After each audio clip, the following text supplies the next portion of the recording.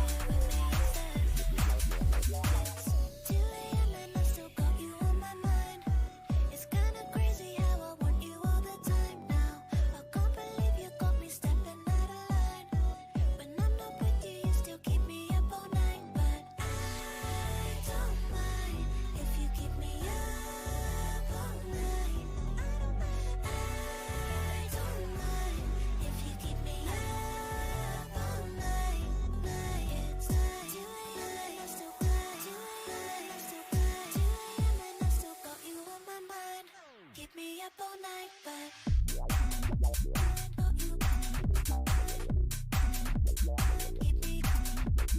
night. Got you on my mind. Someday when you had me out here acting like a fool, that's me playing it cool. But my friends were right, they were right. You got me tripping overnight. I can't hide it any longer. Day by day it's getting stronger. Last night when you left, I couldn't get no sleep, I couldn't rest. Skipping through your playlist, reading your text. I wish that you were right here with me instead. It's 2 a.m. and I still got you on my mind. It's kinda crazy how I want you all the time. You got me stepping out. Running with you used to keep me up all night, but I don't mind. I don't mind at all. Up all night. I don't mind. I don't mind at all. Up all night. Keep me up all night. All night. Keep me up all night. Bass boy.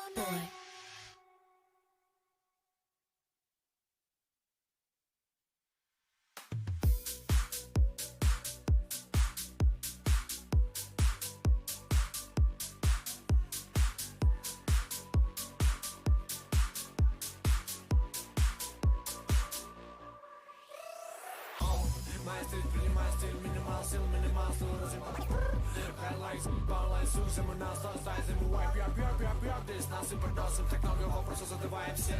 Я спазан на форсе, на крыше, плюс после здесь, а за запили, датка записан. Моргай, то слазишь, брус дальше, от музла до фаза здесь наши. Я снимала и башим, не смотри, что в руках мы кашни. Вот моя дурь, звук, пуль, атмосферу, поп-поп. Мчимся в бой, побелан бой, вечно бухой, бой.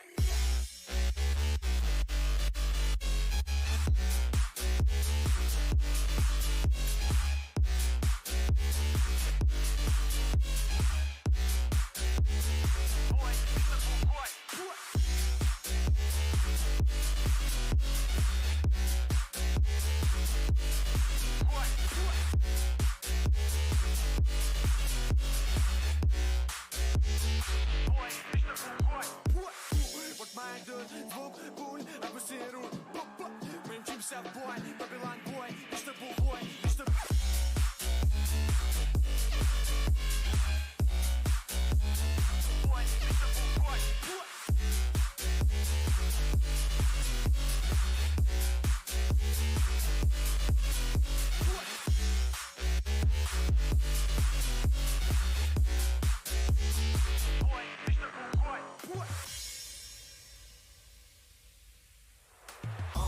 My стиль, принимай стиль, минимал сил, разъебал.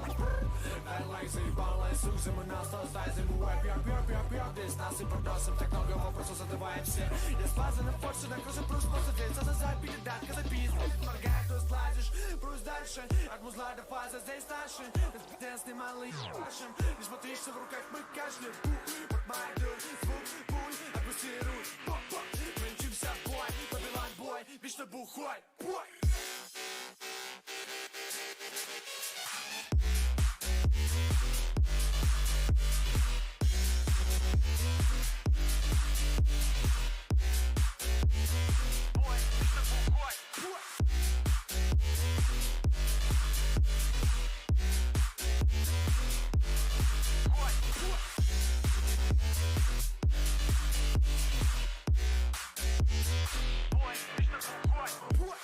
Вот моя дурь, звук, пуль, атмосферу, поп-поп. Мы мчимся в бой, побелан бой, вечно бухой, вечно...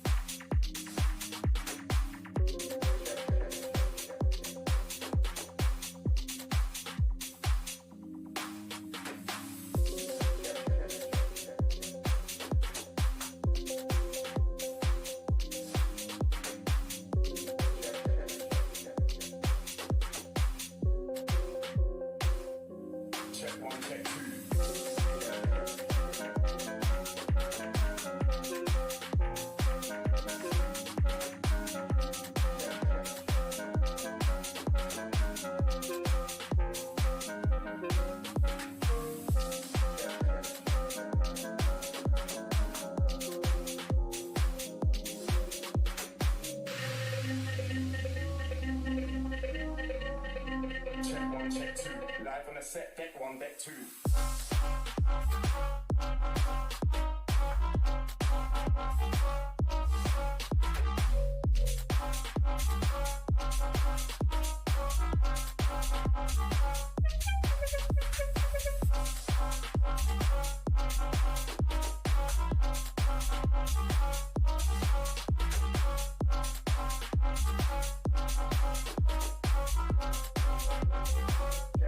Check one, check two.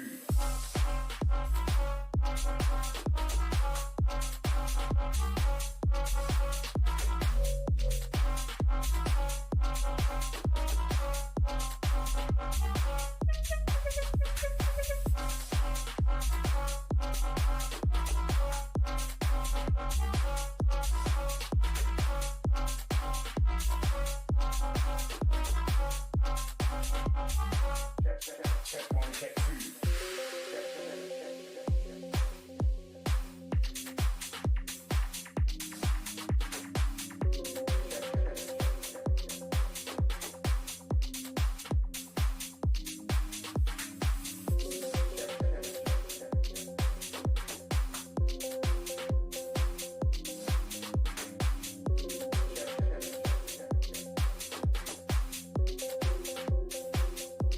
Check one, check two.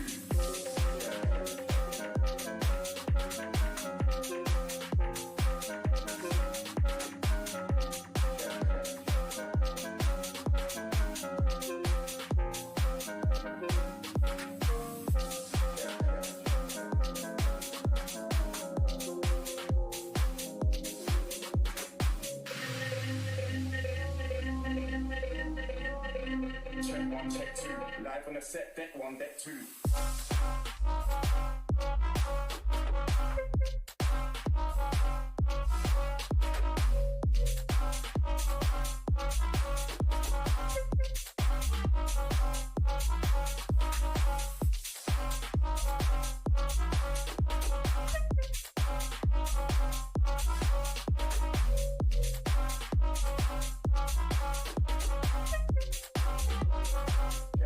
Check one, check two.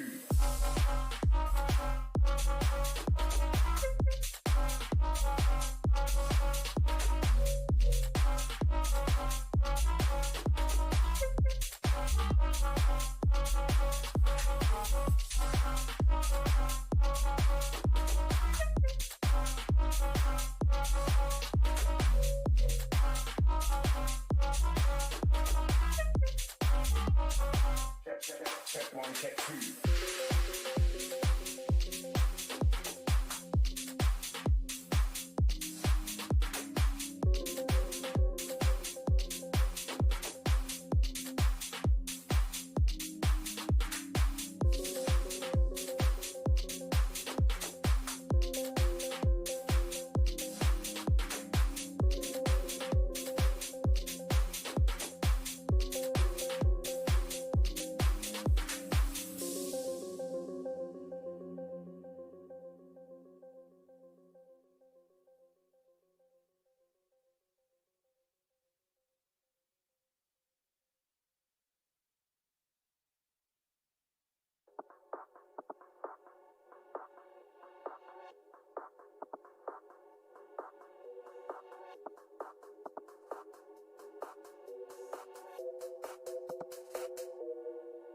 Yo, Arondo.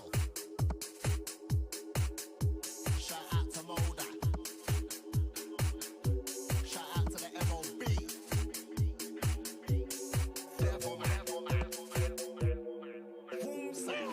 Check out my old school flow.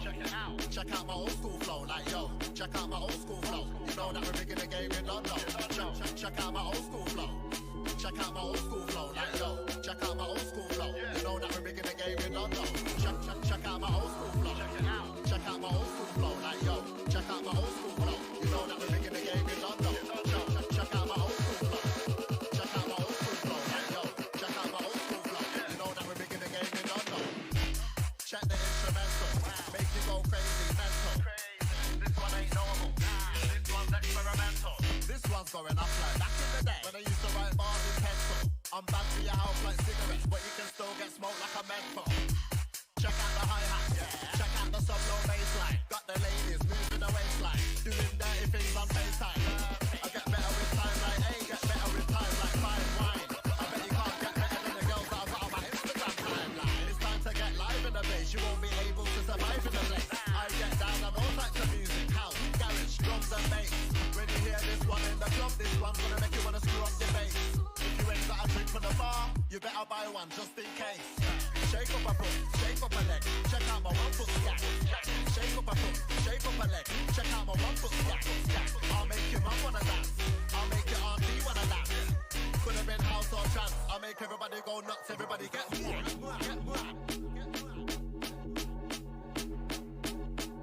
I'll make everybody go nuts, everybody get I've been making a lot of moves lately. You can't do nothing else but rate me. I'm calm and collective. The girls that I link are selective. All around the world I'm respected. If you meet me, I'm not what you expected. Hit a man with a shot slam like a wrestler. I'm high voltage like a Tesla. Big money investor. I do business from Manchester down to Leicester.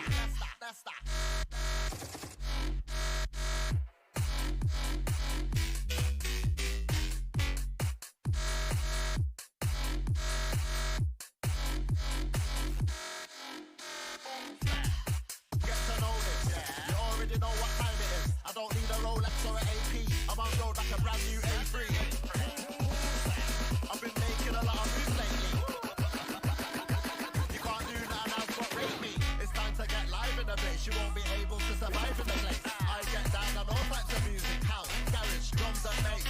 When you hear this one in the club, this one's gonna make you wanna screw up the bass. If you ain't got a drink from the bar, you better buy one just in case. Shake up a foot, shake up a leg, check out my 1 foot stack. Shake up a foot, shake up a leg, check out my 1 foot stack. I'll make your mum wanna dance, I'll make your auntie wanna dance. Could have been house or trance, I'll make everybody go nuts, everybody get mad.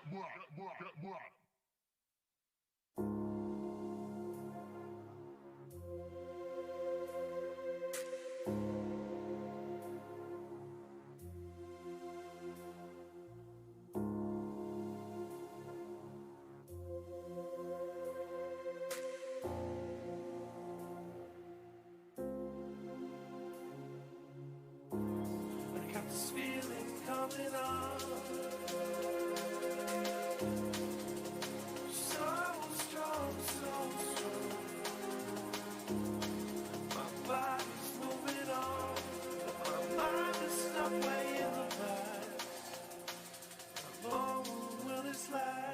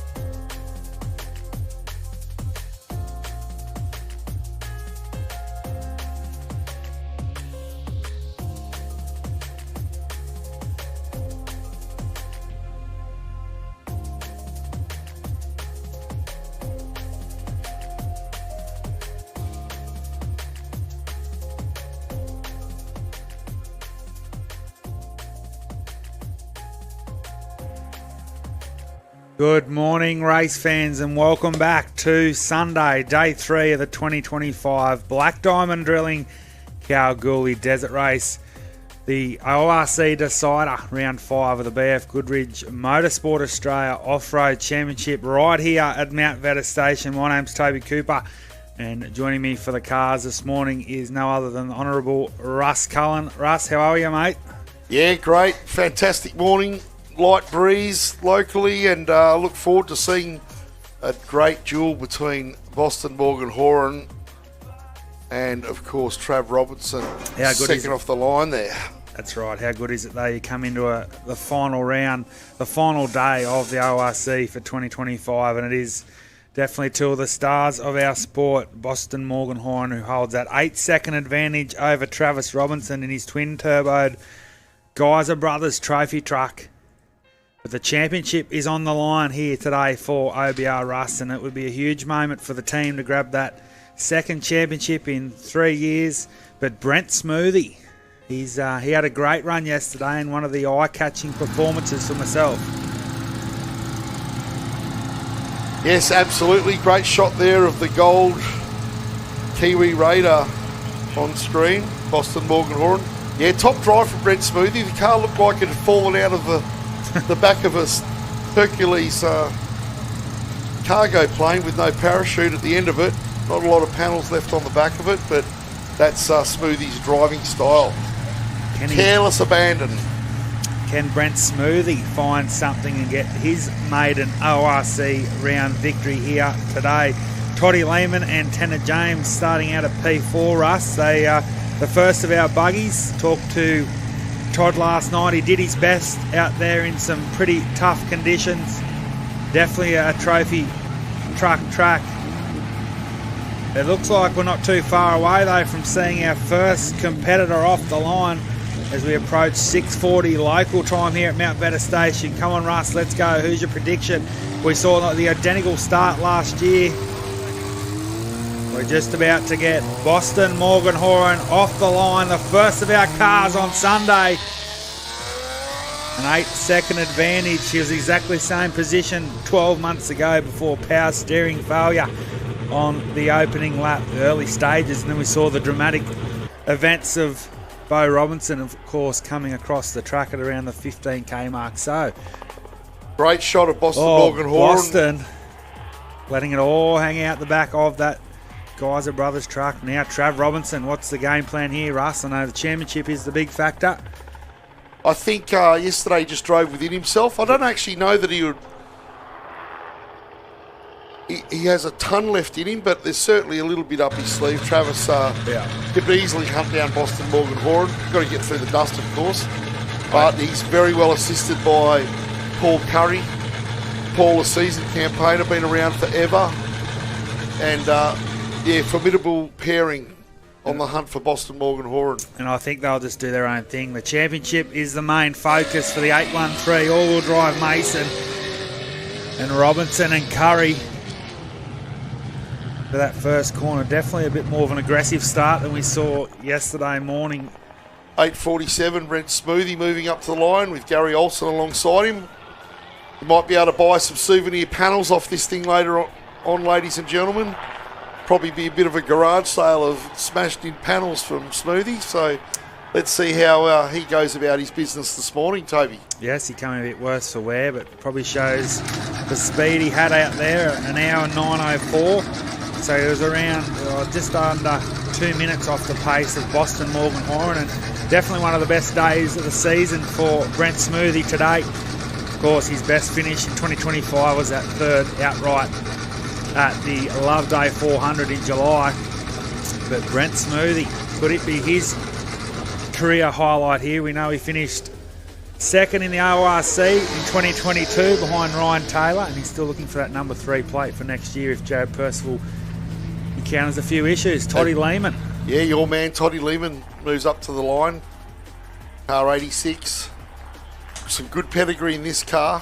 Twin turbo Jimco buggy. Yep. And he's coming into the event with reasonably good form, which is nice. So can that turbo buggy hunt down those 3 trucks at the front of the field? Yeah, we had power steering dramas on day 1 of the Pines Enduro last month, and him and Matty Hansen blew the field away a bit down there in the first 2 laps. He decided to put the buggy on the trailer to conserve for this event. He's been pumped for the Kalgoorlie Desert Race now for some time, and he looks like he's the clear front-running buggy here this weekend. Jared Percival not far behind him, but the 86 from Robe in South Australia.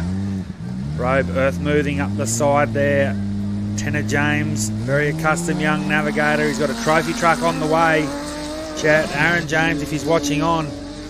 The first of our twin-turboed pro cars off in P4.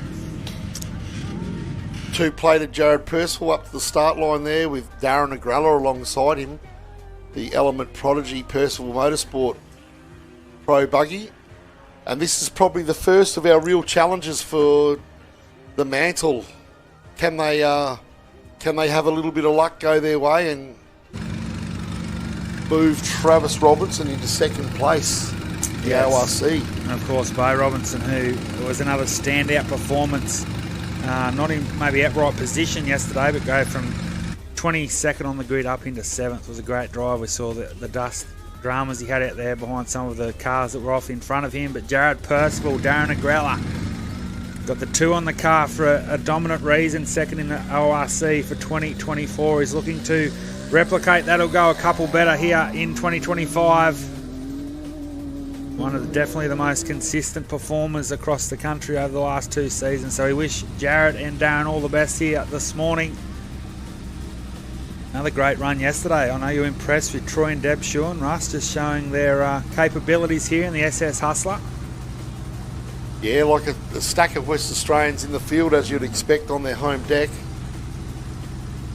Obviously, Travis Robertson, Brent Smoothie, you'd consider them, and Jared Percival, of course, you'd consider them West Australians, but Yep. plying their trade on the eastern states mainly at the moment. But yeah, look, Troy Showen, Deb Showen, Cochrane's Family Racing, the Showens on board, that SS Race Tech Hustler, they are definitely West Australian bred and based and raced.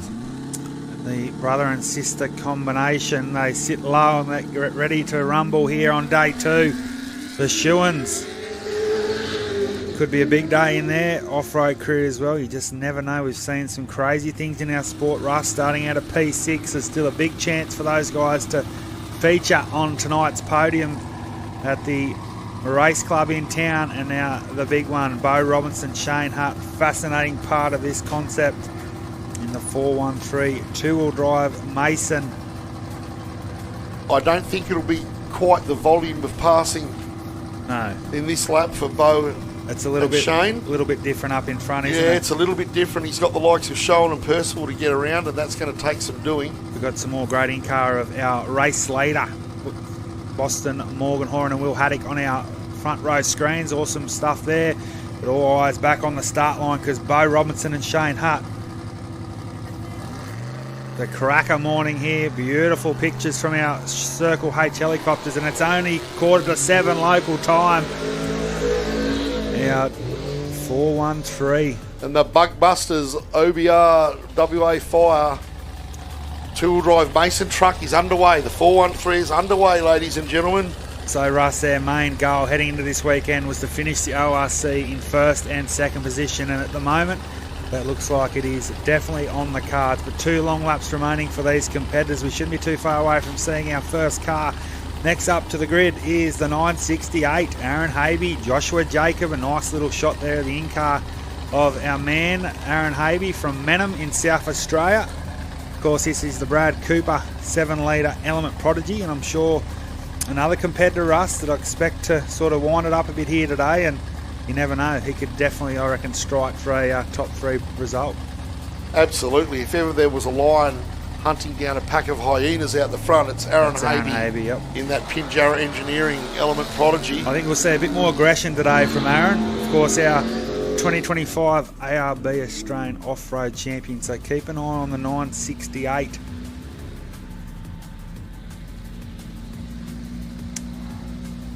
Great shot there of Habe off in the distance. And now, what another tremendous Saturday morning it was here for the slow light racing of Stephen Ketridge Hall. It'll be great to see if our front row screens can get a bit of an insight into this cab of 169, because we're not actually sure if Stephen Ketridge Hall has actually got a navigator in this weekend. But some more great shots of our race leader, Boston morgan-horran.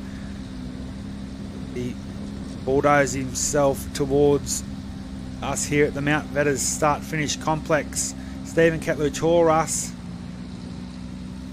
Bit hard to work out there if he hasn't. I think he's running solo in that pro light class. I think he is too, I've heard that. So the 169, the first of our pro lights.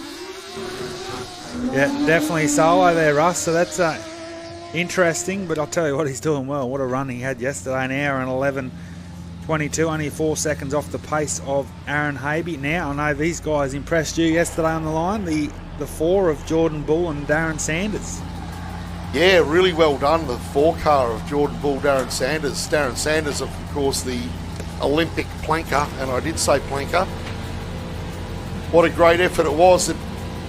probably at a massive weight disadvantage because both those boys would be north of 110 kegs. So great effort to get that big, bad Jimco champion, the biggest Jimco offering in Australia. Yeah.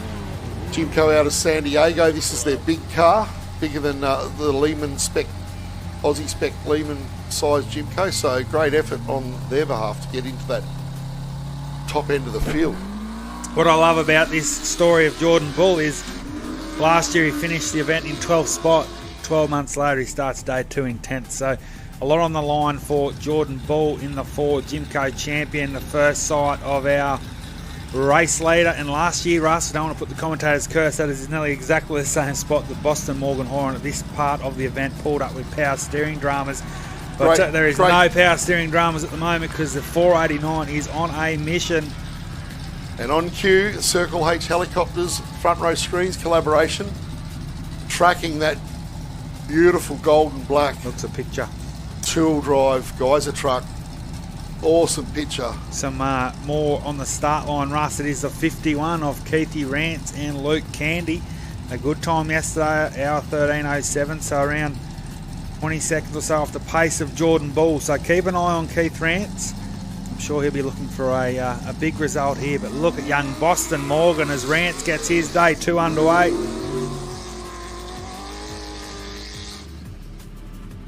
There is no chance that Chopper's keeping up with Boston along that back straight, Russ. That is a great speed differential between the Chopper and Boston Morgan-horran for those viewing locally. And great shot of Keithy Rance heading towards the tree line. Trav Robinson coming back into view if you're viewing here at the complex. Ryan Print now to the grid, the 161, the second of our Pro Light vehicles. Local competitors, Brendan Baxter. They had a nice run yesterday, Russ. They looked very fast throughout. I know you had a good word with Ryan at the Penrod Oils Show and Shine down there at the race club on Thursday afternoon, and another crew that we just like to see doing well on home soil. Yeah, this is definitely a home track for Ryan, being Kalgoorlie based. And the 161 car doing really well. And Ryan makes good the getaway. Nice shot of Ryan into the corner. Harley Wren moves up to the line. The chopper in the distance, the white chopper tracking that all-wheel drive Mason truck, Travis Robinson. Got Brent Smoothie still having a nice sort of opening 10 or so minutes of his lap 2 here at the KDR. Harley Uran, yep. Harley Uran, you ran so far away. And he's going to try and run away with it. Is Harley Uran, the one-speed racing. Effective transport on the side of that. Australian Civil Haulage, top-end car carriers helping out Harley Uran. And some more. Those viewing on here locally live will see Brent Smoothie buzz the bar. We just saw Boston Morgan-horran hit 165 out there, Russ. So the speed is well and truly on as a single-seater of Harley Uran gets underway. Another one that's got that effective off-road racing up the side of the vehicle. So Harley really throws it into that first corner. Most aggressive bit of driving there from Harley Uran. I think he's only doing the one lap this morning too, Russ. He's only in the Western Australian component of the event, Moneybox Racing. A big day for Alan Dixon. And he's got Kristen Boyle and Zach O'Brien down as his navigators this weekend. The 153 from Echuca. Some more great in-car here of Beau Robinson and Shane Hutt. WA Fire Protection, so we'll keep an eye on the two-wheel drive Mason, who started out at P7, but the third of our Pro Lights. I know you're a fan of Alan Dixon. He's one of the larrikins of our sport, Russ. Yeah, definitely a character, and he's in a really good position here. In a red-hot position, as it would be. The 153 Pro Light of Alan Dixon. A little bit of a bobble on the line there. The big, tall first gear bogging the motor down. Bogging that naturally aspirated Pro Light motor down. So Alan getting into his work quite neatly. We see the first of our Pro cars head off down towards that sort of turnaround point at the Goldfields Highway. So Toddy Lehman and Tanner James doing some nice early work in the 86 Jimco. He's the first of our, it's like the side-by-side pros, Glenn Ackroyd and Mick Price. They hold a nice little advantage over that of Lachlan Bailey and Jordan Zolo for the side-by-side honours this weekend. But the championship is on their mind, and we talked about it a lot over the last couple of days, Russ. This car is brand new for Glenn Ackroyd. He had a massive rollover at the St George 399 Prologue. We wish Ackroyd Racing all the best. Some of the true characters of the ORC. So the three-plated Glenn Ackroyd's underway. Jared Percival buzzes the bar. Comiskey at the start line as we speak. Yes, Brett Comiskey, Corey Cooper in the Extreme 4 Drive, the 834, 7-litre Brenthal. Had a few issues with this car over the last sort of 18 or so months for us. They finished finking it this year at June. Had a few dramas down at the Loveday 400, and they finished 8th outright at the St George 399 in August. And they, of course, also got the Tisco, the former Toby Price Tisco, which they finished second at the Fink Desert Race last year. But Brett Comiskey, he's got his eyes on the top 5. I'll tell you what, if Brett Comiskey can finish in the top 5 from 16th here this morning, that's going to be one hell of an effort. That will be a fantastic effort. But you never know. It's a cavalcade of top performers. Yep. As I let everyone enjoy the sound of that 834 7-litre trophy truck. Look, there's a cavalcade of great competitors and awesome equipment in that top 16, and we did talk about this on the way out here, Toby. Today's first lap could be quite interesting by way of attrition. Yeah, we did talk about it a lot this morning as we rose in the beautiful township of Kalgoorlie. But what a performance it was yesterday for Gary Povar and the 38 Hustler with Dennis Duncan. Started out of 35th for us and find themselves up in 17th. So I know you were very impressed with a couple of the WA guys, as Bo Robinson working over the back of the complex. Looks like he's made a bit of ground on the Troy Sean entry, so we'll keep an eye on that. But Gary Povar, the next off the line.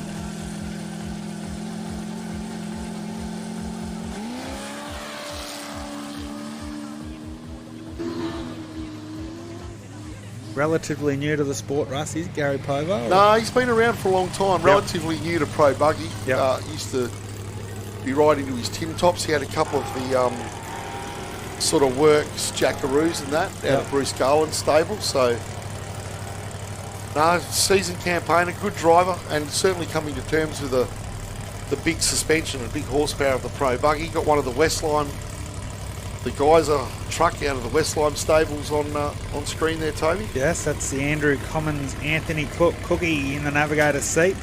As you said, the first of our Westline Bestline Orange base crews.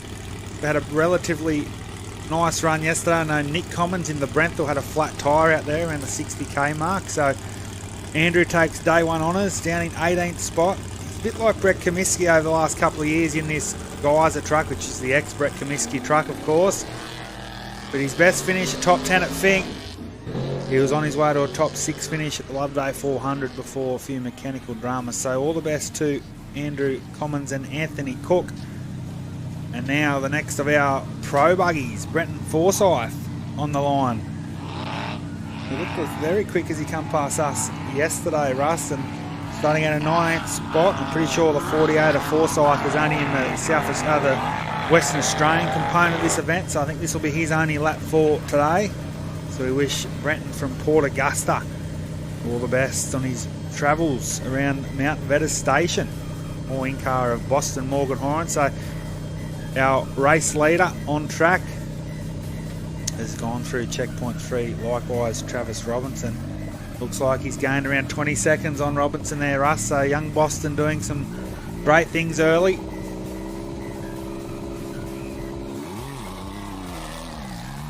As the 48 Brenton Forsyth gets underway there, Toby, the Southern Cross, one of those Australian-built Southern Crosses. Looks like Luke Gersey got on the start line. A bit of a shout-out, if I may. Christopher Boyce, Asher Highland, Derek Rose is tuning in from Warialda, Richard Haken, Brett Lehman, Go Toddy, Felicity Carter, the Gibbings family tuning in out of Carnarvon, enjoying the cars. And, of course, Budgie Langsford, Budgie. the Budge, tuning in as well. Great looking car on the start line, beautifully prepared out of the Ursic stables. As Ben Ursic moves into position or limps into position to see young Luke off the line. Great to see Luke Ersedge start out at P20 first in the sports lights. Now, I don't want to put the commentator's curse, but I'm pretty sure if he finishes his second lap, Russ, that'll be enough to take home the 10:01 plate for season 2026. So That'd be a great thing. That would be deserved too. The Ersic family, great contributors to off-road racing, personal friends of ours. Yeah. And look, I went through a bit of pain recently, and Luke and Enika, and of course Ben, very supportive of my plight. Got Lachlan Bailey on the line as the Jordan Bull Darren Sanders entry heads towards the highway for that big hairpin left. Yeah, so this is the 622 Bailey Motorsports from Pinaroo in South Australia. Lockie Bailey and Jordan Zolo here. I know Royden's in the house. He's got the Element Prodigy, but all eyes this weekend on the Can-Am Maverick R of Lockie Bailey. Currently leading the side-by-side Australian Championship. We saw James Mogford win it last year. James Cook, of course, the year before. We've got no Jameses here this weekend, so it'll come down to either Lockie Bailey, Greg Campbell or Glenn Ackroyd for those honours. Looking good for Glennie Ackroyd at the moment on track. For event, definitely. Keithy Rance working his way nicely. Saw Jordan Bull head over the back, so it looks like our sort of leading contenders are doing some nice work. The 88 car, Andrew Murdoch, Fletcher Murdoch on board that pro buggy. Yes. Tell us a bit about the 88 car. Andy Murdoch, I mean, he's First time to Kalgoorlie? first time to the West. I think Andy Murdoch's had about 18 months or so out of the seat. I think his son Fletcher Murdoch, I believe, is in the vehicle here this morning. Yeah, definitely looks like Fletcher in the driver's seat. I'm sure Andrew, his father's down as the navigator. So expect young Fletcher to maybe turn it up a bit here this morning, but still starting out a 22nd spot, so it's no real concern for Andy Murdoch. A top 10 definitely within his sights. And here's another guy that had a pretty good run yesterday, Russ. That is the 36 of Brad and Caleb Close. Yeah, Brad Close. 36 plated car, Brad Close. It's a Jimco Hammerhead. It's like a gigantic side-by-side out of the Jimco stables in San Diego. When I visited the Jimco factory, this car was still being built. I think about 36 months ago, thereabouts. And yeah, really interesting to see it on the jig and being laid out, no panels on it. No, it might have been 48 months ago, actually, because it's been in Australia for a little while now.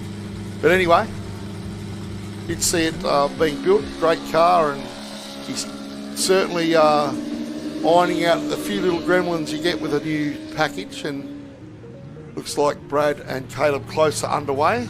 Well, he didn't finish the prologue, of course, on Friday afternoon and seated well down the pack, but he's up into 23rd position. Local campaigner Royce Gill. Just 616 Just side had by our side. first bit of news, Russ. That is that the 847 of Brent Smoothie and Gary Olsen has stopped on the track. So saying how great that the Brent Smoothie had been going, and unfortunately it looks like the all-wheel drive Mason of Brent Smoothie has stopped on the track. So I'll bring you some more news as it comes. Harley Uren working his way across.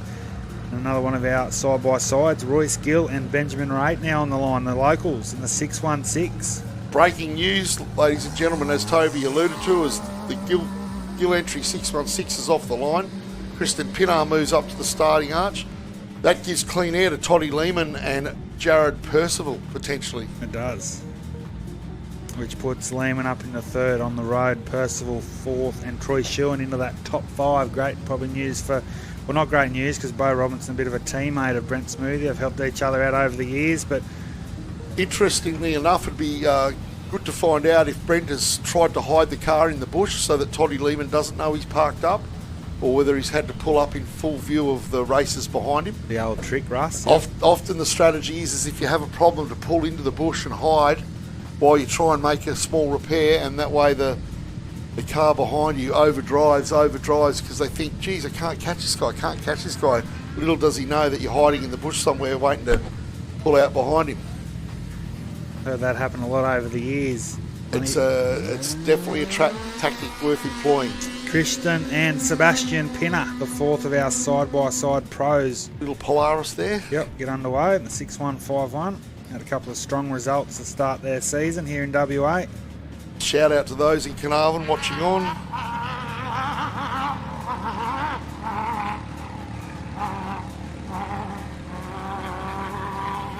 Jane Cook's tuning in, Jim Bowe's tuning in, Cameron McClellan is tuning in, Julie Forsyth, Shane Yaxley, Jess Krepp, Gary Bennett, Scott Schiller, great to have you on board, Scott, Angela Sue Muller Tauntley, Annie McKenna, all dialing in, Kelly Ursig, Alan Richardson and Peter Kozak. Daniel Challen on the start line there, Toby Cooper. Yes, they're doing the double here this weekend. Great to see Daniel Challen have a great run yesterday. I think he's around that 70, 80th spot in the bikes and 26th outright in the cars. Our fifth side-by-side competitor all the way from Darwin in the NT. So the second of our Westline crews to the grid, Sam Commons, Lachlan Benny. For those just joining us and those watching on, the news early is that Boston Morgan-horran is still leading the way on the circuit, but Brent Smoothie has stopped between checkpoint 1 and 3. So bring you some more updates. Looks like Comiskey over the back of the complex, but young Sam Commons.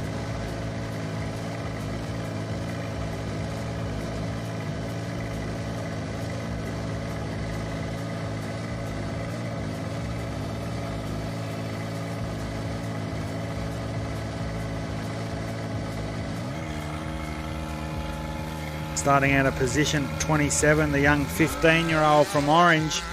This will be his final lap of the weekend. Next year, though, when he turns at 16, look out in the side-by-side Australian Championship, or maybe even better, he might slip up into Dad's Geyser Brothers trophy truck.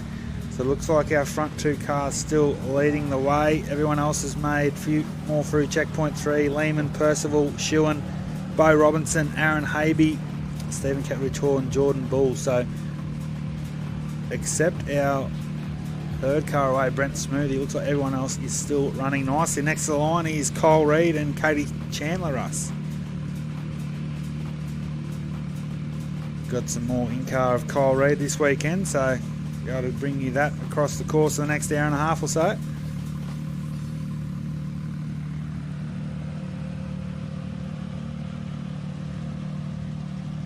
Yes, Cole Reed in the slightly older Can-Am, pushing pretty hard yesterday.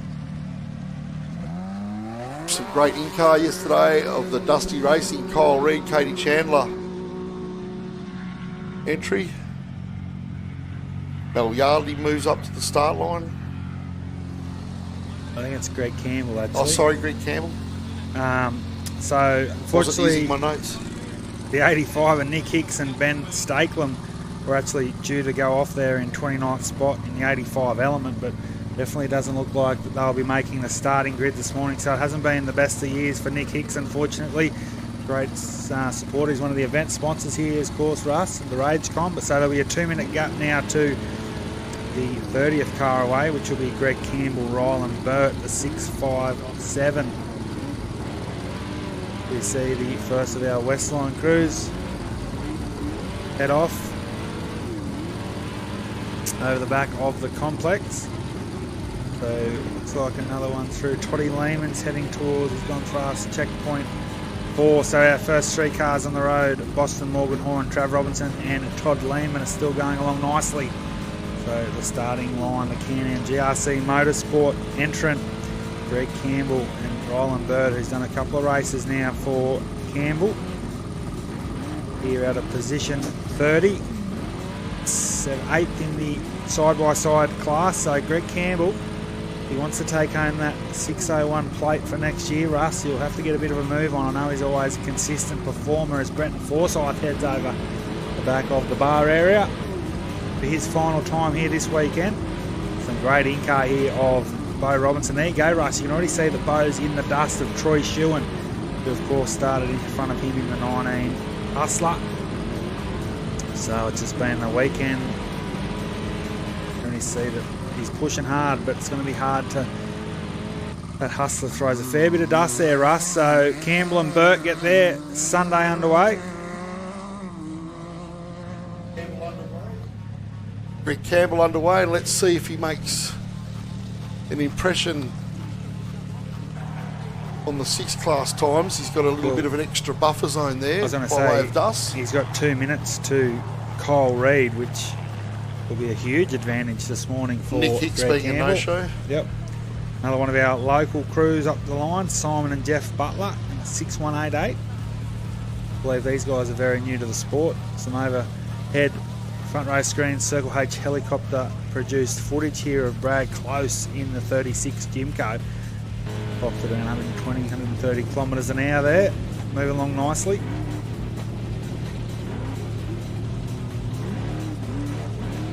Simon Butler, though, would be pretty happy with his run yesterday, Russ. We see, looks like Lukey Ersedge over the back of the complex, and the Butler duo are off the line. The Bruce Rock Engineering 6188 off the line nicely. Piloted by Simon Butler. The Brenthal Westline truck moves to the start line. The 479 of Nick Commons. Ryan Galvin. Westline, the best line. Here he is. Nick Commons, Ryan Galvin, not where they would like to be. They prologued in around 14th position on Friday afternoon. They're down in the 32nd as we speak. A couple of seeds in front of them, but Nick Commons, Ryan Galvin, they suffered a flat tyre on the Brentford yesterday. We saw them finish in a bit of a hurry. So another one of these competitors, Russ, that drives extremely hard, you must say. We've been admiring his capabilities over the last couple of seasons in the ORC. But it's all about bringing it home. He just wants to finish this weekend. He's had a few mechanical dramas as well across 2025, but Yes. he's going to be one that I think he'll be hunting down Simon Butler and Greg Campbell here this morning. Yeah, Nick Commons, Ryan Galvin, a very cavalier approach to their racing, and perhaps they just need to button off that little bit. They had a flat tyre yesterday, that's why they're way down the order, and that flat tyre could have just been trying to gain those seconds, extra few split seconds where they should have really just consolidated their run yesterday. But I'm sure they'll move up the order there. Nick Commons, Ryan Galvin, Another cool Gus Lacey on the start line there. Yes, cool story. Gus Lacey, the final entry into this weekend's event. Shawnee Beck in the navigator's seat. So he would be very happy with his starting position here on Sunday. And if he can halve that again, he'll be sitting around that top 15 at the end of the weekend. Another one of our local competitors, and I know he's another guy, Russ, that has barely done any seat time over the last sort of 4 or 5 years for a number of reasons, but good to see one of the founding members of the KDR out there having some fun on home soil. So I can confirm our leading 2 competitors, Boston morgan-horran and Travis Robinson, are both through checkpoint 5, and I can provisionally confirm that Boston morgan-horran has put a bit of a gap in overall time on Robinson. We'll keep an eye on that. Here's the Robinson and Hutt entry on our screens. Russ looks like he's still dealing with the dust there of the 19 car. I don't know if it was as thick as it was, maybe a different wind direction, but it's not as a wall of dust that we saw a minute or two ago. So maybe made the pass on Troy Shewan. We'll bring you more there as we come. The next one off the line, this is the Malcolm Yeardley Brent Jones entry, the 609. John Deck Plastics Engineering on the side of that yellow Can-Am, latest model yellow Can-Am, great looking car. The 1006 car on the line at the moment. Yep. Travis Conrad, Alistair Conrad there, Toby. Sure, there's a lot watching on from the Gippsland area of Victoria, because here's your men in battle, Travis and Alistair Conrad, the 1006. looking a picture of some awesome overhead footage there of the Lukey Ersedge Sportslight car. So as our leading Sportslight competitors on our screens, the next is on the start line. So we wish Travis and Alistair all the best here, currently in 35th spot off the grid, hour 18:14 seconds yesterday. And their first time again to Kalgoorlie. It's great to see so many first-time competitors here this weekend, Russ. It's Great to see some of the Eastern Staters travel. I think we have about 26, 27 from the Eastern States here this weekend. Travis Conrad. Nice shot of the Conrad entry into turn one. There were great shots earlier of the Ursig single-seater 10 car at approximately 150 kilometres an hour on some pretty broken terrain. So great shots from the Circle H helicopters front row screens collaboration, and there it is on cue, Lukey Ursig 1050 car. Next of our extreme two-wheel drives to the start line, Nick and Alex Burt, the father and son combination. Another team from South Australia, the 482. Another nice sort of lap yesterday. I know they've suffered a few mechanical engine dramas across the season. Currently fourth in the ORC Championship class battle. Hannah Bentley not here this weekend. Well, I think she could be on course, but she's not here competing. So we wish Nick and Alex all the best here in the Rush truck. V8 powered, so shout out to all the Offroad Rush competitors. A few more shout outs there, Russ, for those watching on. Oh, one significant shout out is the walkaway's Matt Burney, who was with us in off-road racing state scene for a few years. Yep. He's concentrating on work and business at the moment, but he'll be back. Really, really slick competitor. He campaigned at Can-Am for a little while there. Yep. Out of the Geraldton area, so be nice to see Matt Burney back in the saddle at some stage. The Boston morgan-horran there. No dust dramas for our young Kiwi sensation at the moment, still leading the way. The 6129 rolls up 37th position off the grid this morning. Brad and Bob Smith. Russ, another sort of new team to the sport. And, these guys have been around forever in volunteering circles. They've been instrumental in putting many a successful Gascoigne Dash on. Yep. Bobby and Brad Smith. So the Carnarvonites will be watching on. The Gibbons family will be watching on. The Andriolis, Daryl Hardman, Damon the Flyer Meyer, etc. They'll all be watching on and hoping the Smiths get on with the job. Next one up is another one of our side-by-side pros, the 610 of Matty Deck and Murray Kiefer as our race. Well, Murray Kiefer would be a little bit disappointed and perhaps bitter and twisted that they're this far down the side-by-side ranks. So I expect Matty Deck in the 610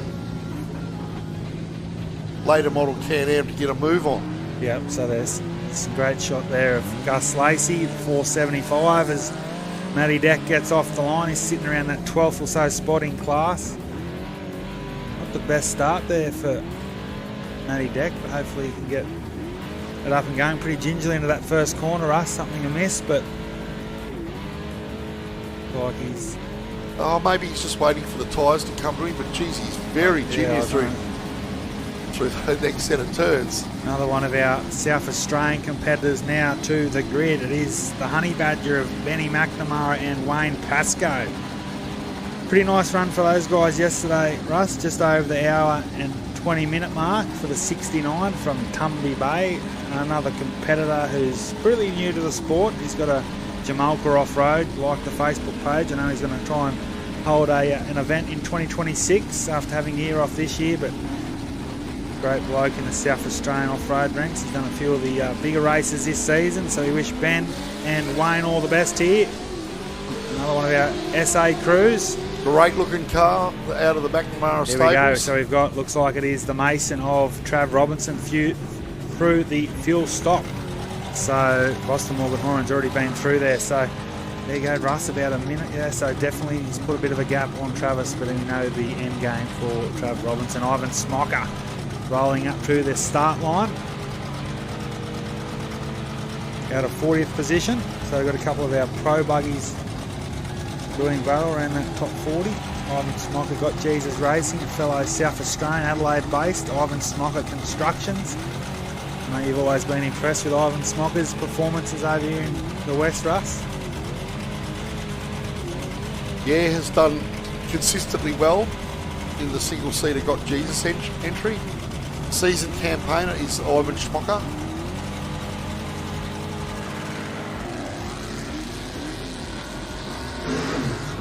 And the 58 car is underway. The Mansell entry, Blake Mansell, Casey Cullen in the 664 side by side. In the starting arch as the Got Jesus single seater of Ivan Smocker disappears off screen. WA Fire Protection trophy truck of Bo Robinson. Nice bit of in-car there. Shane Hutt in the navigator's chair, and yeah, Bo Robinson working hard, using every bit of that Dugan's horsepower. Definitely looks like he's made the move on Troy Shewan. Well, that's our bit of an early call. We'll try and get 7:16.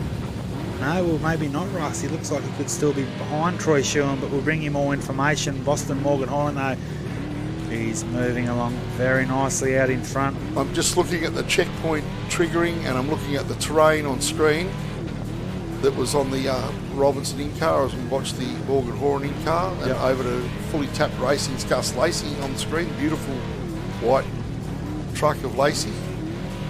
North of 100 odd kilometres there. Great bit of footage.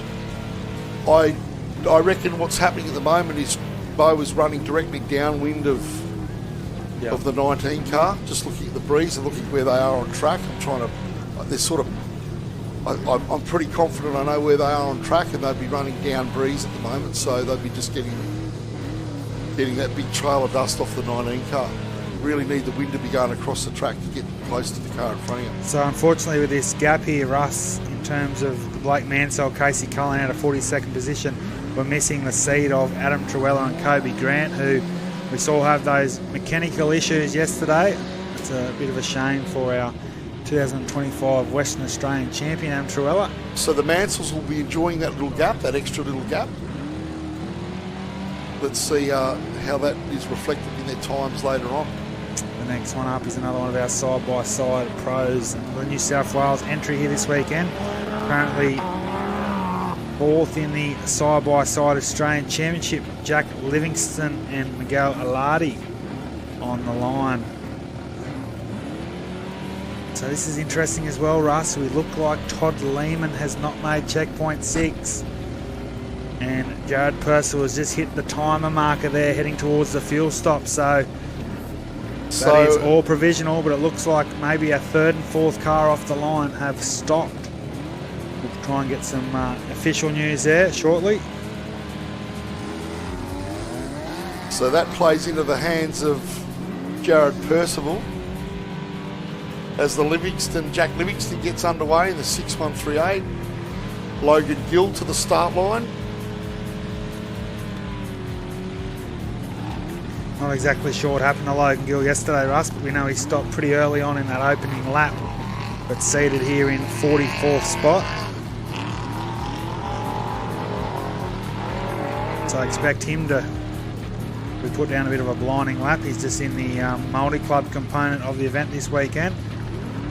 Still only 15 years of age, need to be 16 to compete at state level.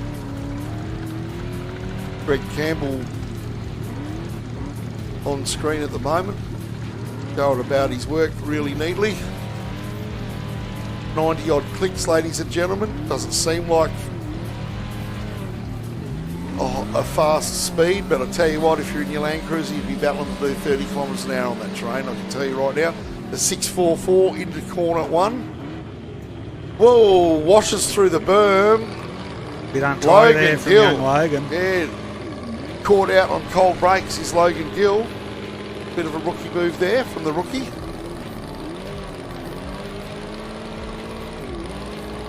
Paul Raymond and Sophie Raymond on the 666 car.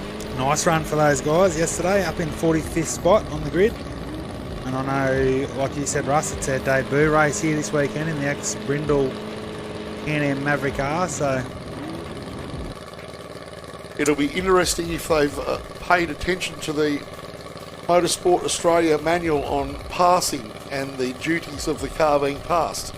Because right behind them Your is man, Brad Crap. the Terra Drilling 432 7-litre 700 horsepower truck. So the Linecrete entry, the 666 Linecrete entry of the Raymonds is underway, and Brad Krepp moves into position, and he'll be salivating at getting on with the job. Very, very poor run from this talented driver. I think Toad would have issued instructions yesterday evening to get on with the job. You weren't overly impressed with Brad Krepp's performance. No, yesterday, very were you? underwhelming performance, mate. Underwhelming performance. It'd be as disappointing as Brent Smoothie coming in with all the panels on his car. Similar feeling. Yeah, similar feeling. Brent Smoothie kept his end up with a bargain as far as entertaining the crowd yesterday with a red-hot performance. Fiberglass carbon fibre trailing behind that 847 entry as it came in yesterday afternoon. Whereas Brad Krepp, very paltry performance, and the Terra Drilling 432 is underway. Let's see what Brad Krepp can do over the next hour or so. Mate, I reckon it definitely looks like we've lost the 86 Jim car of Toddy Lehman. Looks like he's been stopped a little bit of a while ago, so not great news there for the South Australian crew. Definitely one of my selections for the weekend. So hopefully Aaron Roth and Bradley Venturini, the 625 side-by-side Can-Am on the start line. So there you go, Toddy Lehman has officially stopped at the 56 kilometre mark. Everything's okay apparently, which is good news, but sounds mechanical there for the Lehman and Tanner James entry. Unfortunately, probably be the end of their weekend. Aaron Roth and Bradley Ventura. So doesn't that throw it up in the air now, Russ, with both Brent Smoothie and Toddy Lehman? That means Jared Percival has moved up into third spot on the road. We saw Travis Robinson just leaving Lake Perkalilly as Jeremy Lee are now up to the grid in the 1020. Our third Sportslight competitor off the line, Russ. I know he was just out here this weekend, a local Kalgoorlie competitor. There's a few of those now, Russ. It's great to see. I know there's a few that aren't racing here this weekend that have raced over the last years with Dean Terry and Paul Nappy. We spoke ad nauseum privately about Paul Nappy not being here, Troy Higgins not being here. Brent Johnson's another regular. Brent Johnson hasn't been here. Troy Higgins, I think, is a local. Yeah, Dean Terry not here. Be nice to see those guys out here. So, Jeremy Leah. Jeremy Lear in the 1020 car. I speak to Dean Terry regularly, and I'm a bit of a guidance counsellor for Dean Terry. I try to get him back on track. How are you going with it? Oh, not too bad. Juice. Juice at the moment. Advantage server. For a little while there, but yeah, back to juice. I might have to jump the net and give him a cuddle. Anyway, the 548. This is the ex-Ash Weinhardt. Chris Hardy. Yes. Greg Pickersgill highlights. Sure they're watching on somewhere. So I'm sure they are. The guys in New South Wales will be watching on. They can't move to Geraldton from Pickersgill Camp. They live for off-road racing. And now Stephen Scott and Jordan Hobbs piloting the 548.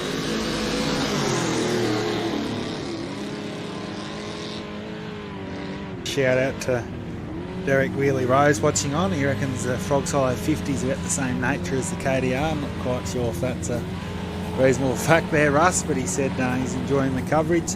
Johnny O'Connor watching on, of course, the long-time navigator of Alan Dixon, now helping out Benny Fulk. So we'll see him around the track. So Boston Morgan-horran has gone through checkpoint 9.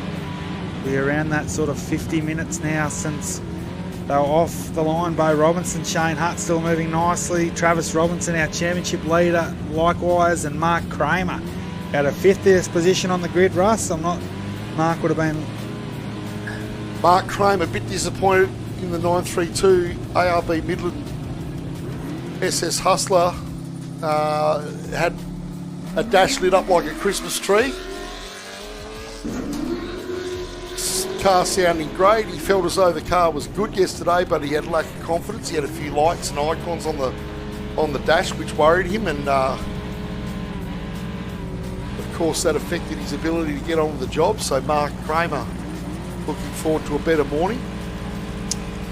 So here is Effective Wayne off-road Batson, racing.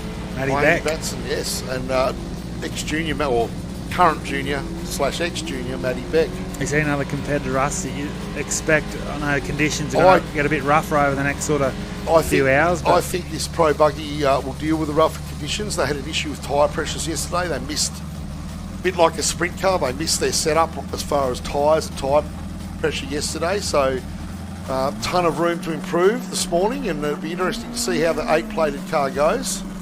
getting a bit excited there, Wayne Batson. Wayne Batson easing into his work from an experience point of view, and Matt Beck, grown up around off-road racing, so very experienced navigator of Matt Beck. I did watch some of their in-car, Toby. I had the privilege of that, and I think he just needs to be a gear higher. Yep. Every time I saw the car, I thought, geez, just go up a gear, just go up a gear.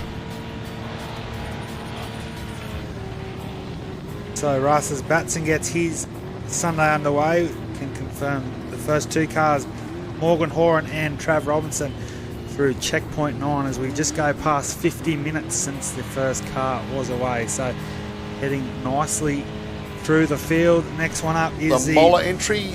Yes. The 674 Moller entry. Troy Moller, Nick Hughes in the starting arch. Darian Smith's tuning in out of Corrigan. Darian Smith, of course, used to own the host property for the AORC round over here at Hyden, so great to see you tuning in. The Moller team gets off the line sweetly. Paul Boschott moving forward. Beautifully turned out. I know he's joined the Fuel Burner Racing team for this weekend and beyond, I believe, Russ. So great to see Paul Boschott, Philip Morkel have a nice run yesterday.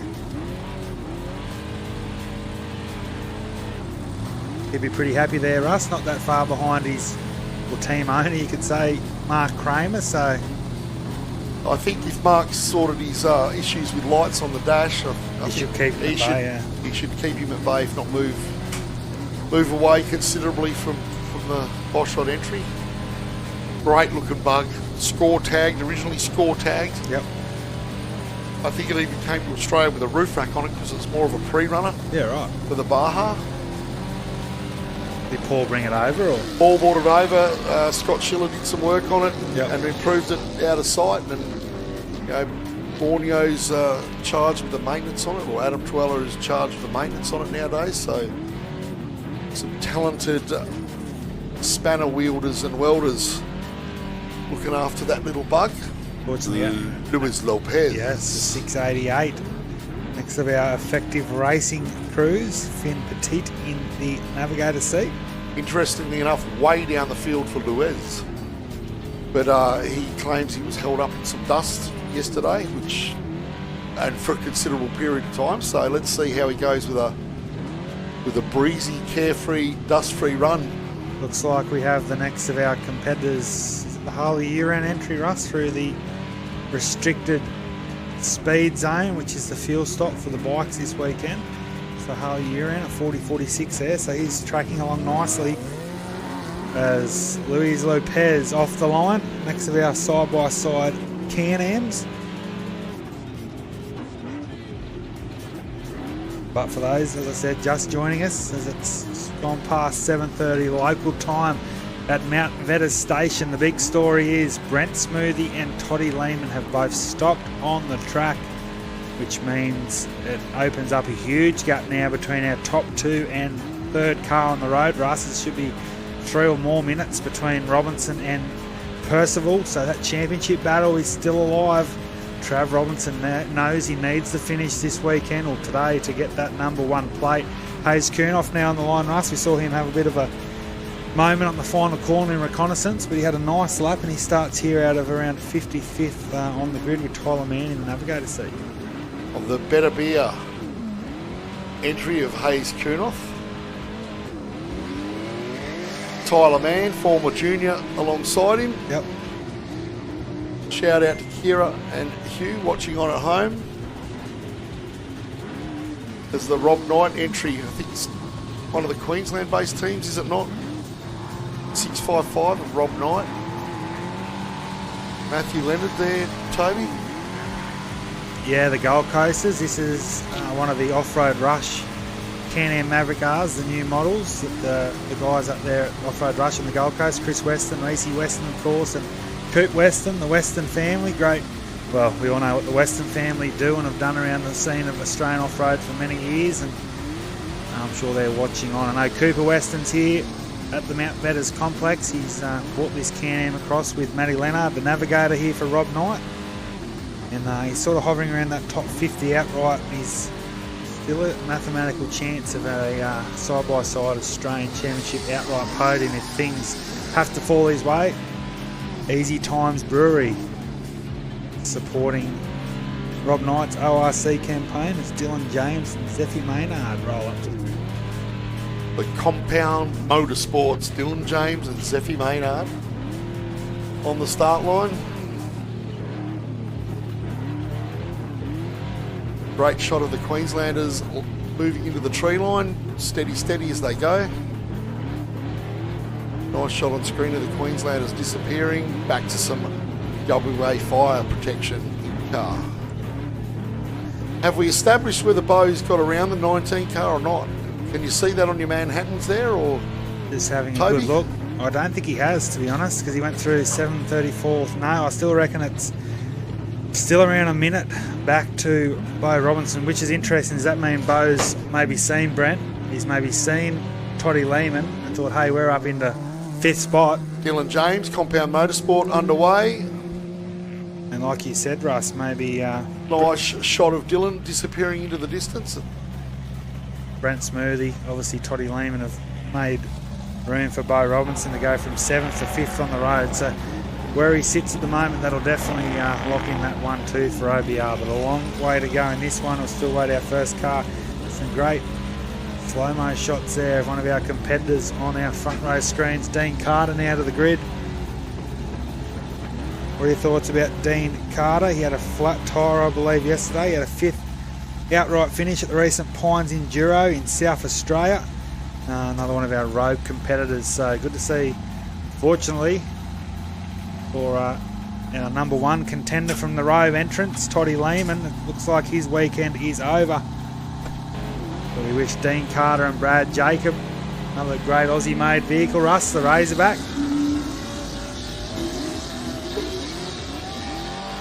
Yeah, the South Australian Carter entry underway. Yeah, look, flat tyre will certainly send you tumbling down the order, and obviously the flat tyres hampered their chances of a good result yesterday, so let's see if they can have a clean run today.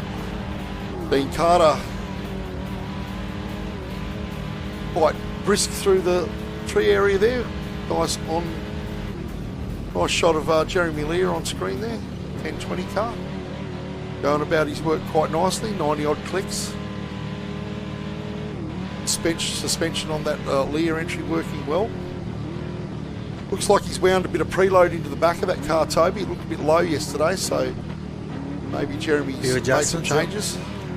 Taylor Apostles in the starting arch. What, Brad Krepp through the... Andrew Commons wasn't through the... So the 607. Taylor and Kristen Apostles. Pretty in pink off the line. CJ Green moving forward. 10:42 of CJ Green. He had a great run yesterday. I was impressed to see the little, as you said, the 10:42 of CJ Green make it home there, Russ, in He's just around made, that top 50. he's just made that car more and more reliable, and he knows the car better now, so he drives it accordingly, which has made it more reliable with his mechanical sympathy. So well done to CJ Green. He'll be looking forward to a incredible finish this afternoon.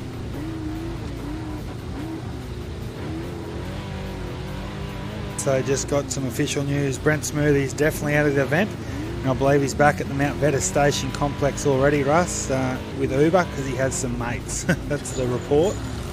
Brent Smoothie's obviously got the chopper back, 10:42. CJ Green off in 60th spot on the grid.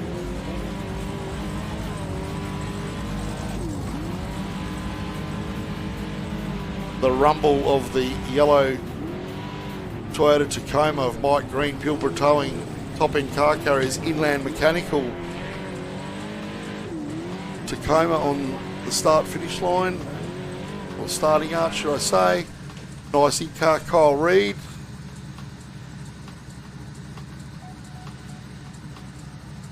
Dialing up the numbers is Kyle Reid, big RPM, pretty decent terminal speed.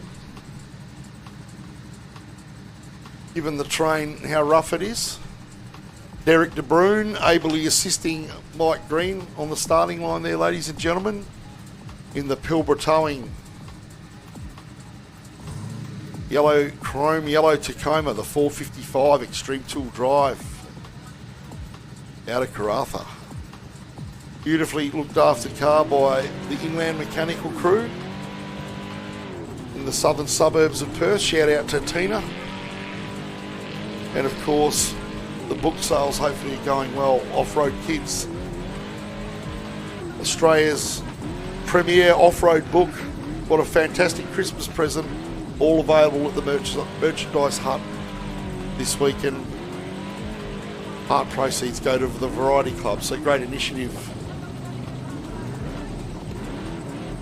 Great collaboration by KDR, Inland Mechanical, and of course our book writer, Ina De Bruin.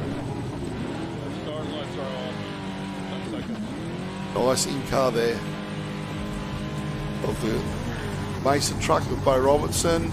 The Tacoma creeps forward under brakes and he's off and running.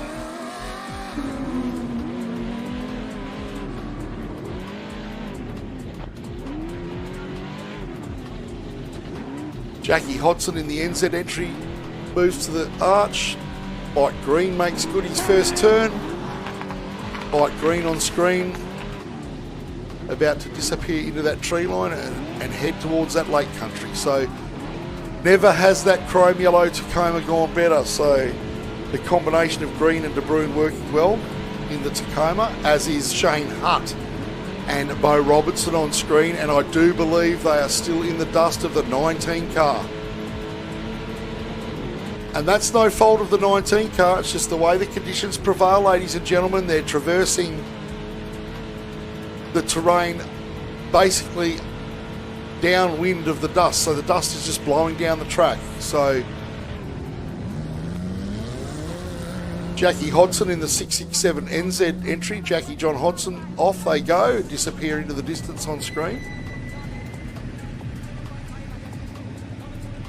Mid-corner, Jackie Hodson, NZ side by side.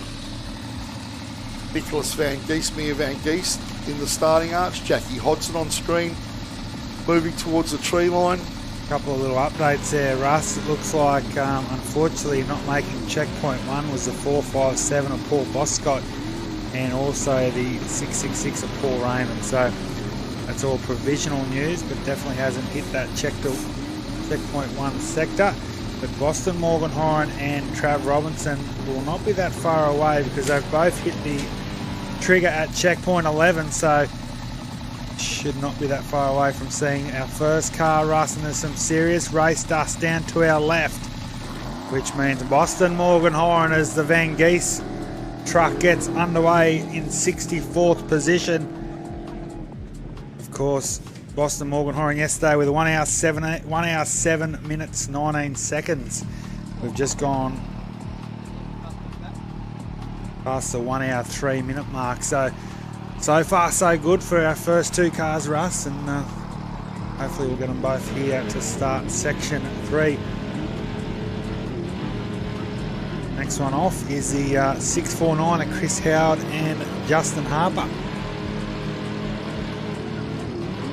But here we go, Russ, the first sign of our first car on the first morning for Trophy Day of the 2025 Black Diamond Drilling Kalgoorlie Desert Race.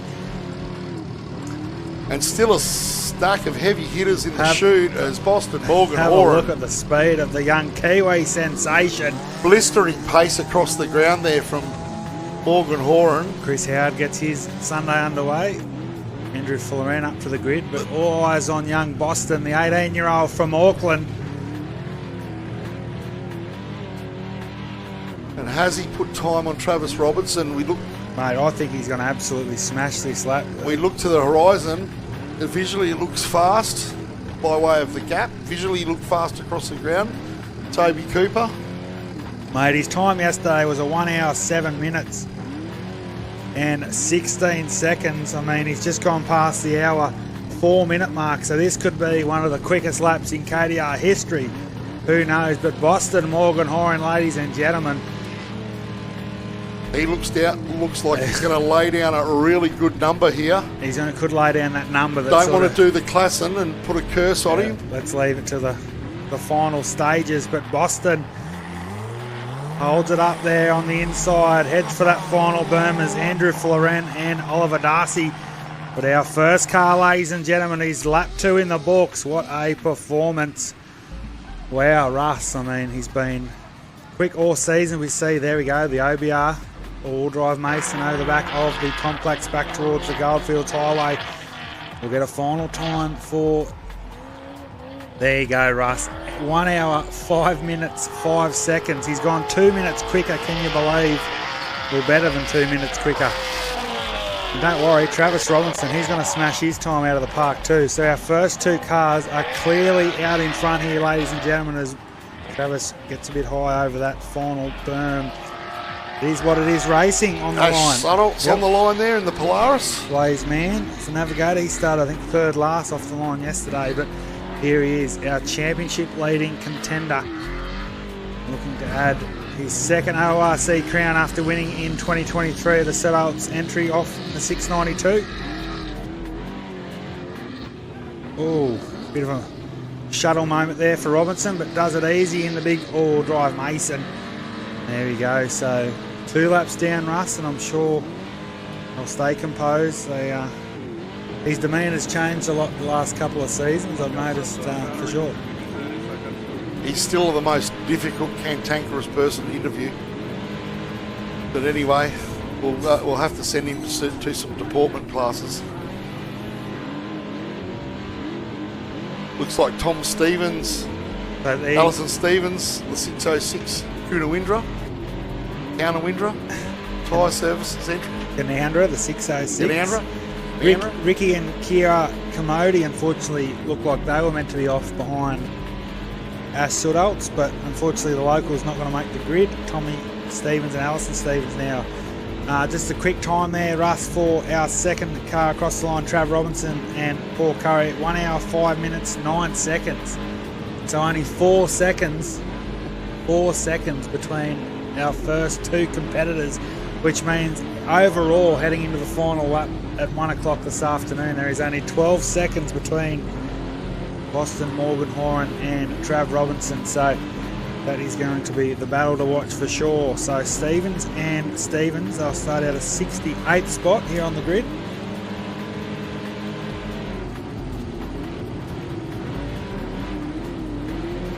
A couple of quick shout outs while we're waiting for the Stevens entry, and we've got the larger gap.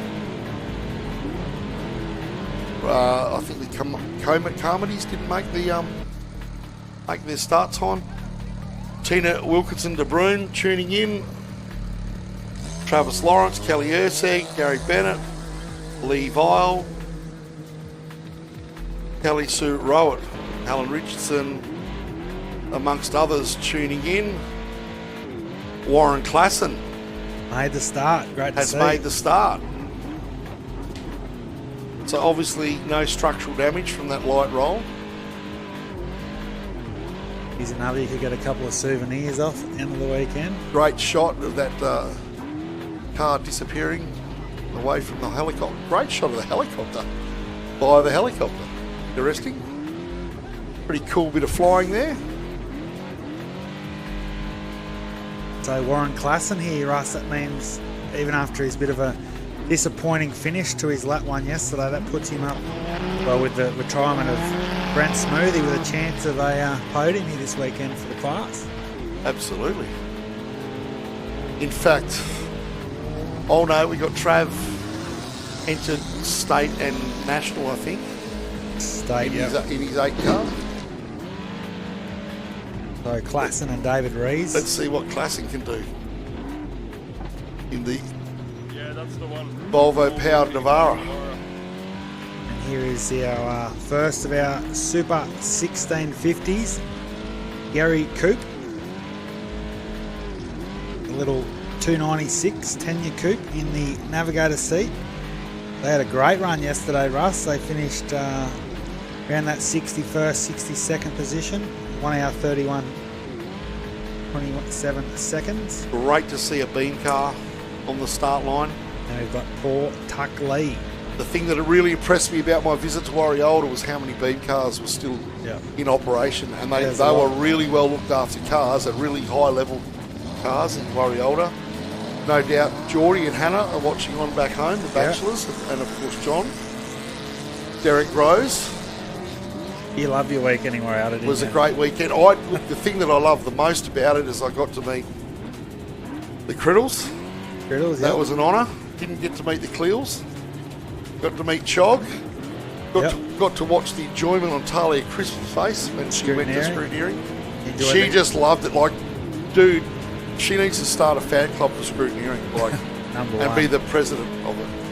Talk about fan clubs. We have one on cue for Paul Tuck Lee, the Mudgee-based competitor, the ex-Murray Farmer Bignell car here, and well, Farmer I know is very proud with what Paul's done over the last few seasons. He's, you know, the funny thing about Paul Tuck Lee, well, not the funny, I shouldn't say that. The ironic thing about Paul Tuck Lee, he was, when he raced back in the early 2000s to sort of the late 2000s, he had so many mechanical dramas in state racing. Now he's done so well in ORC level. When he goes back to state racing, mechanical issues, like he's failed the last 2 Milberdales, and he had a drama at Nabiac a couple of years ago. So got some high-speed dust on the horizon there. Yes, which means could be the showing car. Oh, I think it's going to be Jared Percival. Jared Percival, third apologies. car. Yep. So Paul Tuck Lee off in 71st. We've had a couple that haven't made the start line, but he's 71st on our starting list for Sunday morning, as Stephen, Ruby and Dustin Binder roll up in the 639. So we only have sort of a dozen or more cars left on the line, Russ, and I see Maxie Bradley over the back. He's ready to pounce today. Absolutely. I see Rossi Newman in the lineup. Hopefully, as the Binders get ready for All Sorts Motorsports of the Binders is underway. So here is our third car on the track, Jared Percival. And still moving real nice. So what decent gap from Percival to Travis, as you'd expect, because we've lost Toddy Lehman and Brent Smoothie. Yep. So up into that third spot. Some great footage here of our Percival Motorsports Element Prodigy. Gets a bit of wide on that approach to this jump here. This is also part of the track here. I know we get a few spectators over there watching. I know the bike riders put on a show there as well. So for Stephen Binder, now our only side-by-side sport entry of no other than Ross Newman. And I think Glenn Schaffer's in the navigator seat. I believe Steve Pacey's not a great navigator. Motion sickness there, Russ. I saw on his social pages last night. So Rossi Newman gets underway in his little Yamaha, representing Queensland proudly here this weekend, based up in Warwick, central Queensland. We see the Mike Green entry over the back of the complex, but eyes on Percival and Agrella. Our third car home and hose for section 2 for the cars. Give you a time very shortly, Russ, as Mickey Davis to the grid. The magic man, Nick Davis, in the South African built Zarko. He didn't talk to Mick yesterday. Any dramas? Now 38. No dramas. Just Poking enjoying along, his yep. work. Yeah, just poking on. What we did enjoy yesterday was the GU patrol of Chris Dawes, Munga. Yep. Didn't we get some great chopper footage of that just gliding over the terrain like a ballerina? And he's not too far away. Reminiscent of Chris's dance moves. So here we go. So Troy Shewan is about to approach us from the back of the barn. Over the back is the next of our OBR trucks. Bo Robinson, Shane Hart working their way down towards the Goldfields Highway. West Side Insurance, Mickey Davis underway, Troy Shewan over the jump. Nick Van Geese cruising past in There's the orange action truck. aplenty, isn't there, as we approach 8 o'clock local time. Troy Shewan now finds himself in 4th spot on the road. Troy Shewan, he had around about 35 seconds up on Bo Robinson heading into this lap. Bo Robinson now works his way behind. So this will be interesting. So this means Bo looks quicker to me in section 2, which means he'll start in front of Troy Shewan for section 3 this afternoon. And he's really in a good position now to go to the podium. So this is interesting because wherever Bo comes here, he starts for section 3. It doesn't go on outright times, it goes on your previous section. So an important couple of seconds here for Bo Robinson. Troy Shewan comes in with a 1 hour 9.25. Percival 1 hour 9.11. Jono Hansen and Cole Smith, a seated car off the line, but Robinson and Hart get in the house. We'll get you a time for the 4:13.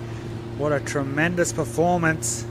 There you go. So on cue, an hour 8:58. So Bo Robinson, clearly the 3rd quickest vehicle out on the track this morning. So Boston Morgan-horran, Travis Robinson, Bo Robinson, Jared Percival and Troy Shewan. And doesn't that just absolutely set OBR perfectly for the final lap? They can let Boston do his thing. Travis and Bo will just run their lap. And hopefully for OBR fans can put the icing on a 1-2 finish for the season. One of the characters of off-road motorsport here in WA is on the start line right now, among our Chris Dawes, alongside him Brent Burns.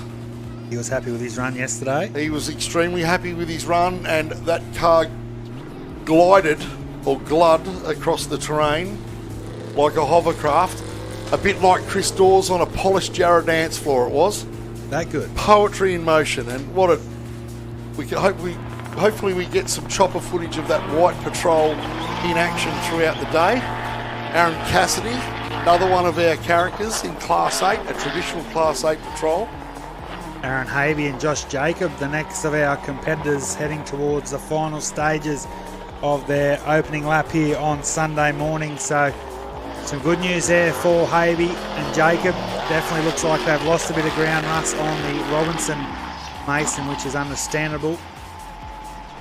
But still looking very nicely for a good finish here. Another car over the back. Is that Stephen Ketteridge Hall? That'll be Stephen Ketteridge Hall. And rattling along. The Havey Pinjarra entry looked really comfortable through there. So Aaron Havey just going about his business here in the West. Jordan. Aaron Cassidy underway. Yep, Aaron Cassidy and Adam Lanigan in the 877 doing nicely. Not long now, Havey will trigger the timing. We should have Ketteridge Hall into view any moment now. Hopefully everything's okay there for, look at this run from Stephen Ketteridge Hall. Ironically, it was actually the quickest car on the track this time 12 months ago. We'll get a time for the Havey entry. He goes a 1 hour 10:12. So down there in 6th spot for this morning's lap. Stephen Ketteridge Hall running solo this weekend. He's running a good number by the looks, and there we go. I've done it again.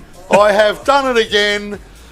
Ketteridge Hall looked like he was running an absolute blinder of a number, and the commentator has opened his big trap. You're 2 from 2, Russ. And I've trapped him.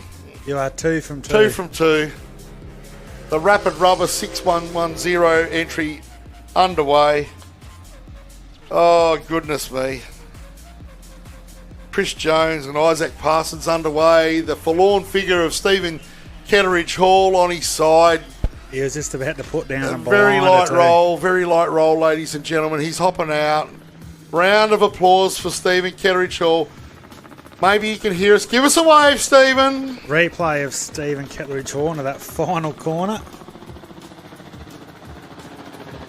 Oh, you couldn't have synced it any better. What's he done, Russ? Just that little bit too hot into that corner, and You've just. it seems to be that little bit on. As you get deeper into that corner, yeah. I think you've just got to run super tight into that corner, or run the berm. And I think the berm's a better proposition. So now that opens the gap. That's interesting because now Jordan Bull and Darren Sanders shouldn't be too far away as the Fitzgeralds, Andrew and Shannon, of course, missed their start time yesterday in the 902 Element Prodigy from Port Augusta. So they're fighting back from an average day. So our marshals racing into position there. The Ketteridge Hall entry.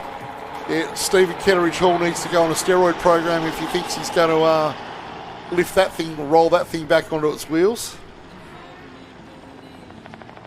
Max Bradley on the start line. Max Bradley, very business-like approach to racing yesterday. Just keeping an eye on the points. He's got a state championship he's trying to secure.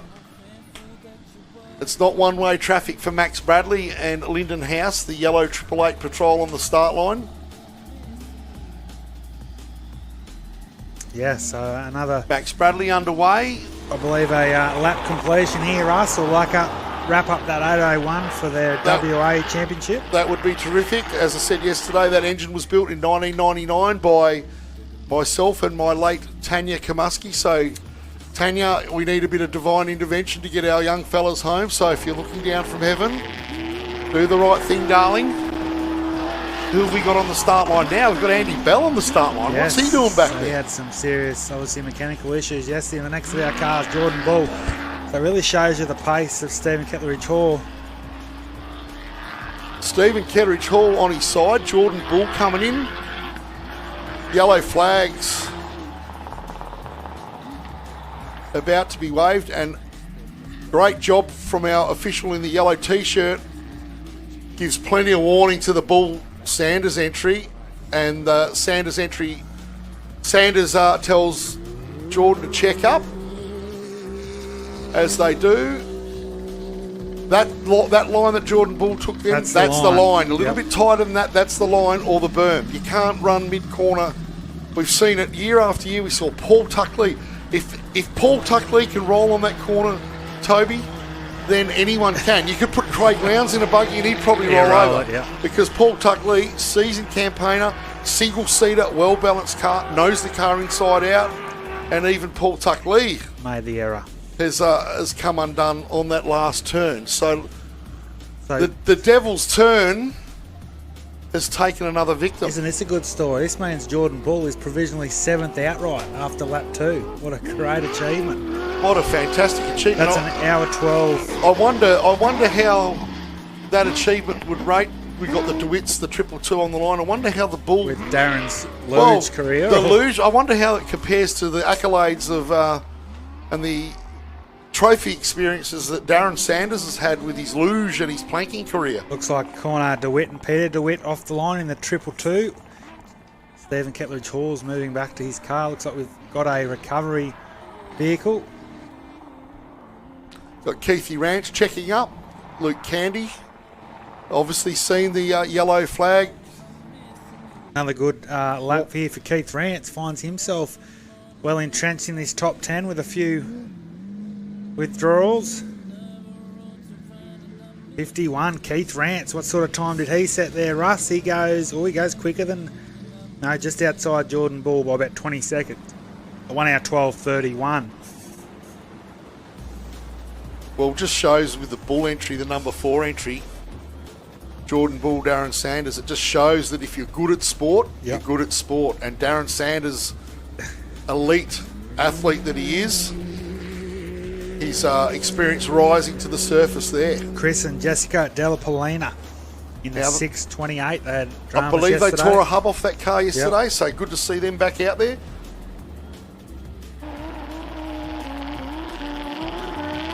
Nice shot there of Ryan Print, is it? Yes, he'll be the next one through. And we've got Harley Uran over the back of the towards the Goldfields Highways. But this is a huge charge from Ryan Print and Brendan Baxter. Hopefully Stephen Kettleridge-Hall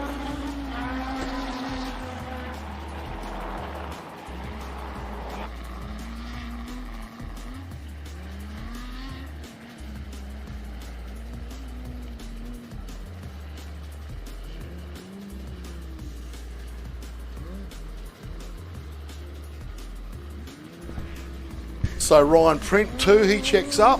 Simon and Drew Jones, our first of our production four-wheel drive vehicles. They just broke the 2-hour mark last year. Here's a good news story. Harley Uran in the single-seat Pro 2 truck. This is great to see. Russ, as the Ryan Print entry heads over the back of the complex. But Harley Uran,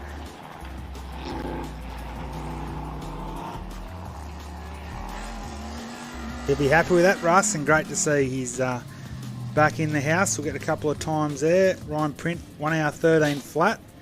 Harley Uran goes up there into 8th quickest with a 1 hour 12.22. So Peter Appleby and Jared Sewell in the Pro Light 108. This nice little Pro Light here, formerly out of the Percival stables and once in the capable hands of Wayne Batson. It's been moved into the Appleby ownership, so still sporting the Effective Racing logo. And PDA Motorsport on the side, obviously Peter Appleby logo on the side of the 108 Pro Light. Got Ben Nixon, Wayne Schmidt moving into position. As Appleby disappears into the distance for those looking on here locally. Nice shot of the start line there with the Nixon entry. I believe they had 2 flat tyres and had to borrow a spare yesterday. I believe that'll be the last we'll see of Harley Uran, of course, today, only in the state component of the event. So thanks for joining us here at the KDR once again, Harley. We see I think it's a Mickey Davis Pro Light car heading over the back of the complex. God, isn't he a smooth mover? And we see, I think the next vehicle through, probably a minute or so away, will be the Alan Dixon entry, the 153. As you said, Nixon gets underway in the 6.168. He had a bit of a moment around the 56 kilometre mark yesterday and broke 2 rims, so knocked 2 tyres off the rims, so had a big moment. So he just got in, but the final car to finish full race distance. No Chantal Lopez, Russ, unfortunately. Was seeded into 77th here this morning, but not going to make the grid, mate.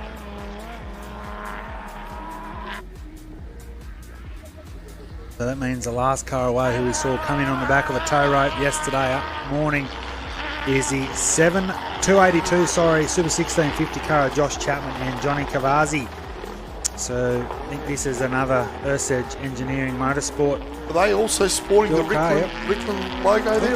Yeah, I know he's definitely a local. Josh Chapman broke a hub in the prologue here 12 months ago, looking to complete his first lap at the KDR. Here is Alan Dixon. There's Rossi Newman over the back. Look at Rossi go. But Alan Dixon will be our 11th vehicle across the line. Glenn Ackroyd, Lachlan Bailey still moving, Bretton Forsyth, Andrew Commons, Gary Povar, Brett Comiskey. So we've got some stars to come. Looks like they're having looks like Stephen Kettleridge-Hall's back on all 4 wheels there, Russ. So he's in, doesn't seem in much of a hurry, does he? But he seems a very calm and collected competitor, Stephen Kettleridge-Hall. So Alan Dixon.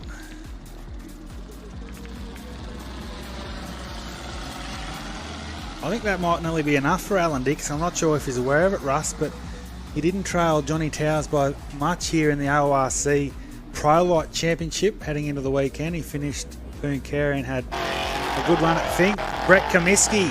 Glennie Ackroyd. Yeah, Glennie Ackroyd. That would have done his campaign no harm. As the final car gets underway, Superior Motorsport, Josh Chapman, Johnny Cavazzi. So there we go, Russ. Officially, all competitors off the line. Comiskey over the back. Glenn Ackroyd.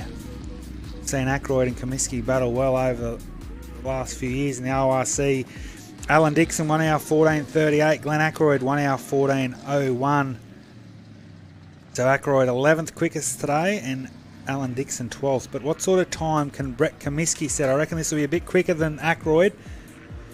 So you never know. And have a look at the speed over the back. Is that the Gary Povar entry? Russ coming in one of the final corners, having a nice run.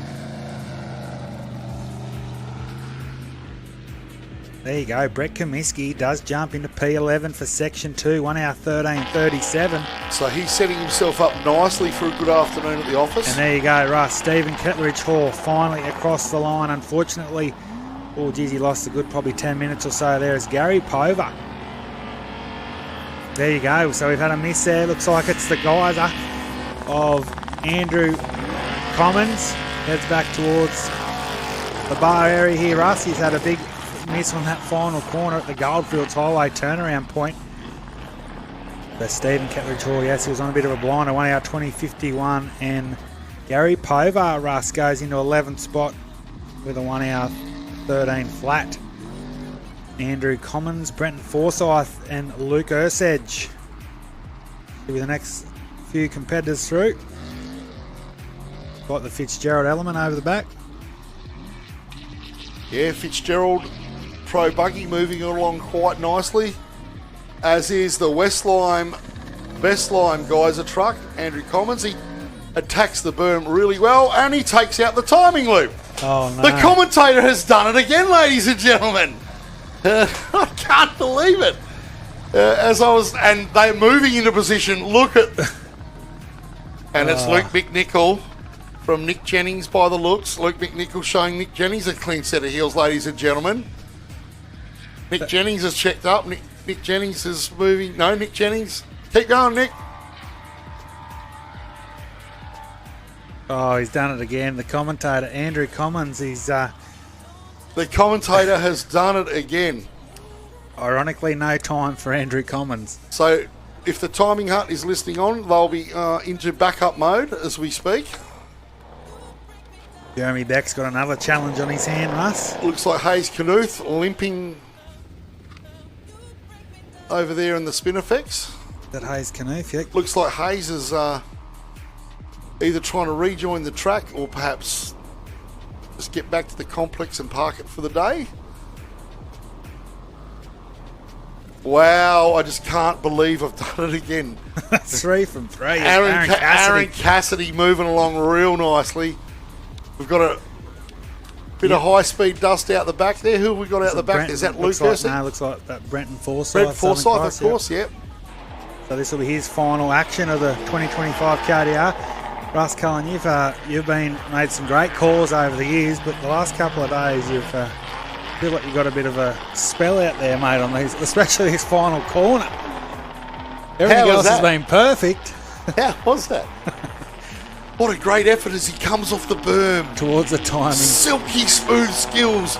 Oh, and he's just smashed into the timing. Oh, Jeremy Beck.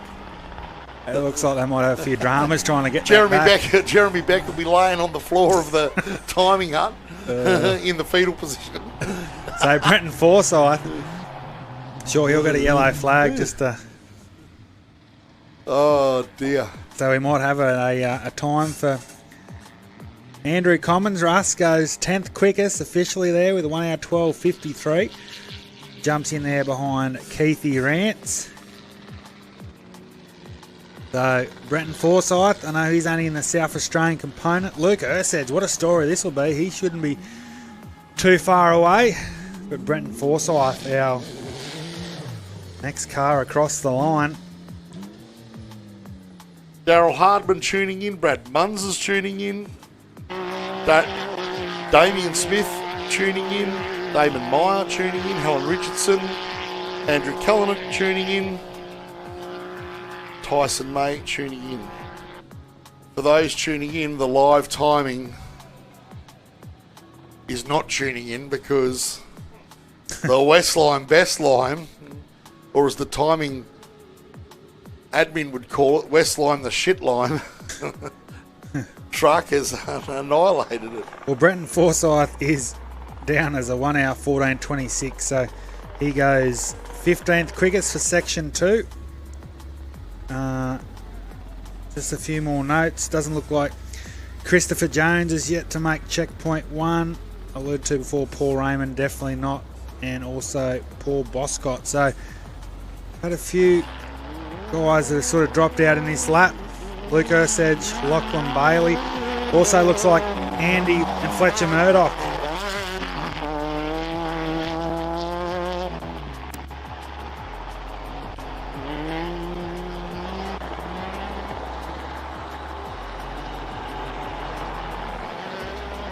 Coming around the 86, unfortunately hasn't made the checkpoint 9. Luke Ursig being tracked by the helicopter. Great footage of the Luke Ursig 10 car. Great footage from front row screens and Circle H helicopters.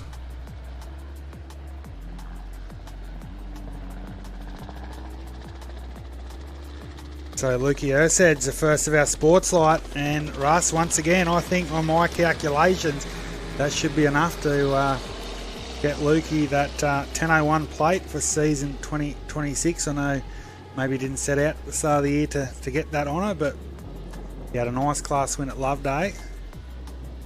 No, he raced at a few other state level races, finished runner-up at the Mini Pave 250.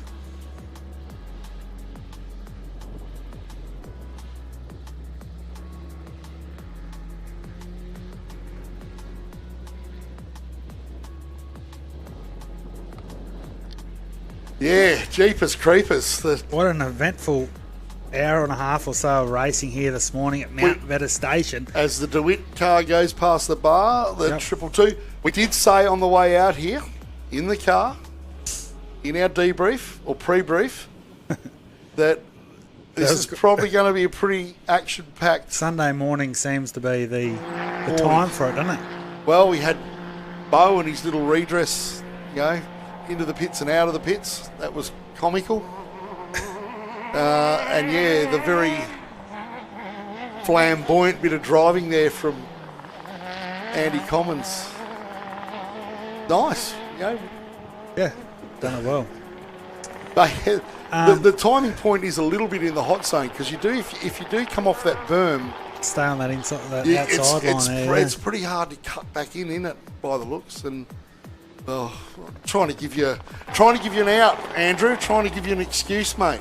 So the next one through should be the Lachlan Probably Bailey. should give him driving lessons, Toby. Well, you got time to get down there to the West Line. Still waiting for, of course, Sam Commons and hopefully Nick Commons to come through, both tracking nicely.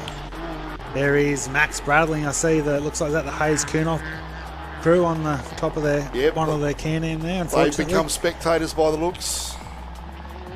and here is a shot of our second side-by-side competitor, and this is ultra important for Lockie Bailey, looking to win the side-by-side Australian Championship for the first time here this weekend. First time to Kalgoorlie, Russ. He's definitely not at the same speed as Glenn Ackroyd, but Ackroyd, after his mishap at the previous round, has dropped the points on Ackroyd and also Greg Campbell. So the second of our side-by-side competitors across the line, Lockie Bailey. And look at Brad Close, having a great run, isn't he? Yeah, great run from Brad Close, the Jimco Hammerhead. He just gets quicker and quicker in that car. It'll be interesting to see His time, yeah. his time, and it'll be interesting to see how he goes over maybe the next 18 months of racing, Yep, because he's constantly improving, but there's going to come a point where he's going to plateau off. yep. But yeah, look, the Jimco Hammerhead of Brad Close. So we'll get a time for both of those competitors. Lockie Bailey goes 18th quickest there with a 1 hour 16:57. And it also looks like next one through should be, I think might be the Reese Gill, the local, the 616. Royce Gill? Yes, he should be the next one through, and here he is. Well, he's throwing it around. He's hunted down Brad Close all laps, so great bit of driving from Royce Gill. And not far behind him, Russ, on cue, is that should be the Kristen Pinner Polaris. So that the Peter Appleby car over the back there, heading towards the Peter Appleby highway. Pro Light. Royce Gill's in the house. So- He'll make good that last turn. This will put Russ in third spot in that. Runs the berm nicely. Lights ablaze. Checks right up. He sees the people there and does the right thing and gets out of the gas.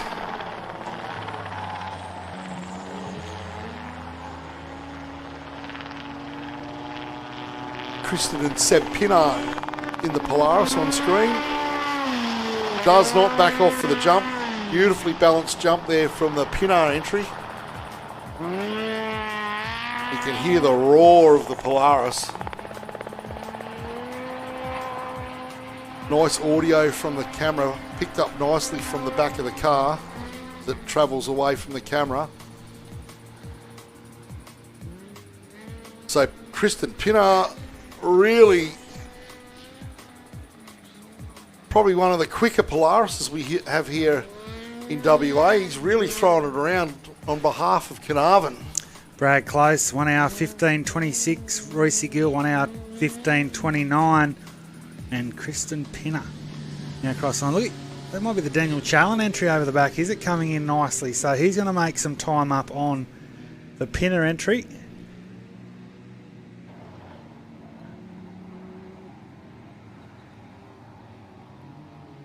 Yeah, that is Daniel. Is it Daniel Challen?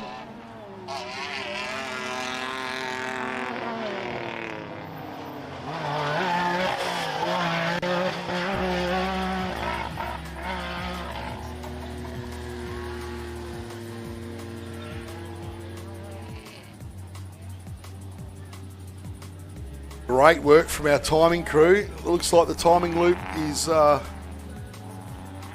been repaired.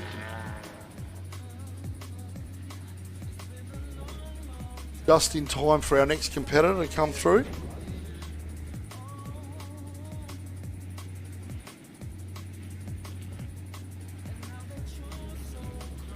It's Sam Commons by the looks.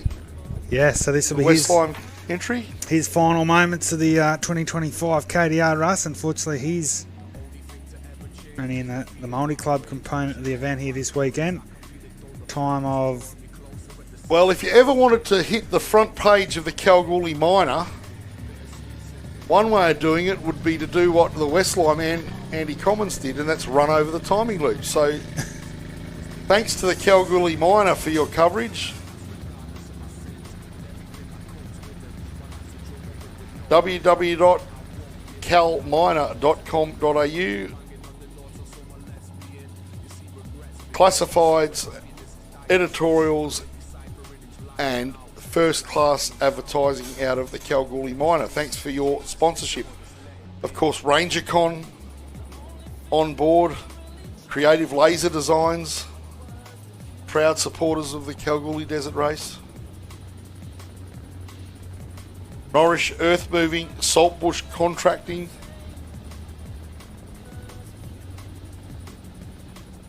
You needed to weld up those steel poles on the those steel T-bars on the timing loop. You can always go to Will Weld. Mobile equipment maintenance, breakdown, scheduled shutdown support, wear package development and sales, boiler making, field service, local workshop facilities. www.willweld.com.au. Another local contributor out of Boulder.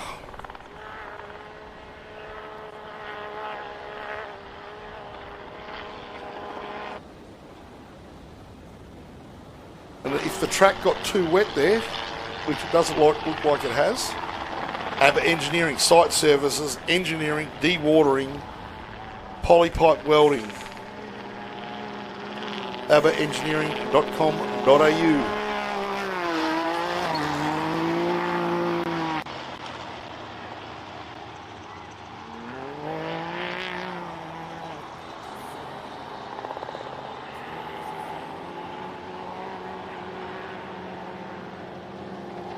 Another side-by-side coming into the complex there, Toby. Yes, I think it is the Dusty Racing. Kyle Reid. Yep. And what a brilliant job he's doing of the last few quarters. What about the time of young Sam Commons? I mean, 17th quickest 15-year-old, 1:14.45. Daniel Challen 18th quickest, 1 hour 14.54. Kyle Reid, where does he fit into Section 2 results? Gary Povar, great run today in 12th. Kyle Reid goes 23rd quickest there in the 6.149, 1 hour 16.17. Josh Chapman on our screens, heading towards that sort of turnaround point on the highway, heading into his middle parts of his lap. Michelle Pinar. Go the Pinar crew. So Michelle Pinar watching on. Kelly Sue Rowett watching on. David Rowett licking his wounds at home. Tear in his eye. Should be out here. Didn't prep the car. Should be out here. So to the serial killer David Rowett, get ready for 2026.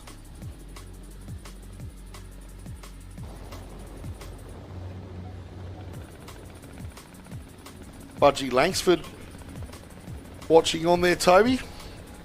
Yes, all the way from Port Germain. How awesome was his work as a navigator, doing all the... He was a star. He was a star. He just did everything in that. Australia's #1 navigator. He He's would got be the title. the most sought after navigator in Australia. On our screens, it looks like it is the GRC Motorsport entrant of Greg Campbell and, of course, Ryland Burt, making his way towards a finish, sitting around that top 20. Nick Commons and then Simon Butler. See Nick Commons come through. Interesting to see his time here this morning. Gus Lacey, Malcolm Yeardley, Travis Conrad, a few more competitors through that final checkpoint, but it's all on Greg Campbell. Nice overhead of the West Lime truck there. Nick Commons, Greg Campbell. Greg Campbell making short work of the corners. He'll keep it clean and tidy in that last turn. Rule runs that perilous mid-corner, Toby, and brings the GRC Can-Am home handsomely. It'll be interesting to see how Greg Campbell stacks up in the scheme of things for that Class 6 championship. The West Lime, Best Lime, Nick Commons, Brenthal truck. Throws it at the berm. Beautiful bit of driving. Misses the timing loop. Well done, Nick Commons. Perhaps give your brother Andy Commons or Andrew Commons a bit of a debrief. Cookie and Andrew no doubt will fill you in what happened.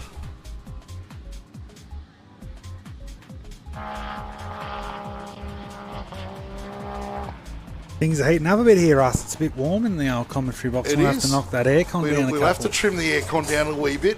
Bit of excitement. So we saw Campbell and Commons home. Greg Campbell goes 1 hour 16.42. There you go, Nick Commons 19th quickest, 1 hour 15.03.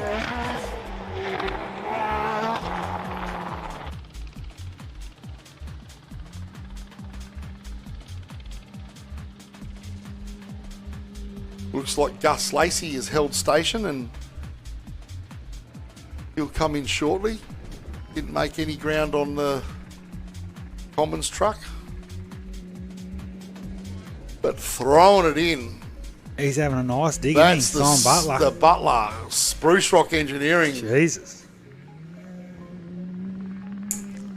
Ooh, that's what you're talking about, Russ. If they run that little bit, if they stick that belly plate in the middle of that berm and surf down it, it makes it really hard to get back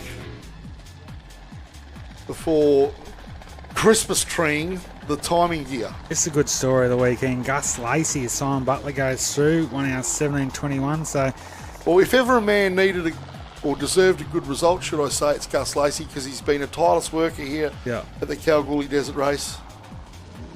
Got Simon Beck on board. Simon? Sean Beck. Felix Beck. So that's Simon Butler, I'm thinking.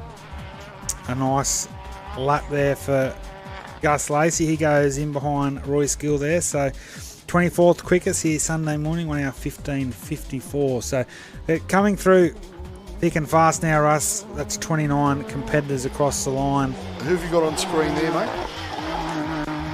So is it the Mel Yardley entry, the 609, and then Travis Conrad, next of our Sports Light crews. So great effort from Gus Lacey and Sean Beck, and we await Mel Yardley.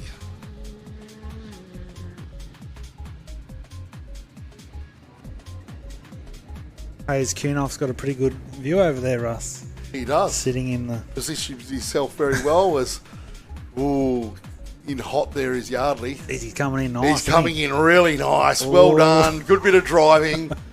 Uh-oh. Oh, the 609. There you go. I'm trying to break the curse. You've broken it. So I reckon Mal Yeardley will be the 30th vehicle to complete lap 2. He goes in the 25th position for the section with a 1 hour 15:59. So the common sort of point we're looking at here, Russ, is nearly everyone's been quicker than their first lap, which is a good sign for the final section. Conditions are obviously still okay out there. The bikes will go off in about an hour and a half, I believe. 10 o'clock local time here in the west. We'll see our first grid of bikes away. Brodie Waters and of course Craig Bolton, the local. One of the doyens of off-road motorsport in Australia, Darren Wells, is tuning in. Great to have Darren on board.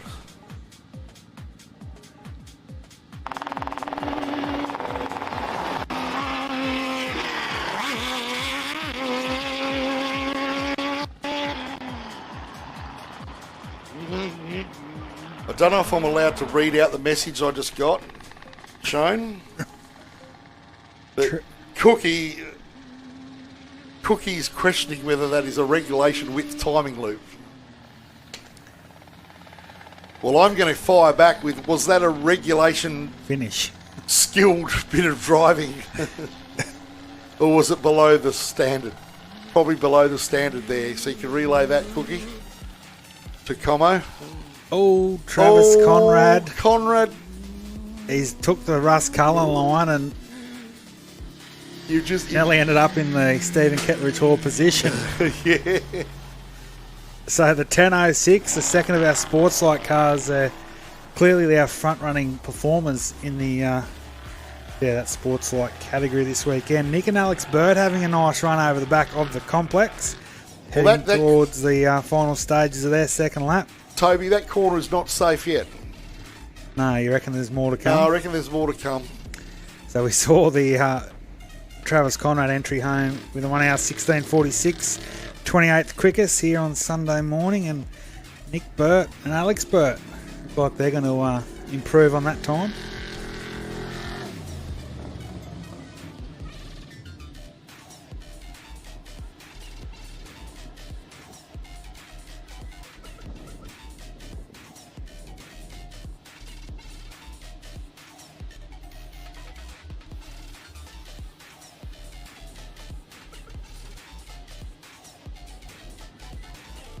Rochelle and Brett Funneman tuning in.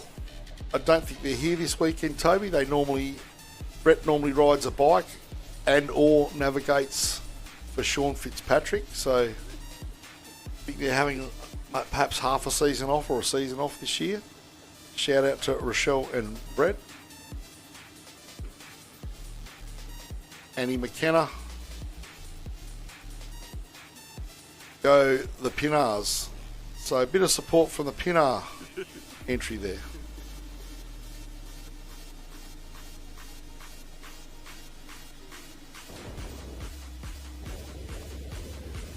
So 32 cars across the line. Nick Burt home in the 482, 1 hour 16:29. So he goes 27th quickest, just ahead of Greg Campbell and Travis Conrad. So nice run there for the Rush Truck guys. The next couple through, Russ, should be the 6129 of Brad Smith.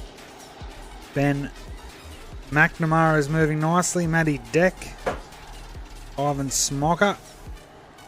Blake Mansell Jack Livingston and Logan Gill. Possibly have to keep an eye on that. So, yes, lot more of our competitors. Still around 50 left on the circuit.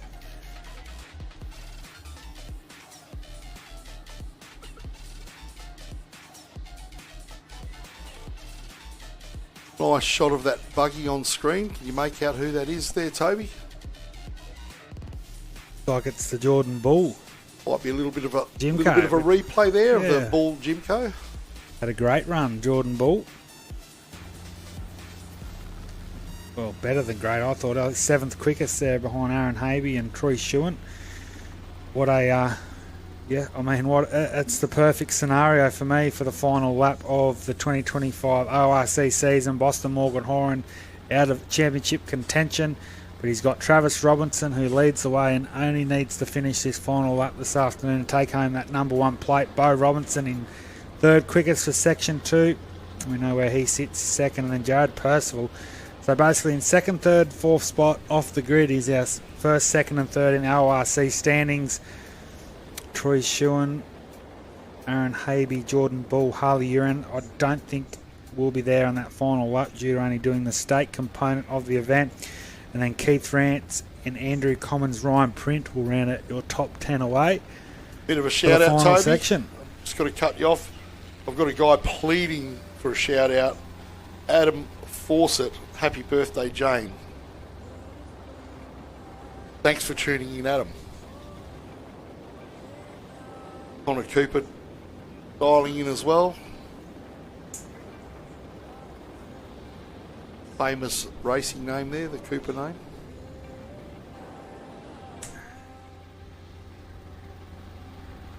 How's Brad Krepp running? Russ will try and get a Don't know, bitterly disappointing effort yesterday. bit harsh. But come on, mate. Looks like Chris Jones has made checkpoint 1. Likewise, Paul Boscott and Paul Raymond. So Toddy Lehman definitely still yet to make checkpoint 6. So it looks like their KDR campaign, unfortunately, is over. It looks like our sweep car is out on the track there, Russ. So that means the Brad Smith entry, the next of our side-by-side Can-Ams through the final stadium section here at Mount Vetter Station, and let you call him in. I don't dare roll Brad and Bobby Smith over. Carnarvon. Nice clean lines there from the Smith entry. Out of Carnarvon. Runs the berm. Pretty intelligent line to take there. Send a copy of that video to Andrew Commons so he knows where to drive. And of course, all the way from Carnarvon, supported by Carnarvon Auto Electrics, Prince Smith Co, Northern Aspects Construction, Coreform 3D Solutions. So the 6129 Can-Am of Brad and Bobby Smith in the house. Looks like the Jamalka entry. Yeah, great run McNamara. for McNamara and Pascoe here in the 69, the Honey Badger. Another one of Luke Ersedge's proudly built machines. Let's hope the Matty- beautiful save there from the Jamalka entry, the McNamara entry. Butler goes out 17.21. So look at the speed. Is this young Logan Gill coming in here? This is Logan Gill, and I'll call And- this in because I know he won't make a mistake. And Matty Deck is at the car in front. Logan Look Gill, at the hot on the difference in heels of Matty speed. Deck. The speed differential is amazing. Logan Gill throws it into the corner. Oh. Matty Deck runs wide up the berm. He knows Logan Gill's there. I'll tell you And what, Logan Gill. I've seen a bit of Logan Gill over the last couple of days. Logan Gill runs the berm hard there, like really puts a lot of pressure on that right front hub to lever the car around the corner. So Well, one, I don't know how many times you'll get away with that on you a know, side-by-side. Logan Gill started 6 minutes behind Matt Deck. 6 cars. Yeah, wow. So this is going to be will be interesting. This is going to be a quick time for. Have a look at this. Logan Gill, Russ goes 16th quickest with a 1 hour 14.29. So he's up to the speed of like Alan Dixon, Brenton Forsyth. He's only 20 seconds slower than Glenn Ackroyd on that lap, so a future star over here in Kalgoorlie. What a way to finish. And he is in the older model Can-Am, which has got less power, smaller brakes. So maybe he possibly doesn't handle as good. Dad might be getting a. So it looks like Royce. If you're listening there, Royce, it looks like you've got a man in the making, and probably need to invest in some later model technology, mate. Only Schmocker on screen. Only 16 seconds between young Logan and Sam Commons, the two 15-year-olds in the field. So still not old enough to drive, obviously, on our great roads here in Australia, but out here battling with Australia's best off-roaders, Ivan Smocker. And Matt Deck, of course, come through our 2026, so 35th quickest for Section 2. Ivan Smocker, though. So give this puts it in perspective. Ivan Smocker started 4 minutes ahead of young Logan, so that's been a stellar run from young Logan Gill. Ivan Smocker home with a 1 hour 20:21 in the 58. That'll put him down in 35th position for Ivan Smocker. Another one of our side-by-sides coming through us. It should be the Blake Mansell entry.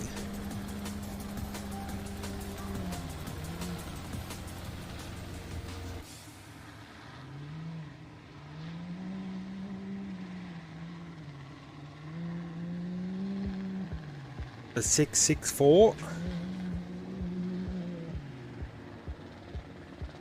Runs a nice line on the berm there, Toby, and manages to leave the timing intact.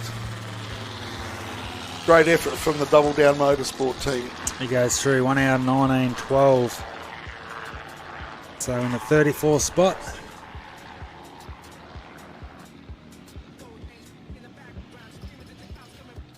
Blake Mansell across the line. Andy Murdoch. He's had, Fletcher Murdoch, sorry, he's in that driver's seat there, the Element. He's just come through. Jack Livingston, though, on my calculations, there is the Murdoch Element heading back towards the highway for the final time on lap 2. And then Jack Livingston, Miguel Alardi should be the next one in our sights. Brad Kreprus is not too far away.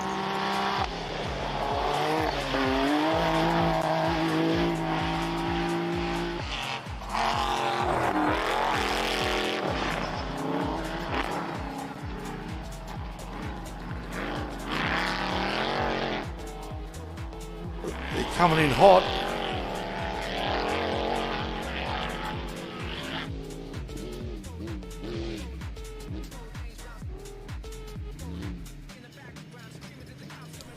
Look at this finish, young Fletcher Murdoch. Jack Livingston, a couple of interstate competitors. This could make the final turn very interesting, Toby Cooper. Jeez. And no, got through there cleanly, which is nice. So it'll be interesting to hear what happened there for the 88 of Fletcher Murdoch. Yeah, he started in 22nd, so a long way down the pack there. So we'll try and bring you some more information there as it comes to the floor. He's leaked a bit of time there. Yeah, he goes 1 hour 40, so he's dropped a good 20-25 minutes. Jack Livingston 1 hour 19.46, so Livingston goes 35th quickest and Murdoch down in 40th, so he'll be a long way down the pack for Section 3.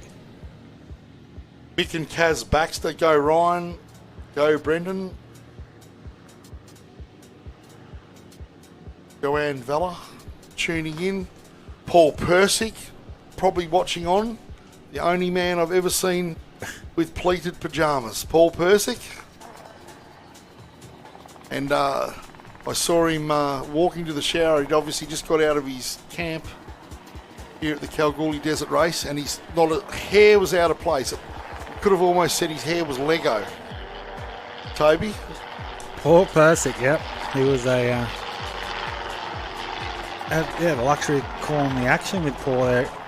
I think 2022, yeah, the year Ryan Taylor won the championship, and I know we all got on very well here in the commentary box. It was a pleasure, and I know he's gone on to He's done gone on. some great things. He's left us. He's cast us aside. He's gone on to bigger and better things. Great presenter he is, Paul Persick. Yeah, turn it up, Paul Persick. I know you've modelled a lot of your media skills off his lovely guidance there, Russ. And Who have we got there, mate? Is that? this might be, Is it Dylan James, Matt? Dag? well, It's blue.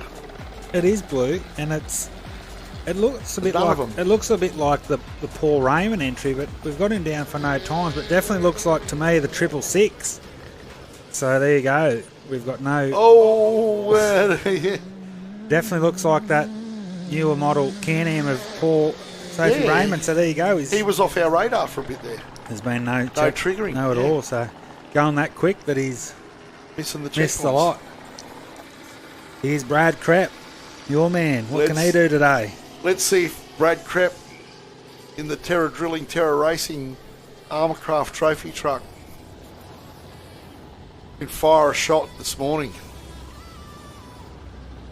Few more little updates down the field. Looks like Max Bradley still heading towards checkpoint 5. Likewise, Cornard DeWitt, Chris Delapolina, Simon Jones. So we've got a few down the bottom, Russ, that haven't really triggered checkpoint time. So maybe might be the Jeremy Leah sports light car over the back as well. Or the Mark Kramer entry. Yeah, maybe is the Mark A Kramer. lot of red there. Here's a Paul Boscott entry on the back of the Yeah, that's a trial shame. here, Navara.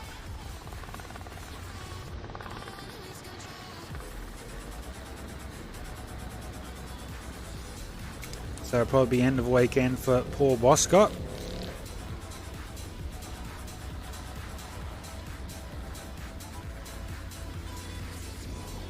So Brad Krepp being trailed by the helicopter.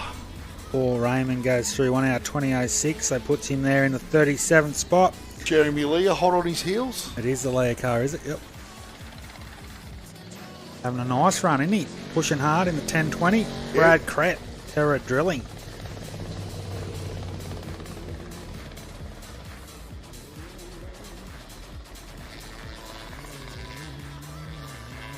Jeremy Leah makes easy work of the final corner.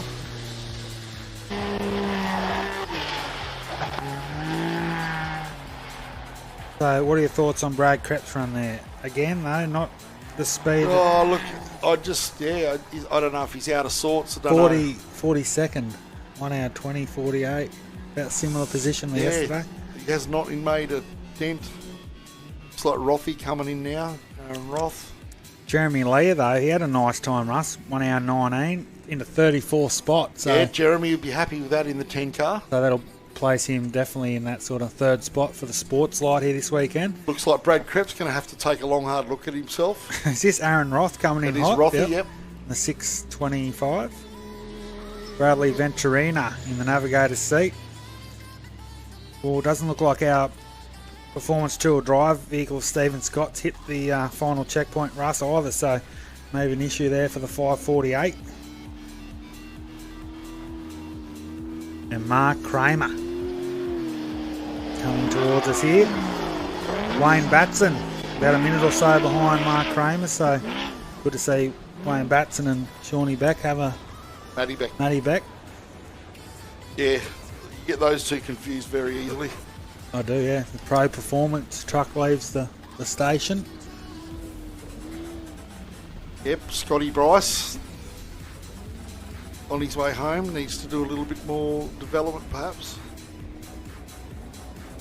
Mark Kramer, the 932, Joe Jankowski alongside him, ARB Midland logo on the side. So he's the only fuel burner representative left there, Russ, with Yep. Trawalla and Flying Boscott the out. flag, and I understand this is his last lap. Not doing the full round. No, he feels like he had too many issues yesterday, many of which sounded just like false alarms, like icons lighting up that So interesting as well, because he and I think Matt Deck were battling for that second and third spot in the WA Championship. So Matt Deck, this looks like he's finished a fair way above that of Mark Kramer, so that might give Mark the number 3 plate, but that's all provisional. Wayne Batson though coming in, sounds like it's running well. I'm sure Wayne will head back out for the final lap.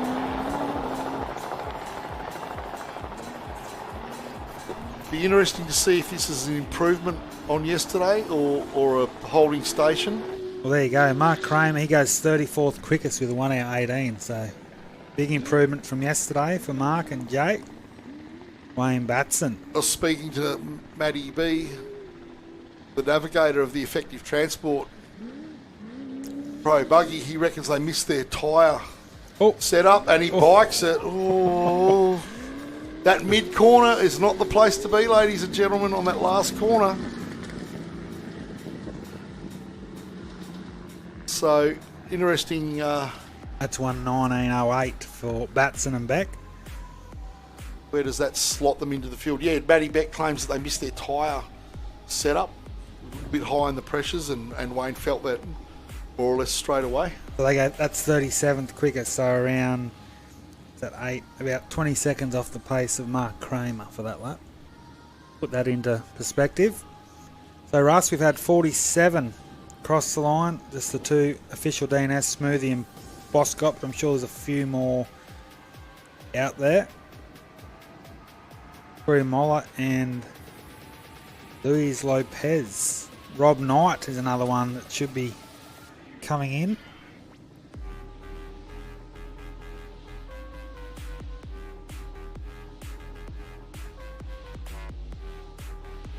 Christy Walter was tuning in and cheering on Terra Racing. Christy, you probably need to send a few text messages to Brad and get him to get a wriggle on. Asher Highland is watching on. Kelly Sue Rowett, well done, Brad. Well, you know, I don't think so. By Brad's lofty standards, I think that was a paltry effort. So get in his ear, Kelly.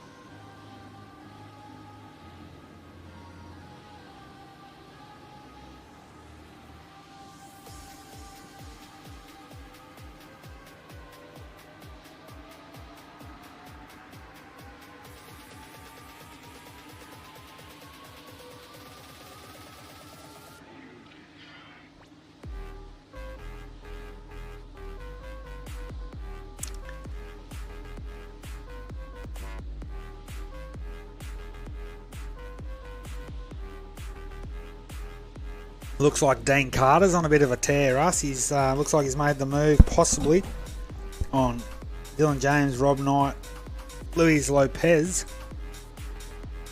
There we go. There is the overhead shot of the 18 Razorback.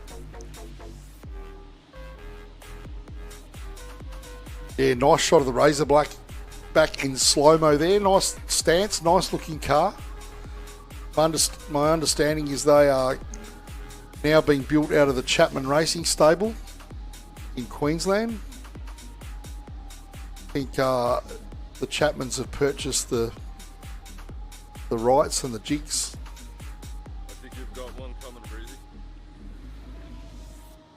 Next one through should be the Moller entry. There he is over the back, heading towards that Goldfields Highway.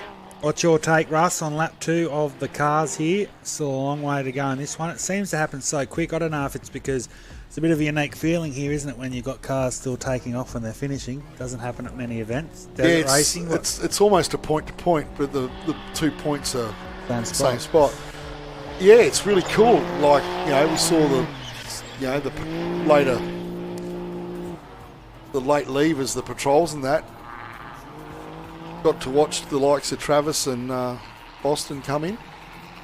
So it's a very inclusive style race by way of everybody gets a bit of the action. And that is the Muller entry, the red side by side there, Toby. Yep, the 674 having a nice run. Might have the Carters. Is it the Carters out the back there? Yeah, that is the Carters. Nick Hughes in the navigator seat for Troy Moller. Start out a 52nd spot on the grid. And Dean Carter, he seems to be making a bit of a nice move here. Brad Jacob in the navigator seat there. One of our robe entrants. Fletcher Murdoch had a few dramas out there. And, of course, Toddy Lehman definitely looks like his weekend is over. Moller goes through 1 hour 22:47. Pretty exciting entry to that last corner from Dean Carter. Nice and smooth.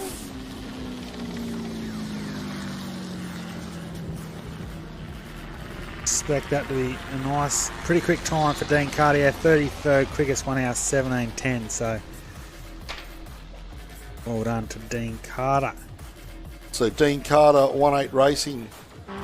Integrity New Homes Limestone Coast Robe Earth Movers. So is some nice out there for Luis Lopez. Russ, you can call your man home in the 688. Luis Lopez, the 688. I don't want to put the commentator's curse on him. You're making me extremely nervous. He'll be the 50th car across for Section 2, I believe. It's been 4 years since Luis Lopez has finished the KDR, so I believe he's doing the ORC component this weekend, so he's still got 120 odd kilometres left. Couple of corners here though on Section 2. Not an express entry into that second last corner, but nice enough. Keeps it tidy, runs the berm. Nice and gentle, you'd say there for the 688. That's almost the ultimate line. You're out of that mid-corner trap and you're sort of into the berm, but not far enough up the berm where you're going to punch off the end of it. So nice bit of driving there from Luis. Russ, would I be jumping the gun to say that I honestly think that the quickest car through these bit of, like the last chicane all weekend in the cars would be young Logan Gill just before?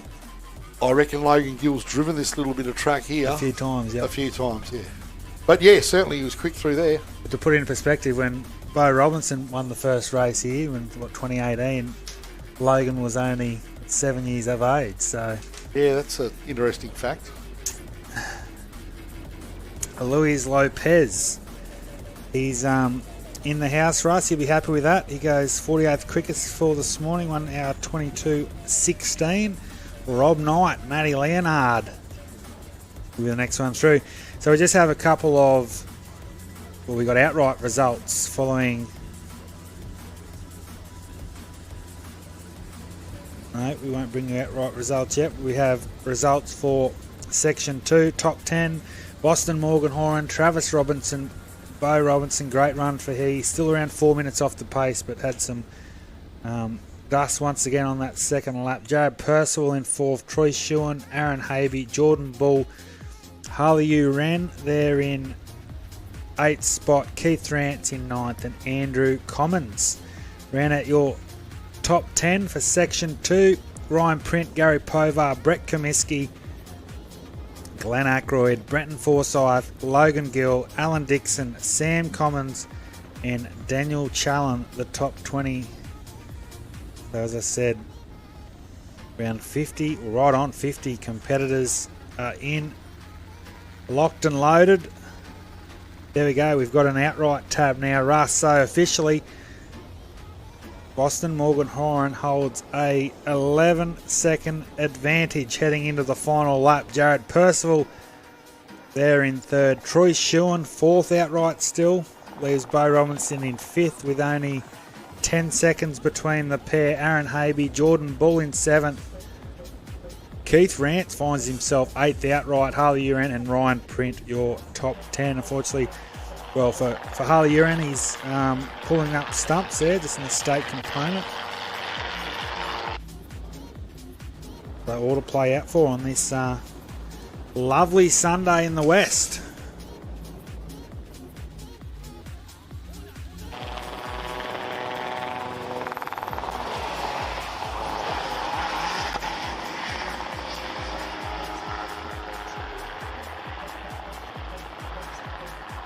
So this should be the 655 of Rob Knight, Matty Leonard through. So in the Rush Can-Am Maverick, the newer model.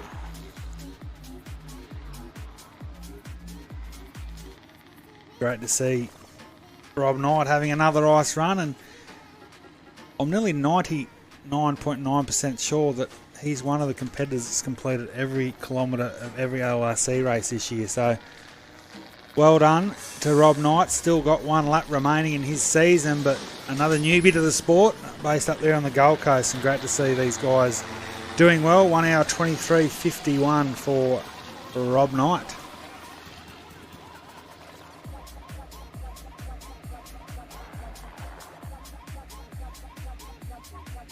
More great shots there of our Circle H helicopters doing their thing here at Mount Veta Station.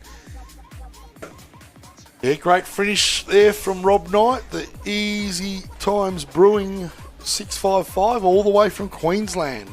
Yep, up there on the Gold Coast. So, and how are some of our celebrities down the order going? Our celebrities, well, as I said, Stephen Scott, yes, great news. He's gone through the checkpoint. Actually, CJ Green, 10:42, is on cue, hopefully to be our next vehicle across here, which is great news. The checkpoint times seem to be a little bit jungled here at the moment. But CJ Green, yes, he's definitely gone through checkpoint 11. Likewise, Steve Scott, Taylor Apostles and Mike Green. Jackie Hodgson's well on the way.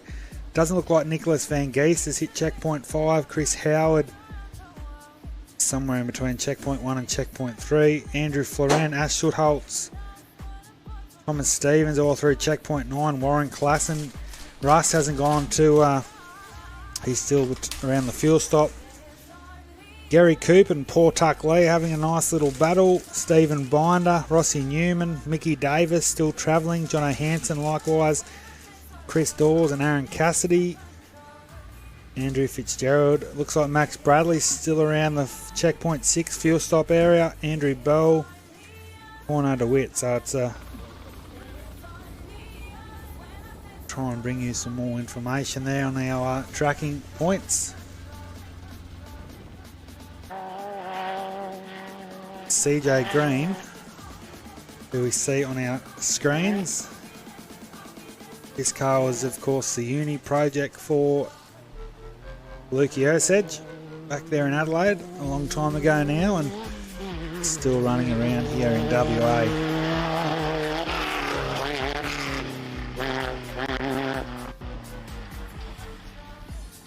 CJ Green, Russ, is running the ORC component this weekend, so we'll see him, hopefully all going well in the break, back out here at 1 o'clock local time. I think that'll leave him 4th in the sports light class behind Osage, Conrad, and of course Jeremy Leah.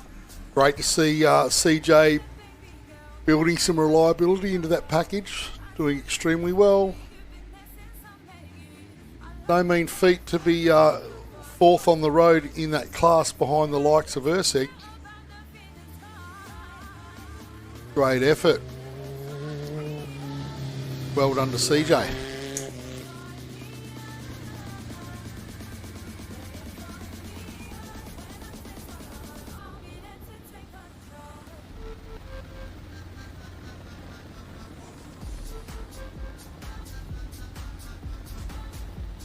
Some nice shots here of our next of our extreme two-wheel drives, Russ, the Mike Green entry.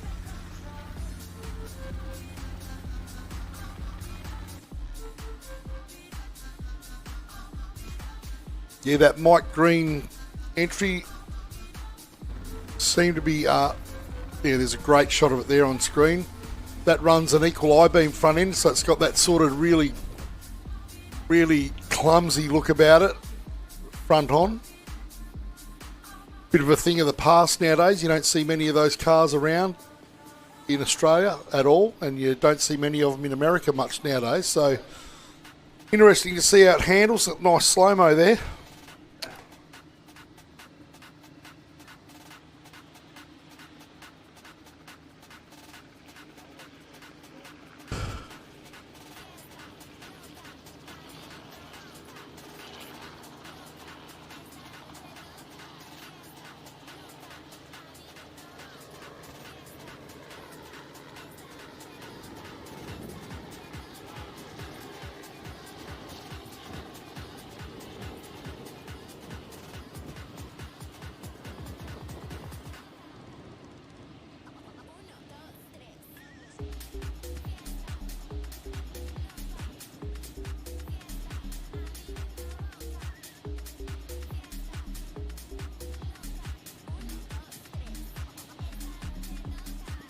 Great shot on screen there, ladies and gentlemen, of the Mike Green chrome yellow Toyota Tacoma.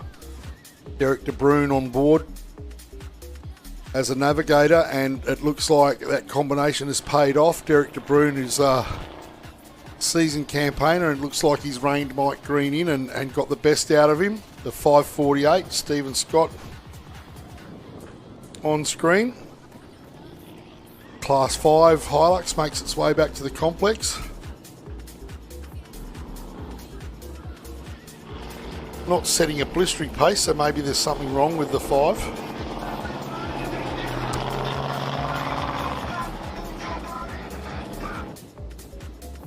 Yeah, it doesn't sound too healthy, the Class 5 there. The black Hilux.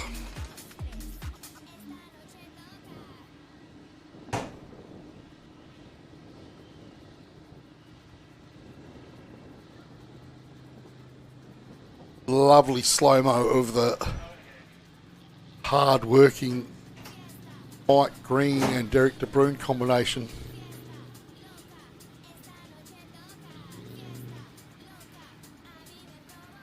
So the chopper trailing the chrome yellow Pilbara towing top-end car carriers inland mechanical entry. The 548 looks a forlorn figure as it comes to the finish line. Not sounding well. Be interesting to catch up with that team and see what's come adrift or gone astray there.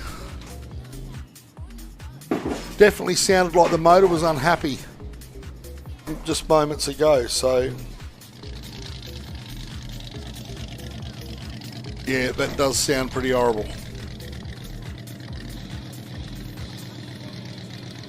And he's pulled up short of the chute, so maybe there is a real problem with that car. Taylor Apostles. Action aplenty. Taylor Apostles not far from the finish line. Mike Green enters our view from the commentary booth. Hot on his heels is a side-by-side. Can't quite make out that side-by-side behind him.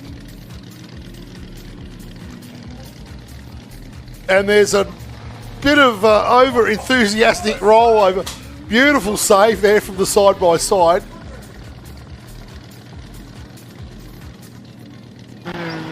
That's Jim's mowing. The Jim's mowing entry there.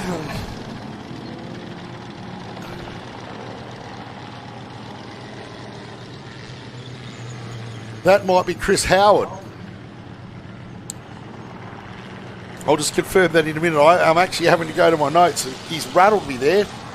Jackie Hodson looks like she's heading home with a wet sail.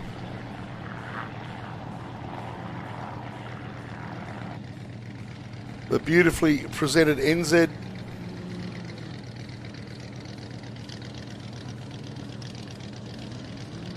Geez, I just can't. Is that not Jimmy Cairns, maybe?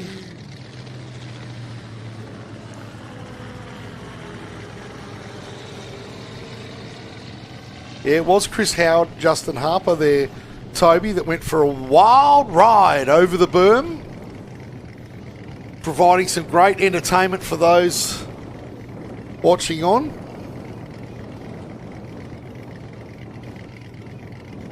Neat as a pin was Jackie Hodson through that section. And Chris Howard takes a ride on the wild side there, Toby. Straight over the berm, into the bushes, saved it. What do they say? Drive to the low side of the bonnet, mate, if she's picked up that far.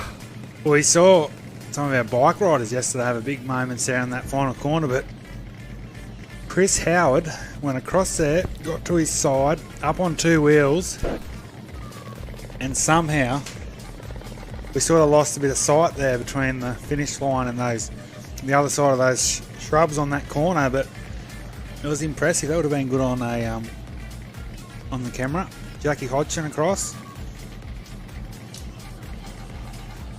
I just wonder if one of the cameramen caught that, and one of our producers are just searching through the file at the moment, looking for what was a pretty entertaining piece of driving there from Chris Howard.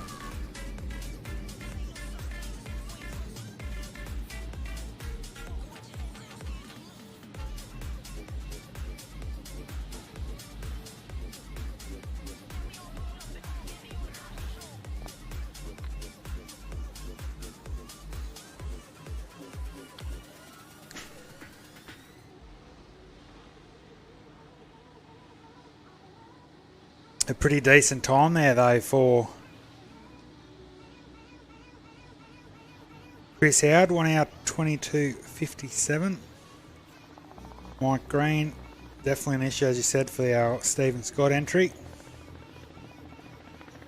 So a few more official DNFs. Toddy Lehman, Chris Jones down on the list. Aaron Roth in 46th. So 57 of our roughly sort of 85, 86 starters have left the line.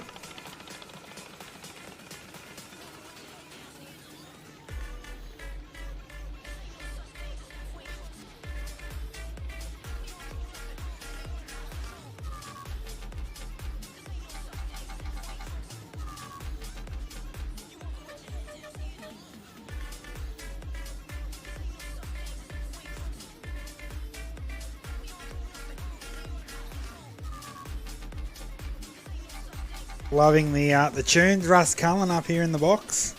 Yep. Very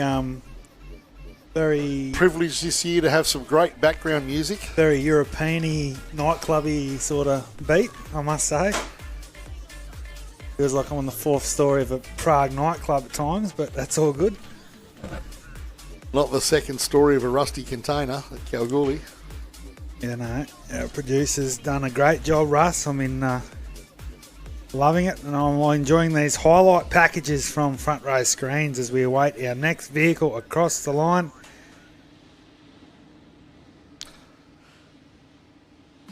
Couple of shout outs. It looks like we've got Lightning Towing tuning in. Michael Marson, Go the Grasshopper, obviously tuning in and cheering on CJ Green. Michael Marson formerly owned the little grasshopper there. Ryan Print is obviously relaxing in the pits and watching on. Patricia Kosh too is watching on. I don't know if she's here this weekend. I think she may be at home watching on. So great to see people tuning in to the live feed. Great bit of action there before. If you were here at the complex, you wouldn't have missed it. Chris Howard going over the berm.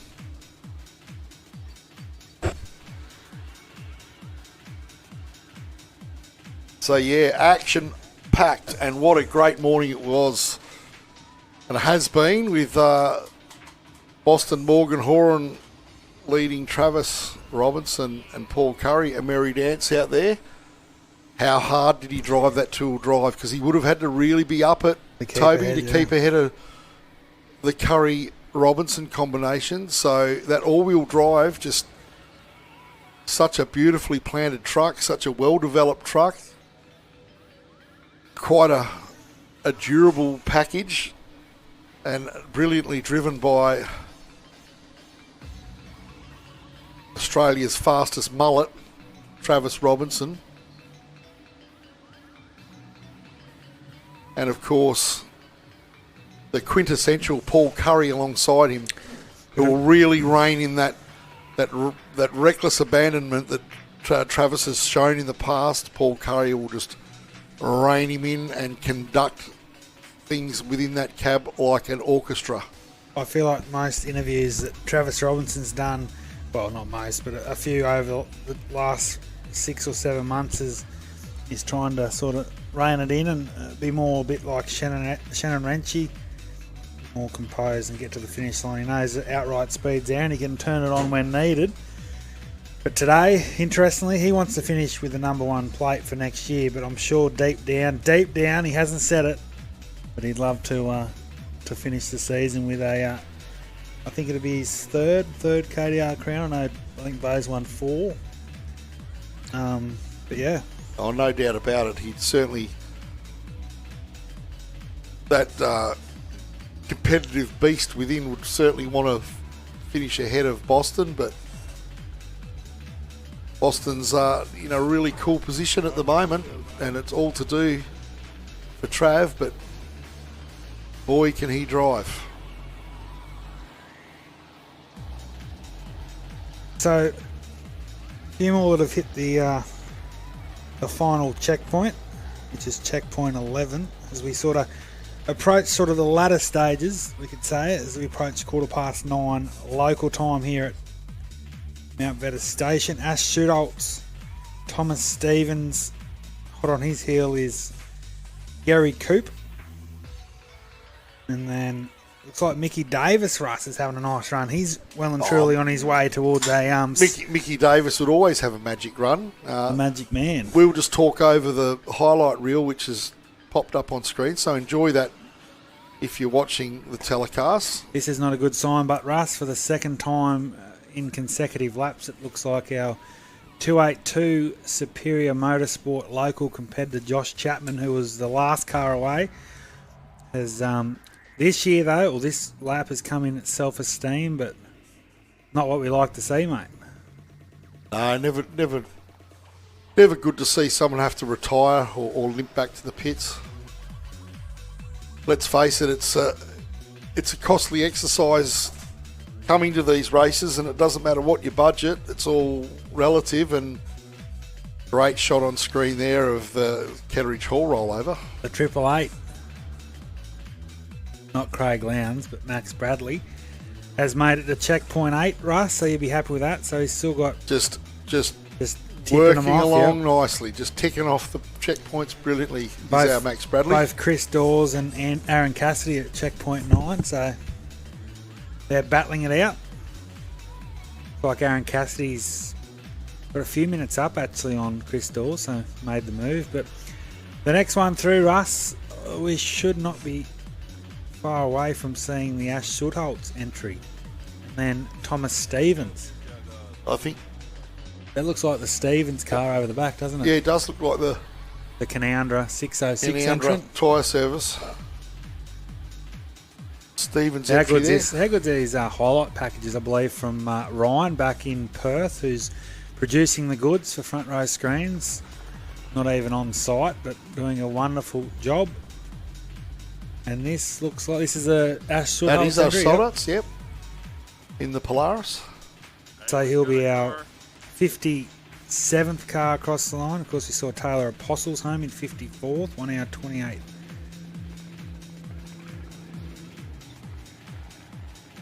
Smoothie, Boss Scott, Todd Lehman, Chris Jones and Josh Chapman are our only official DNFers, and definitely looks like Tom, he got another one coming in here as well. So a few of our side-by-side pro competitors, Tommy Tobes Stevens, be watching on, I'm sure, watching his mum and dad go around here in the 606.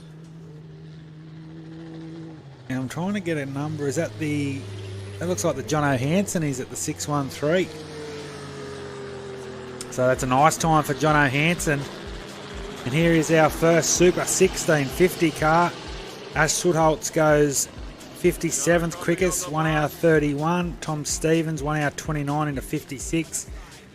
And a really nice run for Jono Hansen, 47th quickest, 1 hour 22. Jerry Coop is really throwing that beam car around.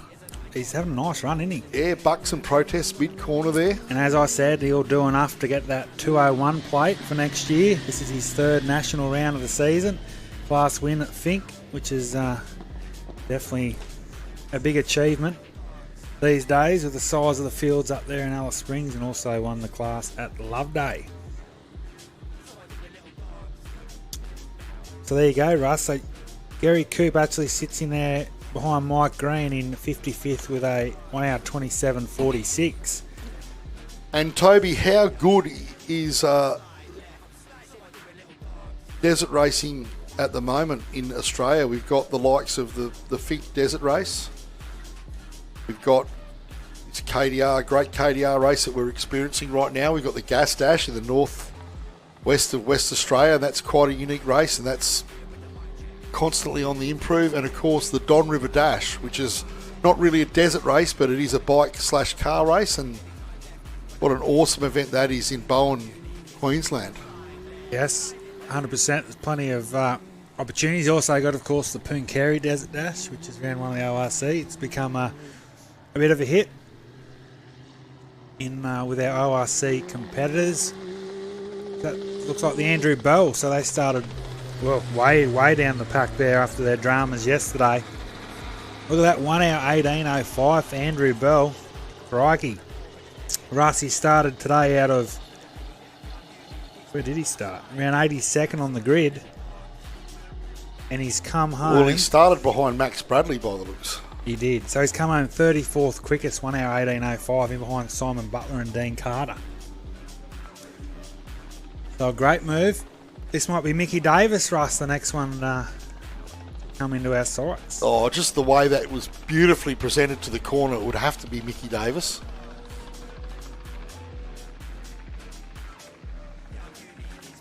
The West Side Insurance Zarko buggy, he just about loops it.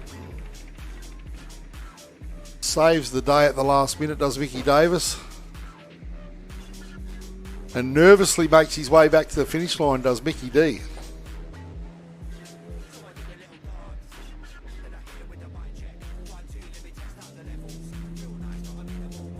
So well done to Mickey Davis and Matt Dunstan, West Side Insurance. 104. Knows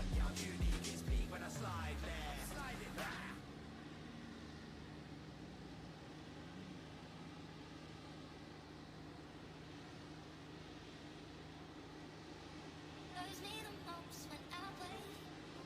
I fumble and twist till the truth starts to click. There's so much space in this bed. These sheets go from once. Dreams of your smile. I don't wanna be just a memory, and I don't wanna feel your waves break free. Because without you, I'm lost in the breeze. I gotta be strong now. I gotta show you how. Yo, Dennis, please.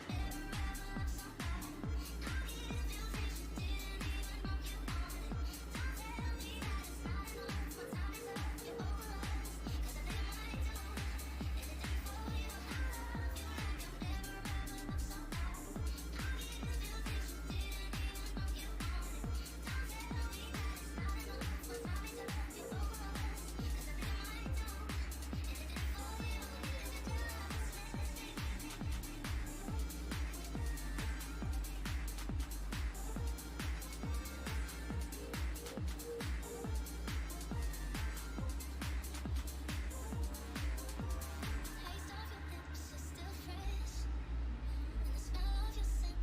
How could I forget your words? How they cut me to shreds.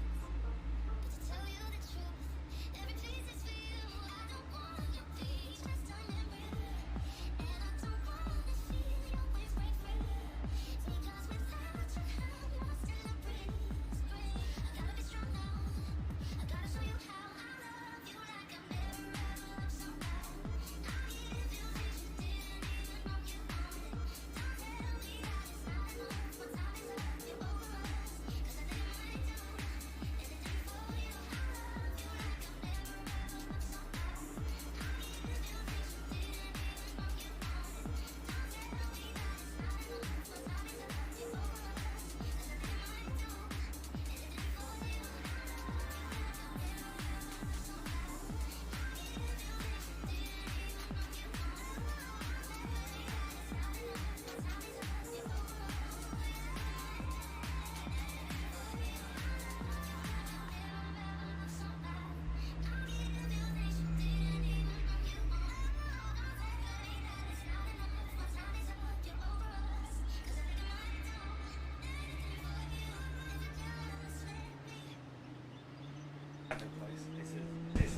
The Terra Racing Polaris, ladies and gentlemen.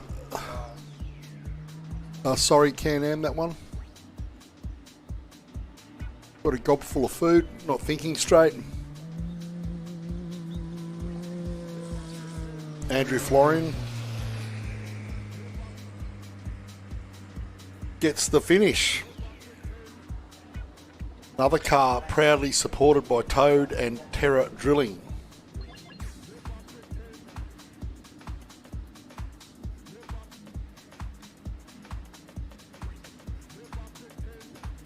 The 694 Andrew Florian and Oliver Darcy on board the Terra Racing Can-Am.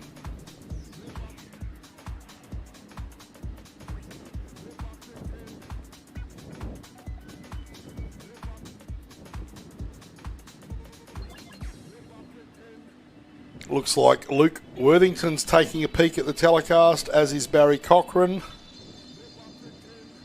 Tina De Bruin cheering on Derek, what a great man. Ryan Print continues to watch on. Brett and Rochelle Funnyman cheering on Stephen Scott. So if you're following anyone out there, particularly some of these guys yet to come in, send in a shout out and we'll endeavour to read them out. Keep it clean, keep it tidy. Share, like, and follow. And let's build up this great discipline of motorsport we've got here in desert racing. And it looks like, and I got to say, for those watching on at home, as we view the highlights package, haven't had a lot of Paul Tuck Lee fans offering up well wishes lately. Well, by comparison to last year and previous years, like normally Paul Tuck Lee, a very well supported racer, the Mudgee Crane single seater of Paul Tuck Lee. Is it the new era of Paul Tuck Lee? Smoother, crisper, faster. Paul Tuck Lee. Wide open throttle there from Paul Tuck Lee. Massive jump. That was great. Look, we've got one of our side-by-sides coming in behind him. That might be the... I've actually got no idea who it is. It's not Ross Newman. We'll wait and see, Russ. But Paul Tuck Lee, got a few words with him down there on Thursday night. He was pumped to be back here in Western Australia. Yeah, he's made it through his nemesis corner. Mudgee Cranes across the line. 1 hour 35.04. That's a 6.28. Consolidated Diesels entry 628. Is that the Carmodies? That's at Della Polina. Della Polina. Yeah, sorry. Della Polina. Had a great run there. After tearing a hub off it yesterday. So Della Polina goes into position 53 with a 1 hour 23.08. And our man, Paul Tuck Lee, slips down there in the 62nd with a 1 hour 35.04. But once again, another lap in the books. For those joining us, we approach 9:30 local time. About, what's that now? Heading towards 3 hours since we got underway here at Mount Vetter Station this morning at 20 to 7. The big news is that Boston morgan-horran was still the fastest car on the track this morning, albeit only by around 4.5 seconds over Travis Robinson, by Robinson third quickest. So the margin, Russ, is just 11 seconds. So it's going to be a mouth-watering finish as we see some of our bike competitors rolling up to the Parc Ferme, the sort of the starters shoot there for their final hit out for the weekend. We saw Brent Smoothie stop earlier on lap 2. Likewise, Toddy Lehman around the 56 kilometre mark. I'm not sure of their issues. Paul Boscott, saw Josh Chapman come in, Hayes Kuhnoff as well, and Christopher Jones. So 6 official DNFs, but I'm sure might be a few more out there. But Russ, it looks like Rossi Newman and Andrew Fitzgerald should be our next 2 competitors, hopefully, across the line. Doesn't look like Warren Klassen and Nicholas Van Gies. Dylan James is another one that hasn't made the 8th checkpoint. But Ross Newman, Chris Dawes, Stephen Binder, Aaron Cassidy, Andrew Fitzgerald, Max Bradley and Cornard DeWitt are all moving nicely.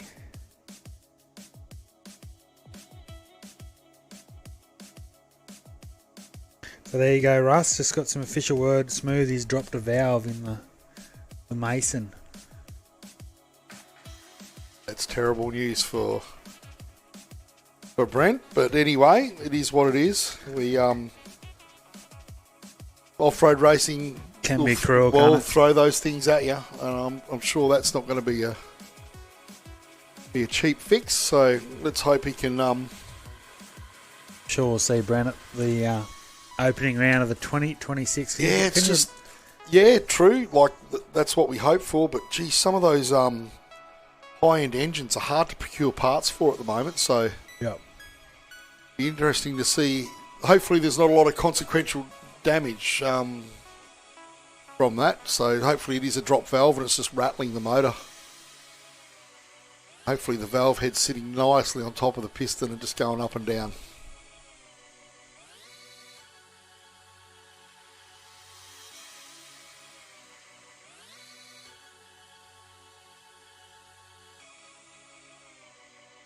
Great shot on the highlights reel there of Andrew Commons just goofballing the finish and running over the timing gear. What a toolbox he was doing that. I'm sure Cookie would be like hiding. Cookie's probably hiding under a 50-cent piece over there in shame, trying to stay away from the cameras and the limelight. We see our next car on the final stretch towards the Goldfields Highway. It's definitely no Ross Newman, so he's obviously been overtaken there by Andrew Fitzgerald in the 902, the father and daughter combination from Port Augusta.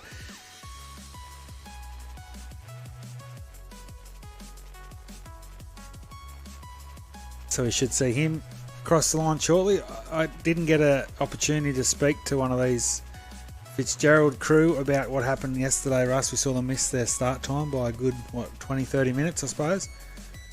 But the good news is they came here to finish the KDR and they started well down the field in around 79th position. As the roar of the V8 comes by the bar. So you didn't actually find out why they missed their start time? I thought it might have been daylight savings the way they were real late. Half an hour late. They were very late. But anyway, making short work of the last few turns. So they got some official that mid-corner is just not the place to be, Mitzi. Every person that's hit that mid-corner has biked it. I mean, ever so slightly there. It picked up the rear wheel maybe 2 inches, Toby. Yeah. But the faster you go into that mid-corner, the more perilous it becomes. Acker, Paul Tuckley last year, Stephen Kerridge Hall this year, Warren Klassen this year, and even to a point, Andrew Commons this year. Andrew Commons, the sort of car straightened, but being so wide, being a truck, it sort of just straightened, hit the berm, and then he was all out of sorts when it came to the timing. I suppose he did want to make sure he got a timing score or trigger the timing. What better way than to drag all the gear along 20 metres along the track with you? He may not live this down for a while. No, he's not going to Andrew live. Commons. Look, thing is with Como, Toby, he can't give us this much material and get away with it. Yeah, I'm hearing you. And it's good it's good because they're coming to Warriolda next year, so that'll be nice. I'm going to give it to him over there too. You'll be able to Laid it up a bit. Re-engage with them. So here we go, a couple more of our competitors. We saw Fitzgerald across in 62nd, maybe not the time they were hoping for, hour 32:27, but the main thing is our host. And here is Rossi Newman, and is that might be the Peter Appleby entry, is it? Peter Appleby Pro Light.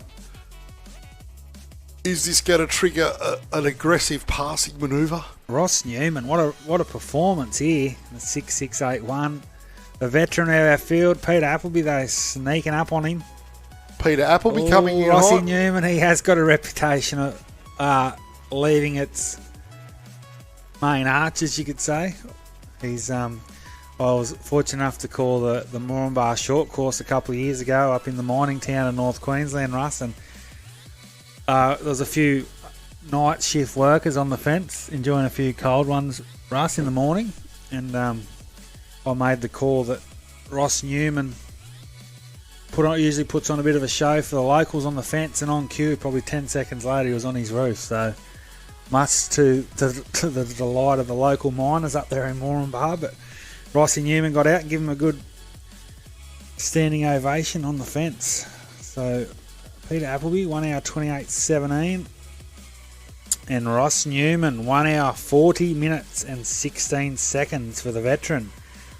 So 68 of our competitors completed the second lap. So we're not too far away, I believe, from wrapping up our second car lap for this event, and then we'll return around 5 to 10 local time for the bikes finale, lap 3, where Dave Baker will be sitting in the hot seat, Russ.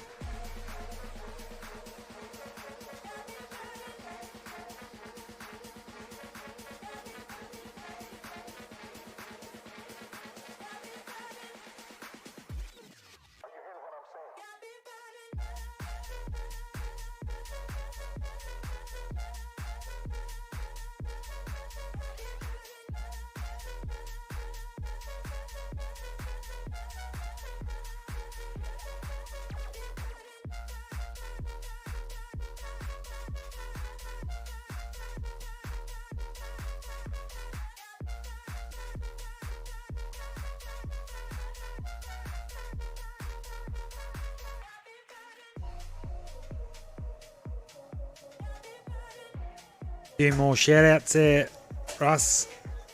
Betty and Les Critter watching on. Darren Wells, of course, former ORC champion. Great call, boys, as the rain comes down here in Melbourne. The sunny's out in Kalgoorlie. Hope Travis wins his second Australian Championship. Fingers crossed for the whole family. Yes, Darren, it looks like at the moment, a long way to go. But, yeah, the Robinsons are in a prime position to take home the second Australian Championship for OBR. Connor Cooper, nice job. Travis and Alistair Conrad.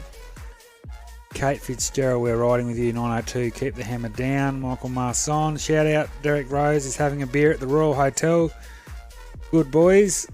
Not sure what that means. Clint Glennon, good call, boys. We'll see Clint leading the New South Wales Championship. I know you met Clint at the Royal Hotel there in Warriata a few weeks ago, so he'll be there. Brett and Michelle Smith enjoying the coverage. Go 968, yes. Aaron Habe still in contention. Brett, Michelle Smith. What time is the next section? I believe 1 o'clock Western Australia time will be the final lap. Brennan Forceman, shout out. Kate Fitzgerald, she can now breathe. 902 is home. So great to see, Russ. Many people we see on our highlights package. Yep, and young fella I've worked on a couple of cars within the Inland Mechanical Workshop. Young Riley, as I like to call him, my partner at the Mighty Mag Army. Mighty Mag being a frame, a Shanith frame, Chenoweth frame. Really compact, small buggy, based around air-cooled V-dub drivetrain. And yeah, watch out, ladies and gentlemen, because the Mighty Mag Army is about to invade a racetrack near you. The DeWitt 222 car on its way in. Yes, great. A great result here. They'll still obviously be clearly in second spot in that class. I think it's young Corner. I think he's only 17, Russ. 16, 17, the driver of this car. Is my info. So they are helped out by SQP Engineering, DeWitt Design and Fabrication on board the 222 Edge Custom Buggy.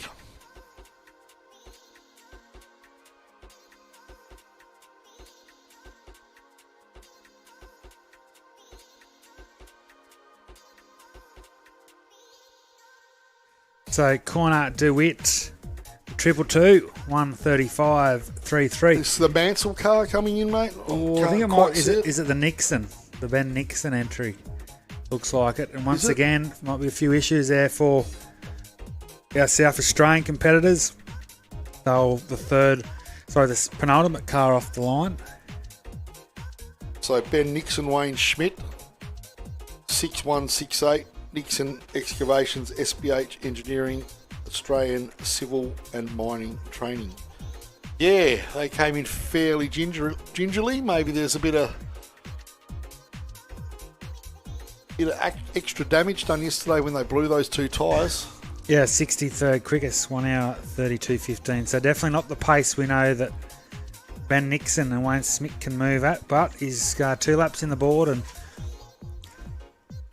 still a lot of time to make up. Nicholas Van Gieso, Russ, clearly a drama there for those guys. Warren Clarkson he's been checked in at the fuel stop, so maybe still moving again. Dylan James likewise, but the next one through, as you look over towards the Goldfields highways, looks like it could be Chris Dawes. Oh, look at Look at the pace being set by Chris Dawes in the V8 GU Patrol.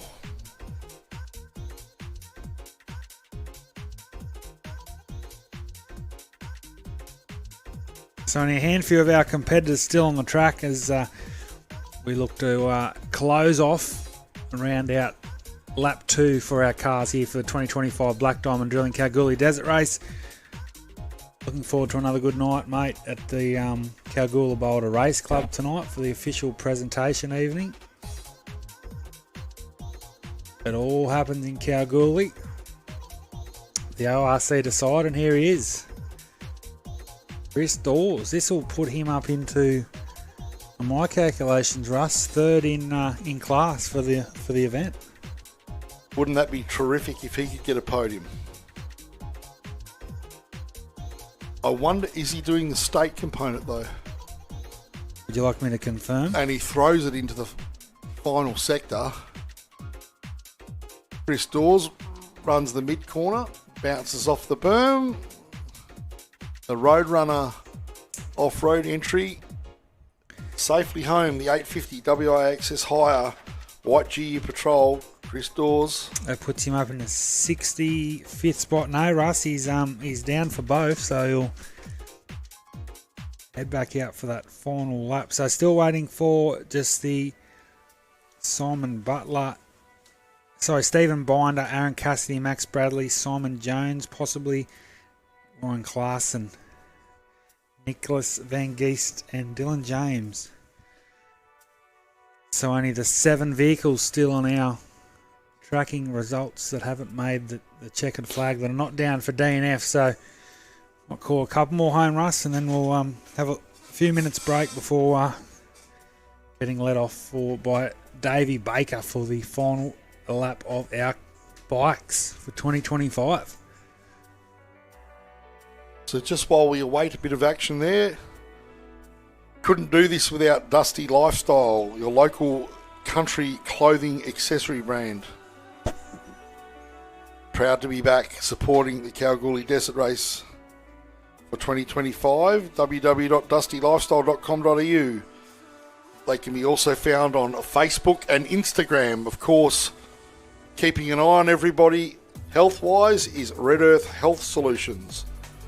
Reducing risk and minimising healthcare related costs, providing peace of mind through systemised compliant processes, practical hands-on skills workshops and small group teaching environments. So obviously a health supplier locally, redearthhealth.com.au. Follow them on Facebook, Instagram.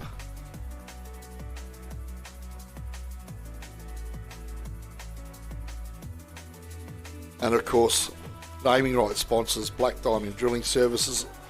I'm sure they are at the top of the heap when it comes to supplying drilling products and technical support to mining and exploration. Kennard's Hire, plenty of hire equipment here from Kennard's Hire.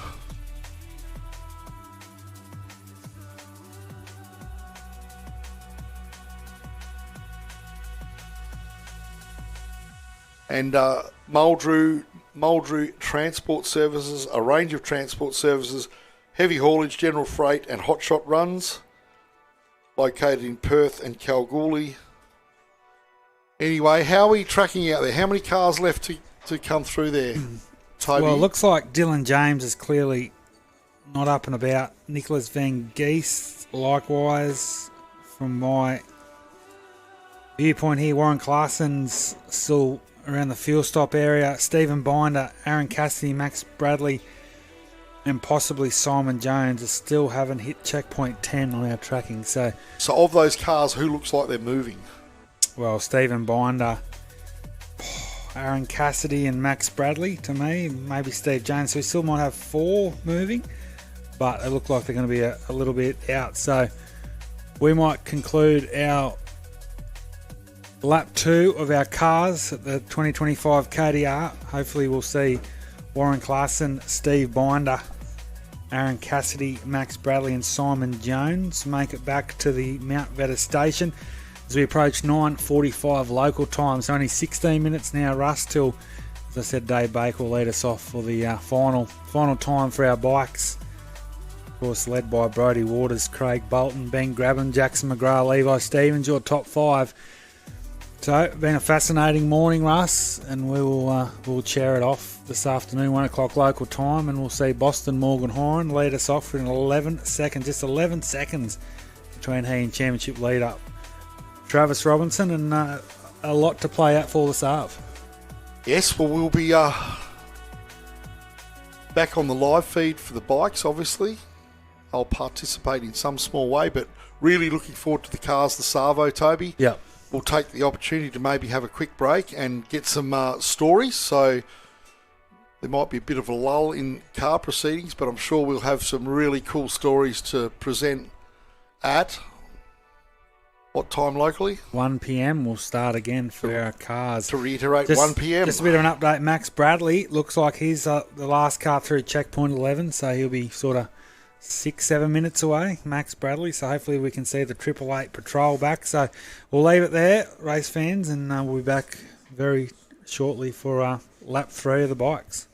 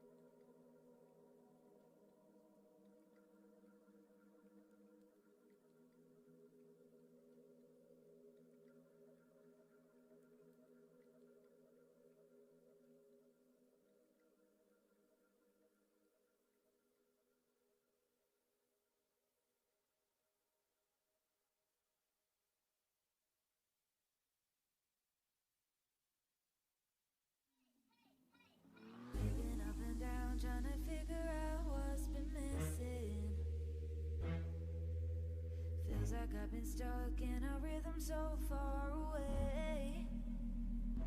There's something changing in the atmosphere.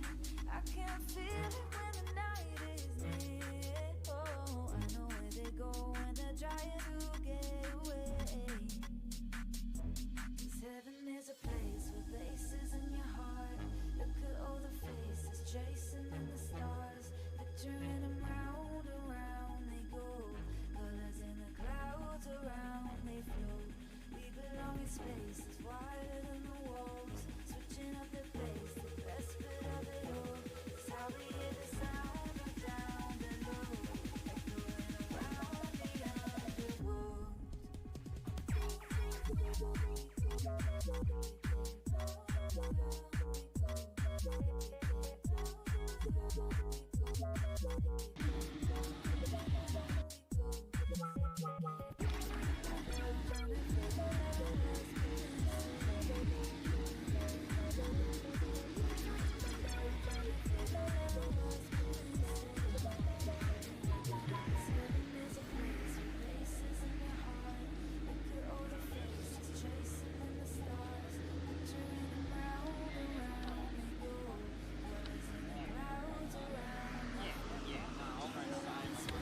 Wider than the walls, switching up the pace, the best bit of it all. It's how we hear the sound of down below, echoing around the underworld. I'm trying to figure out what's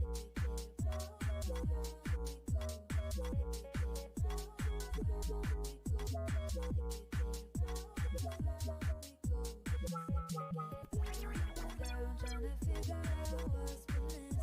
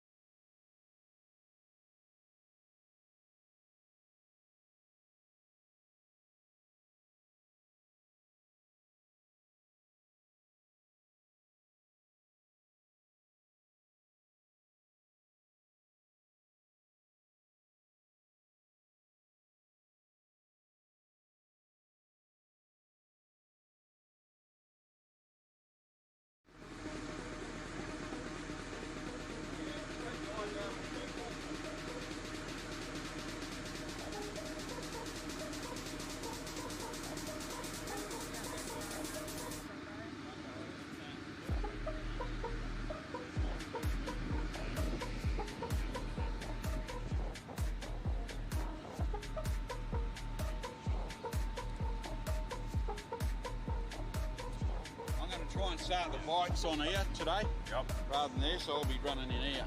Yeah. Okay. You want to find somewhere?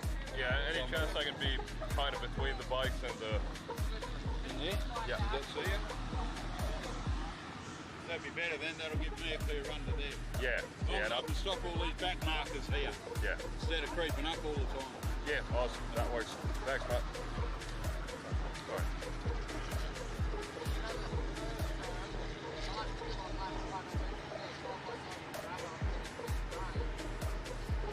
Good morning, ladies and gentlemen, and welcome back to KDR 25. We are here at Mount Vetter Station, brought to you by Black Diamond Drilling Services Australia for lap 3 of the bikes. We saw lap 2 of the cars get underway, and Russ Cullen and Toby Cooper did a fantastic job to bring you all the action there for the cars, but we are here for the final lap for the bikes, and it's been a fantastic drama-filled weekend of racing so far here at Vettis. The question on track is, can anyone stop this charge from Brodie Waters? The factory HRC rider is just putting on such a dominant display out there. A couple of minutes ahead of the local legend, Craig Bolton. And he just hasn't been able to do anything to do with the dust. Each time we see Brodie Waters get the whole shot into turn 1 and just leave him in a plume of dust.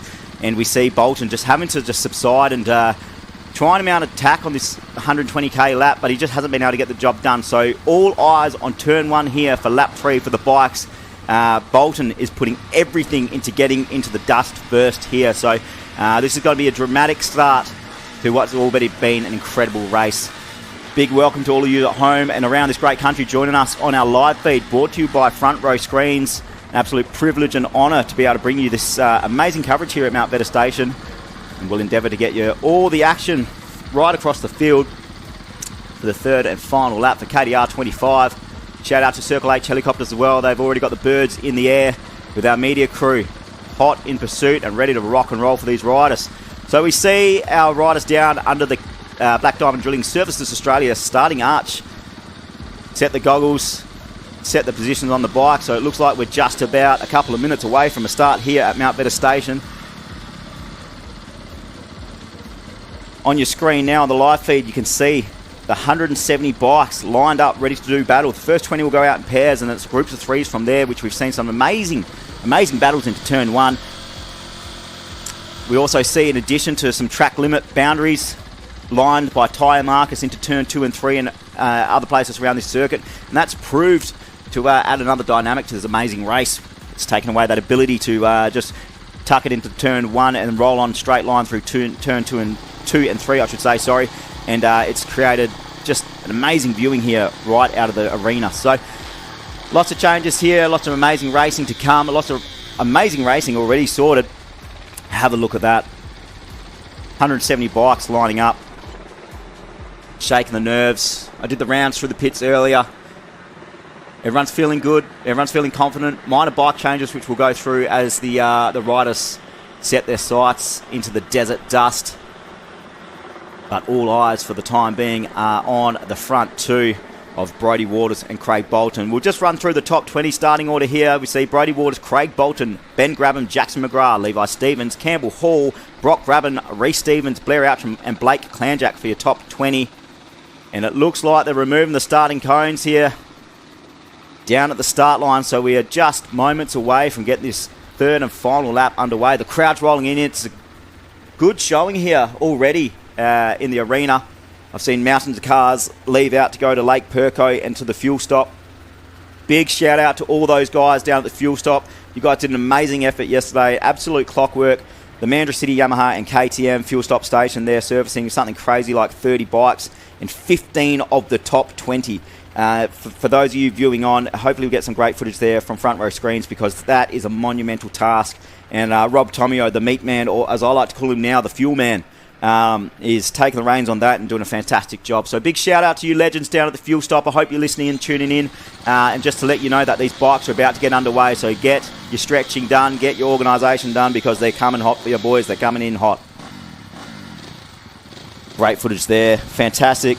Get up there on Craig Bolton. That's the Underclass, a West Australian brand supporting a lot of these riders out here. Charlie Creech and the Underclass.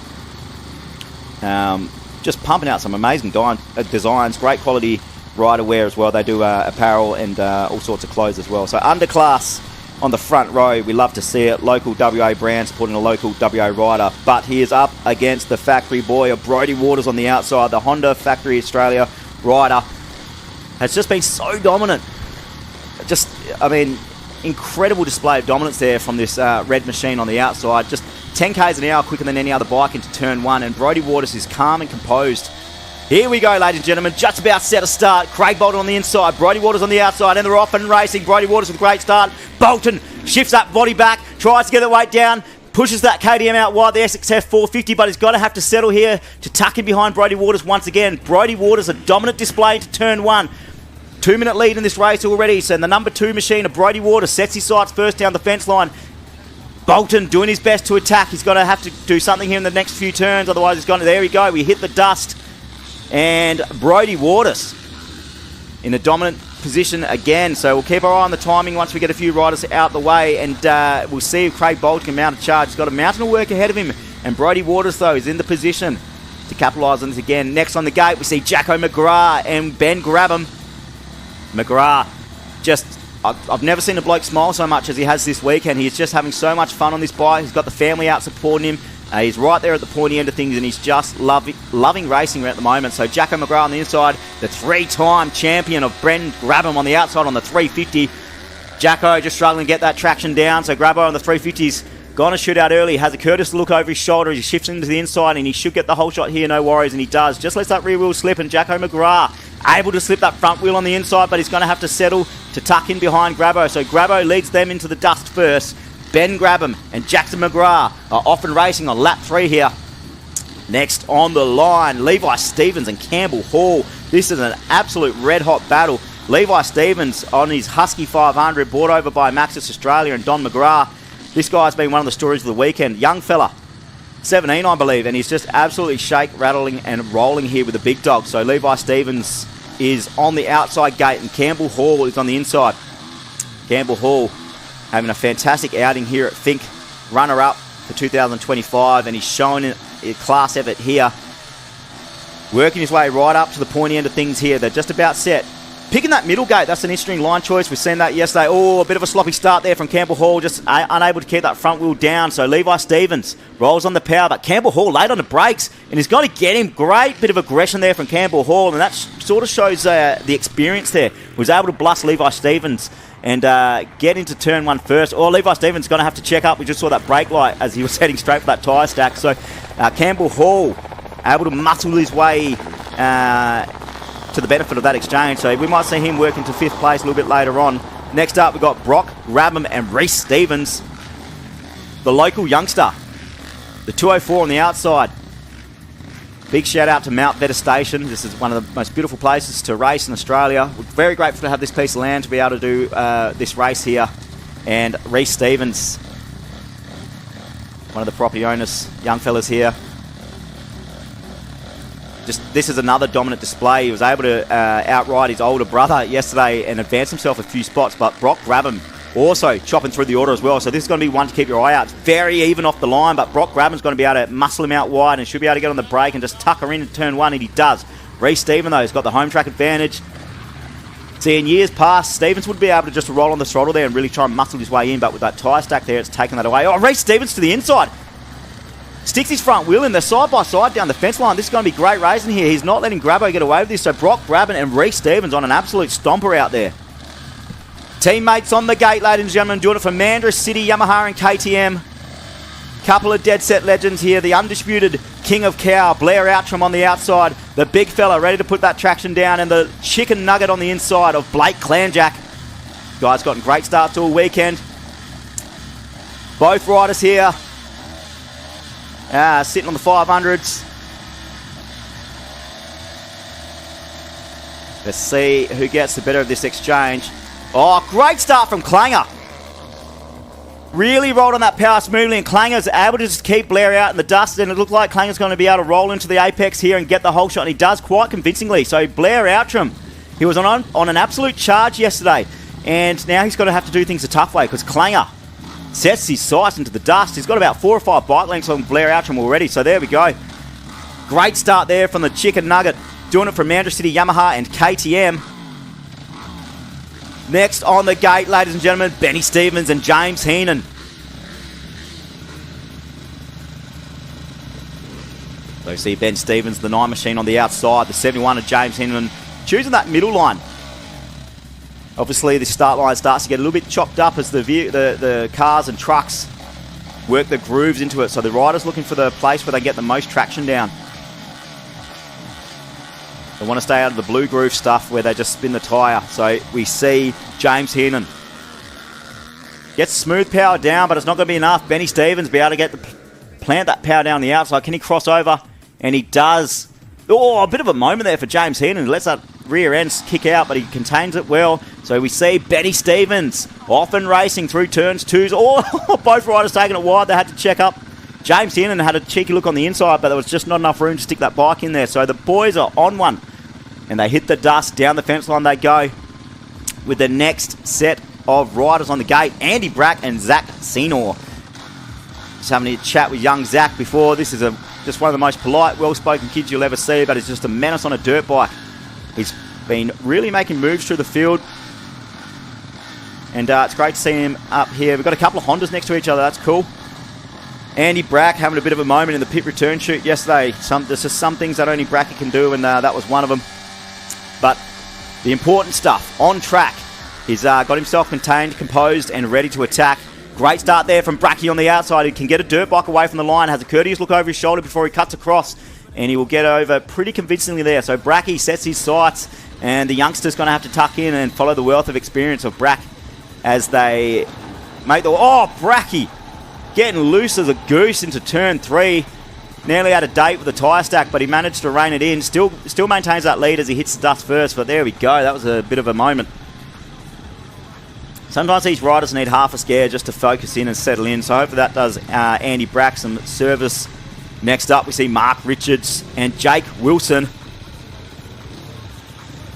A couple of relaxed riders under the Black Diamond Drilling Services starting arch for lap 3 of the bikes. We see Craig Bolton.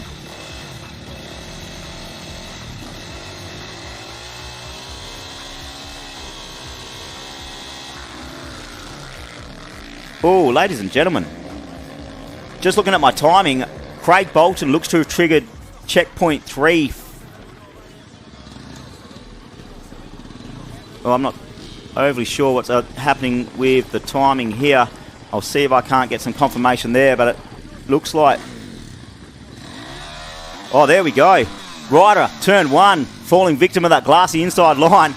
He'll get that thing going. He doesn't look injured at all, so he'll get going, and he's just going to have to settle for a face full of dust for the rest of this journey.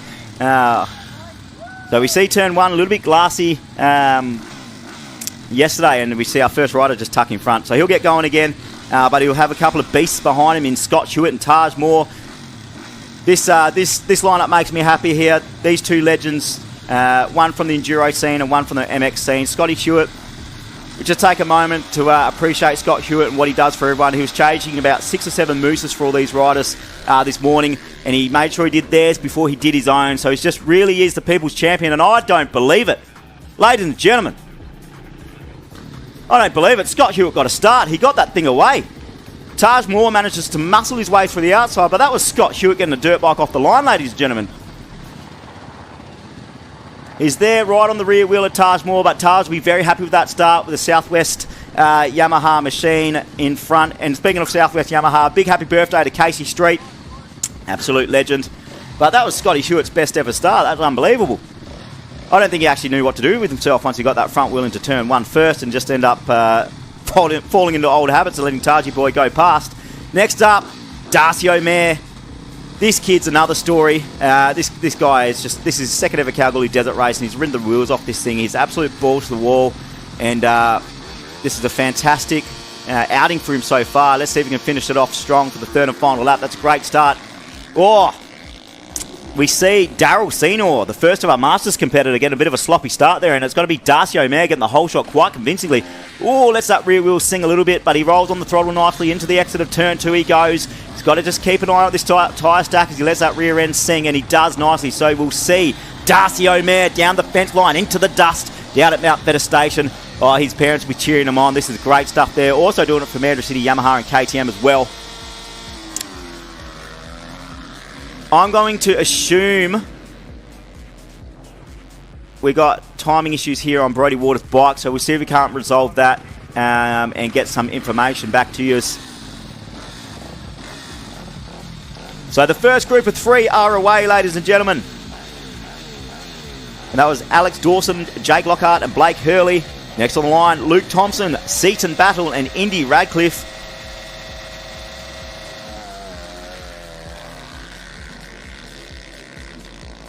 That's got to be Seaton Battle. Straight through the guts with the whole shot. Smooth power delivery. Got that thing down pretty convincingly. 4 or 5 bike lengths already. So Seaton Battle's got to win that little exchange through that group of riders. Next on the line, we'll see Ben Thornsby, Fraser Della Bosca and Brett Ray. Big Fraser in the middle. Brett Ray on the outside gate and Indy Radcliffe there on the inside. Oh, Fraser got the squeeze. He had to grab a handful of brake, otherwise he was going to go to Pound Town. So Fraser Della Bosca had to check up there, and it looks like it's going to be Brett Ray getting the whole shot. Indy Radcliffe there in the middle, and Fraser Della Bosca had to check up, but he's going to get a face full of dust for the next 120 kilometres by the looks of things with those 2 riders in front of him. Let's see if he can mount a charge and make some sort of move. On the line, Billy Ryan, Jeff Rush, and Zayden Olsen.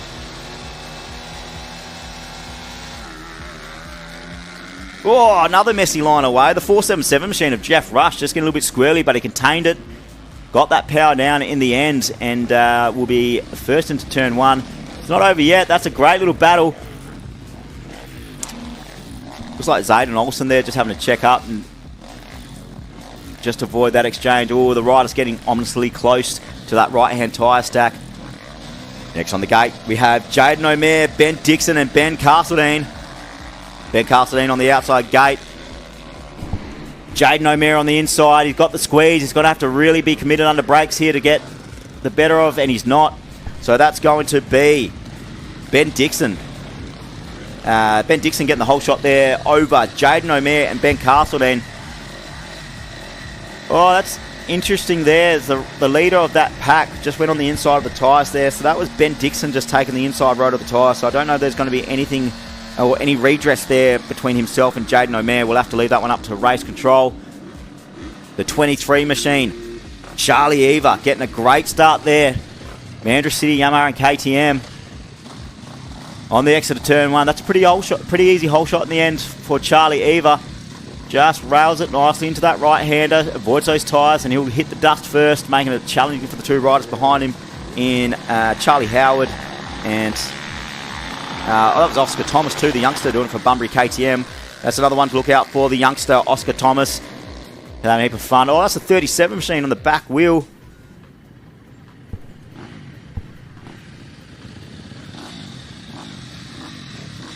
Missed who that rider was there, but it looked like he was having a heap of fun getting that thing on the rear wheel as he went down the start straight.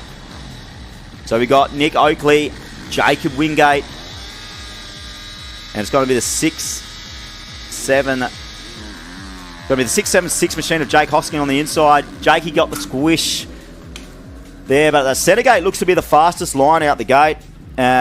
So we'll just had to check up a little bit there, and it looks like Jake Hosking might get the benefit there. I know that Jake Hosking tucks in behind into the exit of turn 2. So keep your eye on this centre gate. We'll see if that becomes a bit of a trend here for these groups of 3. We're getting through them now. Taj Reid on the inside. Brandon Ford through the middle, and once again Brandon Ford in that middle gate gets to drive down. Jake Hosking though, late under brakes and sends him wide, composes himself well and gets a few bike lengths. So Jake Hosking, Brendan Ford and Taj Reid there.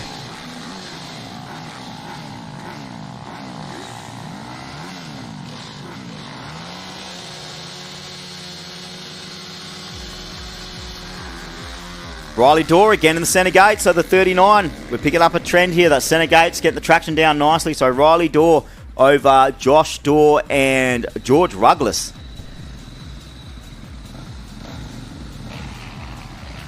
Righto, we should be seeing the first of our female competitors Charmin Bond in the centre gate. She's been in ripper starts all weekend. Let's see if she continue that form into lap 3. Next to her, we will see Jesse Bannister and Daniel Price.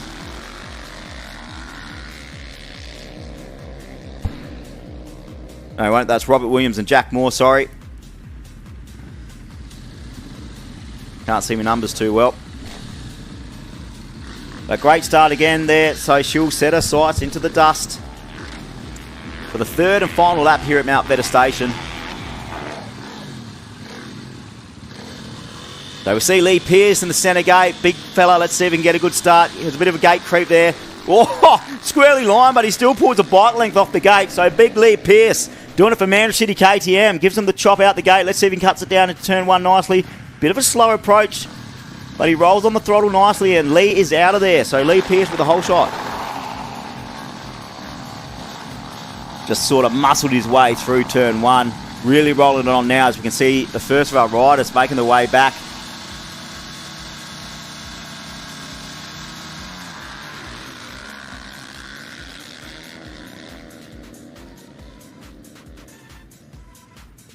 Next group of 3 away.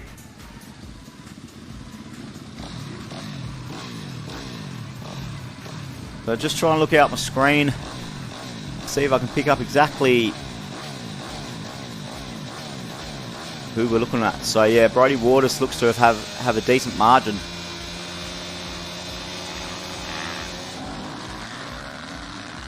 A centre gate, proving the goods again with the big Riley Fletcher through the middle.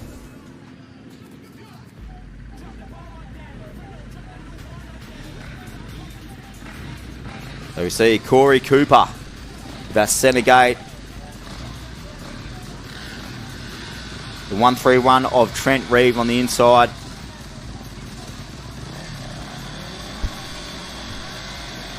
And the 292 of John Castriani on the outside gate. Bit of a sloppy line away, but Corey Cooper in that centre gate sticks his nose in front, but I think the inside rider of Trent Reeve's going to stick his nose in. No, he brakes hard and tucks behind. So once again, that centre gate proving the goods.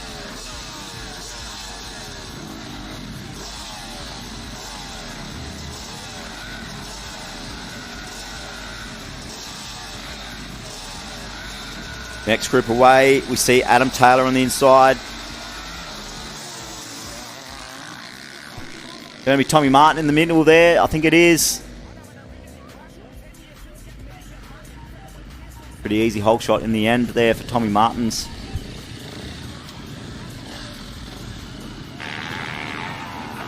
Outside gate, we see Jack DeFew, Paul Kleinberg.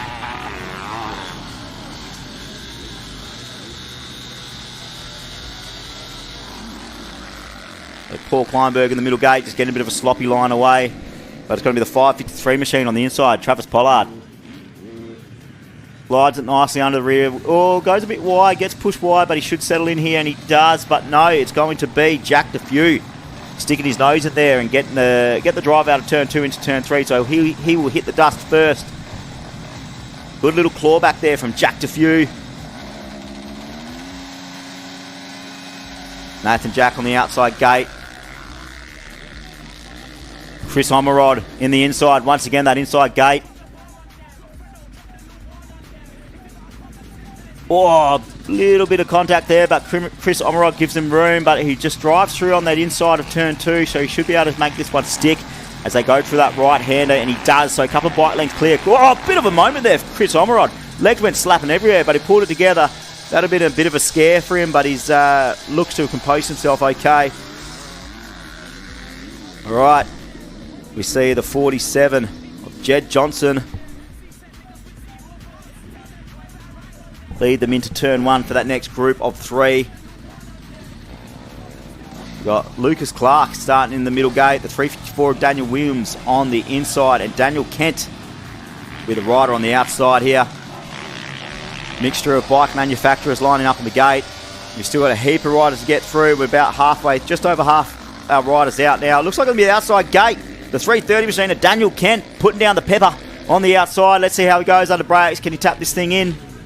And he does. He shuts the gate on him. See you later, boys, he reckons. Into turn 2 and 3 on the pegs. Good form, and he's out of there. So Daniel Kent from the outside gate. Haven't seen that in a little while. So we see Brett Crackle, Oscar Webster, and Sam Watson. Watto on the middle gate. Let's see if he can make that traction work here on the Cowie. Better start. Shifts that weight back, but it's that inside gate. Too strong. So Oscar Webster getting the whole shot on the inside there quite convincingly. Watto slides in behind there in second. Rolls on the throttle. So that's got to be Oscar Webster, Sam Watson, and looks like Brett Crackle. Righto, the Iron Man on the outside, Daniel Challen. You see the 557 of Jacob Scott and Corey Bannister on the inside. Here we go, ladies and gentlemen. Once again, that middle gate, Jacob Scott. Daniel Challen just having a bit of fun on the rear wheel. He's got a monster day ahead of him. Just finished his lap in the cars. He'll have a bit of fun on the dirt bike that he'll get back in this afternoon for his third and final run in the cars. Coming all the way down from Northern Territory and getting his money's worth this weekend.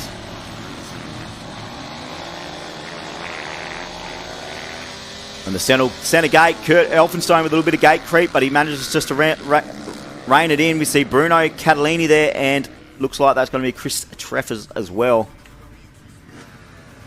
No, sorry, that was Ben Parker. My apologies. On the gates, now we see the next group of three.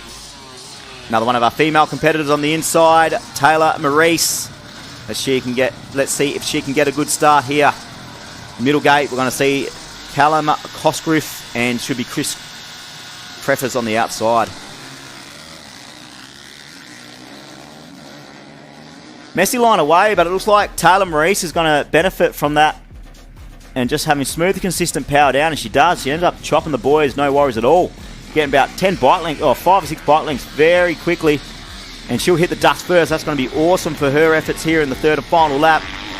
Next on the gate, Mia Kennedy on the inside.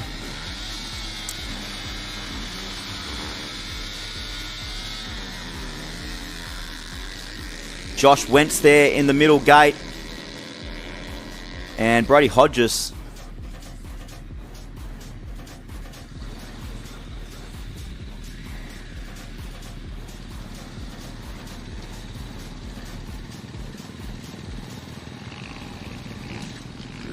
The 423 machine of Simon Bartlett on the inside gate. The 113 of Chris Schubert.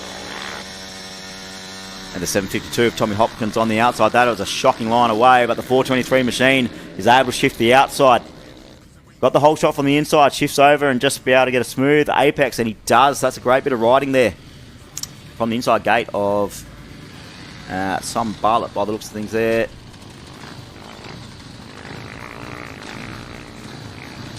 Righto, we are well and truly chopping through the bikes here for the third and final lap as we see a whole heap of riders making their way back into the stadium as they return briefly to the Goldfields Highway and then point and shoot back out into the dust. The next group of three away. Great coverage from front row screens as these riders battle into turn one to see who gets supremacy. The all-important battle into turn one as they the rider who hits the dust first is largely going to benefit. On the outside we see Daniel Sartoggio, William Payne, and the 777 machine of Shane O'Byrne. Messy away, but Willie Payne manages to get the traction down in that centre gate again, getting a couple of bike lengths under brakes, and he'll get that rather convincingly. In the end, an easy hole shot for Willie Payne. Next on the gate, ladies and gentlemen, 181 machine of Andrew Sprigg. So we've got the 601 of Jason Mitchell in the centre gate. Oh, that inside rider, that looks like Bo Close, a 210 machine. Getting a little bit swappy, but he manages to retain it and keep the whole shot. So that was a good save there from Bo Close. The 210 machine reining it back in and getting the whole shot in the end. As we can see the dust starting to circulate all across this arena here. The first 15 Ks before they head back in to the Goldfields Highway and then shoot out towards the first pit stop. We see our lead riders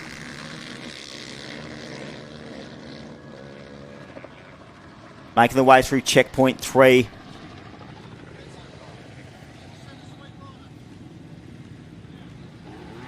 I think there may be a few timing questions here as far as what we could see on the checkpoints.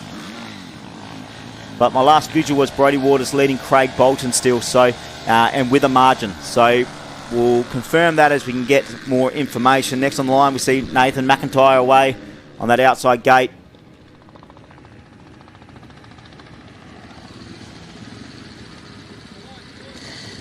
Okay, the 6.19 of Terry O'Brien gets the honours of the centre gate. The 7.75 of Daniel Brooks. And it should be the 88, the 88 machine of Jakey Cole on the outside. Very strong, aggressive stance. Bit of gate creep, but they're away. Once again, that centre gate proves to be beneficial as we see once again. So the centre gate getting the goods there as we see our sweep riders. Sweep riders still having to check up under brakes as we release another lot of sweeps just to ensure that everything is all good out there on the track, to scan the perimeter and make sure all our riders are safe. So big thank you to all our sweep riders.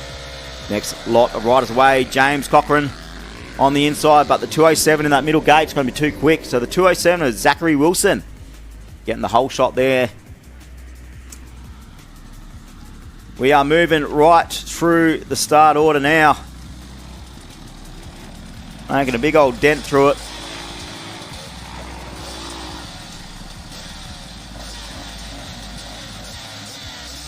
And it looks like our timing has resolved itself, so I look forward to getting you that information as it comes through, as I go through past checkpoint 3. So we'll be able to get that information to you just as soon as we clear these riders out the start and let them set their journey on lap 3 for KDR 25, brought to you by Black Diamond Drilling Services Australia. Amazing visuals brought to you by Front Row Screens and Circle H Helicopters. We'll see some great footage come through as this lap progresses. That's a nifty little shot there through the tyre. Our cameraman getting very creative. That was a cool little shot, I like that.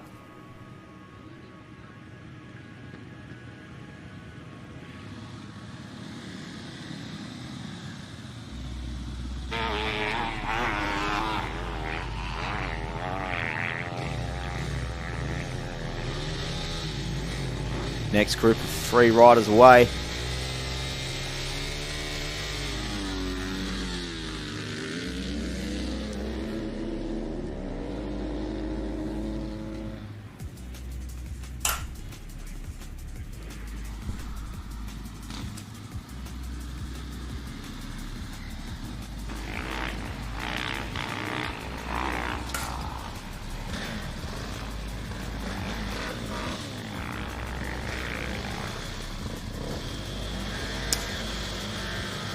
Only a few riders left to go here at Bettis for lap 3 of the bikes. See Richard Smithies there on the outside. Should be able to break late, cut across and get the whole shot. He does quite convincingly, so Richard Smithies.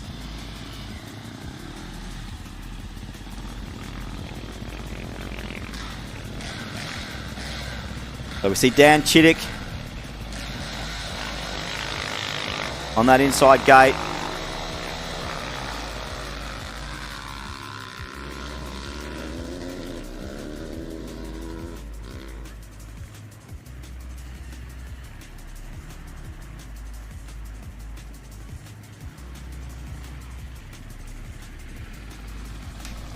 Right, our next group of 3 away, and we are well and truly getting into the thick of things in lap 3. So we see on our timing Brodie Waters leading Craig Bolton. We'll go through the margins once we get clear the start line from these riders.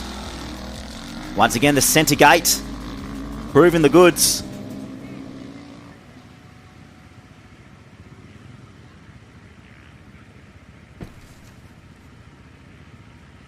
And that's a clean line away. We can see the dust starting to hover.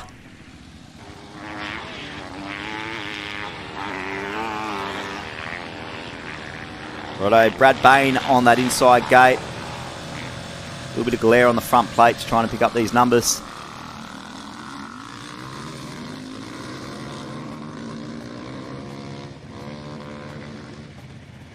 And Brad Bain, sorry, should get the whole shot. Oh, bit of a moment there. Let's that rear end kick out a little bit, but he reins it in nicely and composes himself well. Cresta Reed, one of our female competitors on the outside gate, the 121 machine.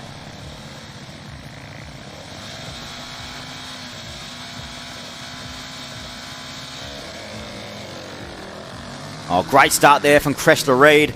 We see the 8.32 of Paul Tibitsma. Trying to rein her in on the inside. He does on the pegs. Rolls it in nicely into turn one. So Paul Tibitsma will get the whole shot there. And we got the final 3 riders for lap 3 of the bikes. Ladies and gentlemen, on the gate. Been a very smooth sailing event here so far at KDR for 25. And with 1 lap left to go for the bikes, we wish them all the best on their endeavours this weekend. The final 3 are away. Big shout out to Front Row Screens for covering all the angles and the dangles for the bikes for the final lap. As we see a few Circle H helicopters there zooming around, chasing these riders as they work their way back towards the Goldfield Highway. They'll point and shoot through that left-hander and they'll disappear out and we won't see them for another 40 or so minutes. Some of these riders had to take it off maybe for another hour or so. So let's tune in and see where we sit with our lead riders. So our timing looks to have somewhat resolved itself here as all our transponders start to pick up correct data. So it looks like Brodie Waters is out by about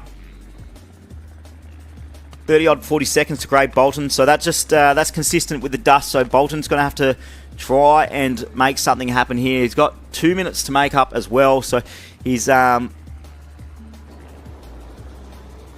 a mountain of work ahead of him. He's going to need a miracle out there. And he knows the track. He knows the terrain. But Brodie Waters so far is just so strong. There's been some great footage there of these riders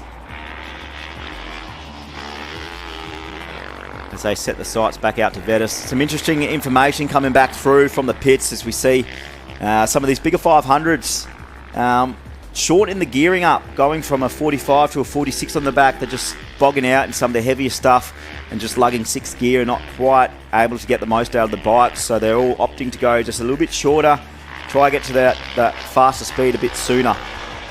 And a couple of riders, one being Blake Clanjack, made that decision yesterday, and he was met with reservation from some of the riders to begin with, but they've all seemed to be following suit today. So big changes throughout the pits on the 500s, looking for a bit of a shorter gearing.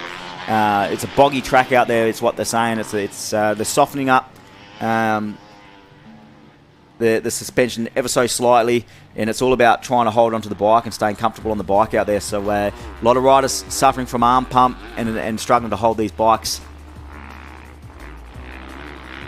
So a bit of interesting information there. See a lot of riders too opting to shorten the steg pegs as well, with the hopes that they can lean back into the steg pegs and not have to grip the bars so tightly. So the difference between a desert steg versus a conventional steg peg is, if you look at the chassis in which the steg sits in and it bolts to the subframe, it's a much longer chassis, and the puck for the steg peg is further back on the bike. So they're not forced to stand so tall on the bike. They can still lean back over the rear fender where you want the body position to be. But with that, the further back you get on the bike, the harder you've got to grip the bars. So some interesting moves being made there on bike setup, opting to drill holes in the chassis of that steg peg and move that puck forward just so they can rely on it a little bit more and loosen the grip on the bars just in certain areas of the track. Few moments out there for some riders at the 40k mark through the red whoops.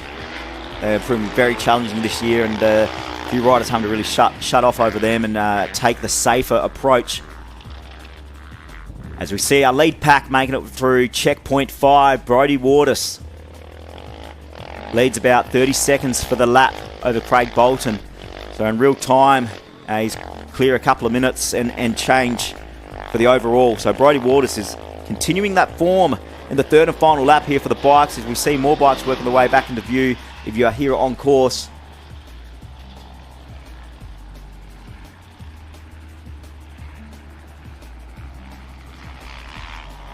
See Bren Grabham go through at 43 minutes past 10. So the order remains the same out there. Nothing really seems to be changing. If anything, Campbell Hall looks to be making moves and starting to really make that margin there on Levi Stevens.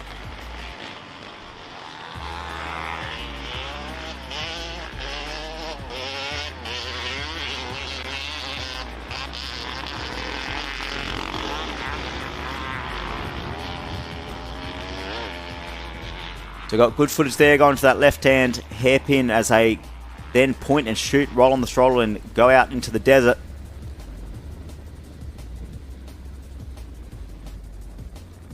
That is awesome visual there on our screen if you're watching the live feed. That looks like it's going to be Reece Stevens on screen. Just seeing how he uses the bumps to his advantage. It's about being smooth and methodical. So great footage there from the 204 machine of Reece Stevens.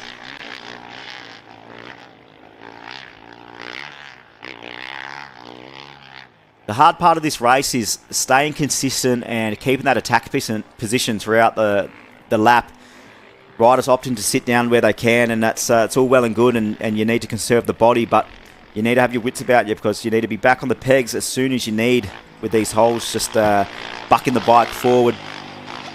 You can't really be anywhere but on the pegs for these turns. There's so many acceleration holes and square edges coming out of these turns, so you really need to be on your pegs and be strong on the exit of these turns. And as you can see there, Reece Stevens was just a perfect example of how to get some flow and just wheelie in and gap out of those gigantic holes and whoops that are out there at Mount Vetter Station. Good overall shot there of an empty starting grid. The calm before the storm. All 155 odd bikes that are starting for the third and final lap are off.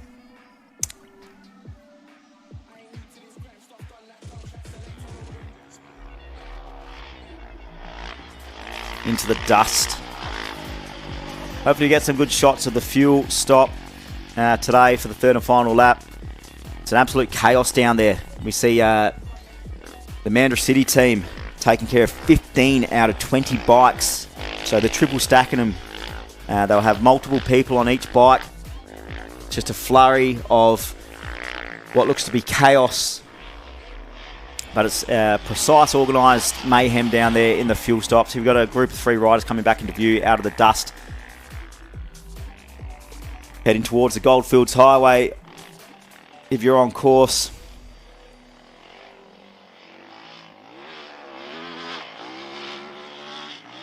Good footage on the screen there, the 124.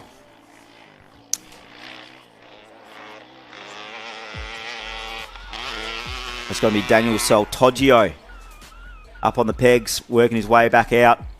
So checkpoint 6, we see Brodie Waters at 46 minutes and 53 seconds past 10 tick over into checkpoint 6. So let's see if he can increase that margin back to Craig Bolton.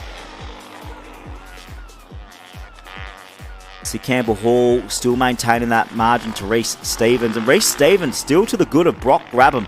So the young fella that we saw on screen, the 204 machine, managing to keep the big fella at bay for the time being. Levi Stevens on an absolute stomper out there.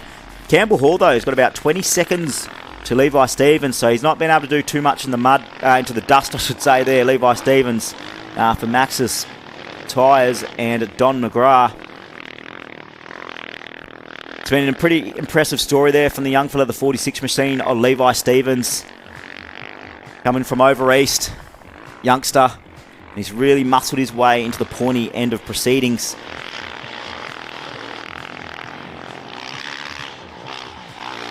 Okay, so some interesting info here down within the top 10, ladies and gentlemen. Blake Clanjack, after getting a fantastic start and getting the whole shot over Blair Outram, looks to have swapped positions here. So Blair Outram has made the pass and put the attack on Blake Clanjack and advances his attack here on the outright. So Blair Outram is the first to click over into checkpoint 5 in front of Blake Clanjack. So we know Clanger has been suffering from bad arm pump this weekend. We'll see if he can settle, compose himself and roll into the task. But at the moment, Blair Outram's just so dominant and so, I guess smooth is the word you use for Blair Outram in the desert.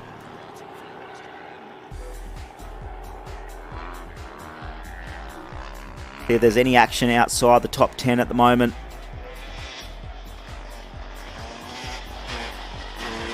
Well, looks like Taj Moore continues to lead Scotty Hewitt. A couple of legends further down the field there.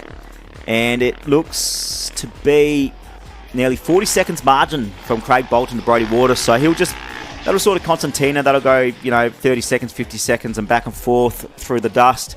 If he's not able to capitalise on anything there, that's probably how this will sit for the remainder of this lap.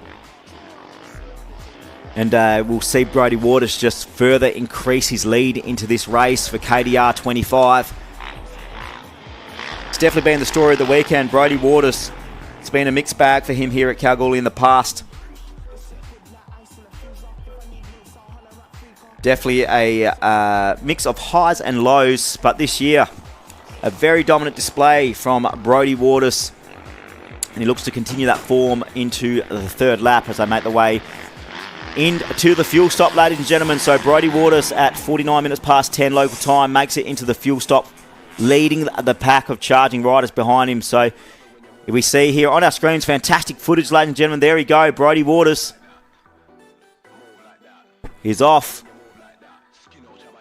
It looks to be claps and celebration there and cheering him on. In the fuel stop now, Craig Bolton, another rider under the Mandurah City Yamaha tent.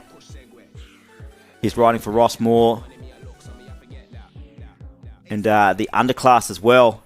The underclass supporting a whole host of riders out there this weekend. A great WA brand. Some of the best riding gear on the market. Getting behind our local riders. So Craig Bolton, 40 minutes in, finds himself into the fuel stop. The flurry of activity down there. It's great to see everyone doing all the safe processes there and abiding by the rules. Big shout out to everyone down at the fuel stop. You guys are the unsung heroes for the bikes. I believe this year they've done a controlled speed section for the cars as well, just making it further increasing the safety down there for everyone, which is great to see. I mean, so in years past, it's been it used to be a straight line into the fuel stop, and that was insane in itself. Some bikes coming in from 120, 130 k's an hour, locking up the rear, and the cars just screaming past. So each year, the event only gets safer, which is only a good thing. So great effort from the organisers there. Oh, look at that. That's a great visual. I think that might be Taj Moore. Let's see if it is a 65. And it is. Tajy boy saluting the cameras. Oh, great stuff there. So Taj Moore's having fun on his dirt bike. He said this stuff is far too fast for him. He wants to find his way back to an MX track, but he's having a ball out there and he's doing a great job. So Taj Moore having fun on the third and final lap. Have a look at that. The boy's smooth. He's on the pegs. Looking great in the underclass gear as well. Working through those whoops. Looking for the high line. Looking for the smooth line. Taj Moore having a heap of fun. Getting chased down there by our Circle H helicopters. Front row screens. Take a bow on this one. This is great visual. Oh, Taj Moore doing it for Southwest Yamaha and the underclass. Just one of the nicest guys on the field. Questionable haircut though. He's one of those kids that have gone shaved around the sides and gone, looks like ramen noodles on the top. So I'm not too sure exactly what's happened to that one, Tajy boy. But he's a good kid and he can swing off the back of a dirt bike. And look at him, he's just having fun. Yeah, shuckers to the boys. Taj Moore, get on your pegs. Get off the seat. Creech will be sitting at home yelling at him. There we go. And look at that. This is just great. This just shows you how the suspension work on these bikes. Look how even that bike's moving through the rough stuff. Just light on the front wheel, picking it up where he needs to, looking forward. A lot of these riders are all running earplugs and it helps focus the eyes in. It sort of focuses the sensors into the visual because they're looking very far forward, way more forward than you'd look on any sort of motocross track or single trail. And they're looking for lines, looking to lift the front wheel and gap out of things, looking to get creative and be as smooth as they can. Great visual there. Well done, front row screens and Circle H helicopters. Taj Moore for Southwest Yamaha and the underclass.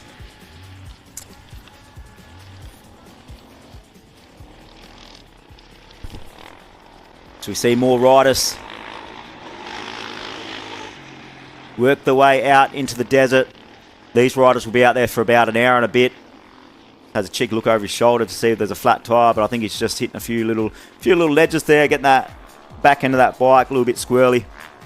That's the difference when you sit on the seat too. It really shifts the weight of the rear end of the bike, and it becomes far more unsettled would be the word. So that's why it's important to get over the pegs and get that bike nice and balanced.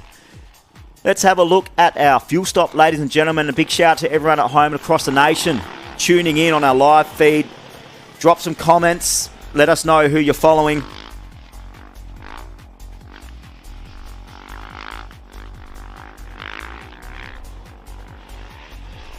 So we see 5 or so bikes making the way through the fuel stop. We'll hopefully get some footage of that later on in the day as this lap progresses. But for now, we've got some great visuals on the screen.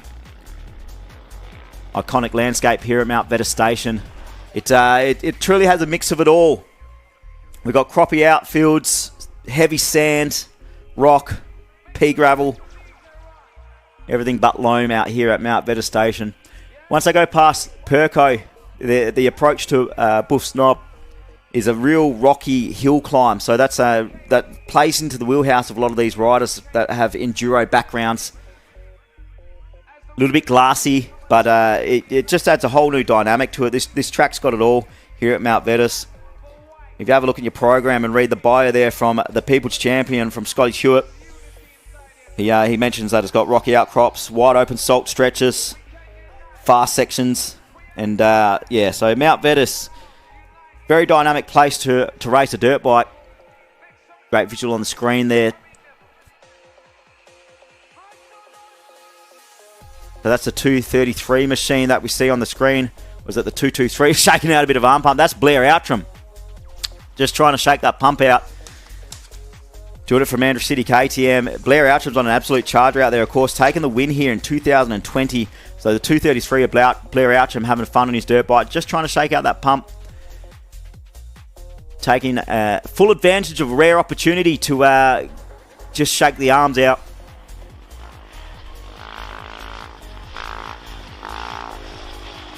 Great footage there as well.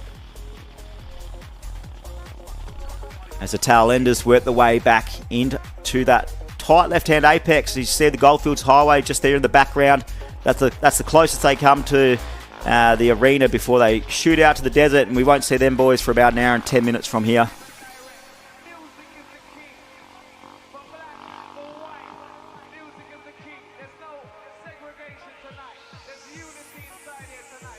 So we see Blair Outram pop into the fuel stop before Blake Clanjack, which is to be expected. They have swapped track position. And Blair Outram's pumping a fair bit of a margin. He's only about 35 seconds behind Brock Grabham. So Blair will be looking to really muscle that margin in on the last half of this third and final lap. Here we go, we've got some more footage from our Circle H helicopters and front row screens. Have a look at that. Perfect example of smooth, fluent riding out here at Mount Vetters.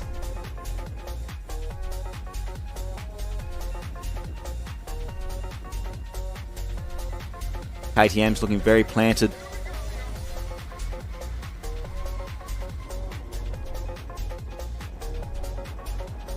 So you can see the different choices in hardware and seat setups. A lot of riders opting for the high foam seats, which helps them get back onto the pegs quicker,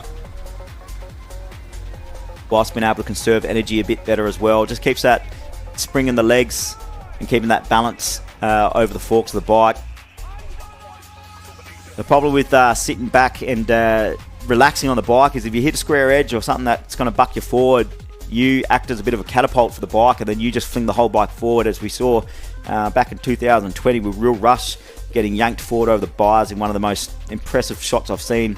Young fella just got bucked forward. So it's a dangerous sport, and it's full of risks, but you can mitigate those risks with good setup and good riding posture with fitness as well. So we see Reece Stevens on the screen, and speaking of fitness and being prepared with good hardware, have a look at this.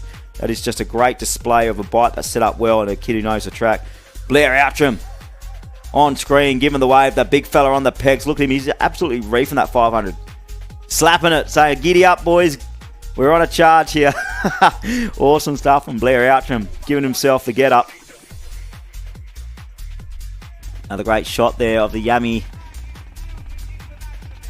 All the feedback from the riders is one of the coolest things of this event is just hearing that bird in the air behind him, chasing them down. Says it just Well, we've got a pass on our screen, ladies and gentlemen, brought to you by Front Row Screens.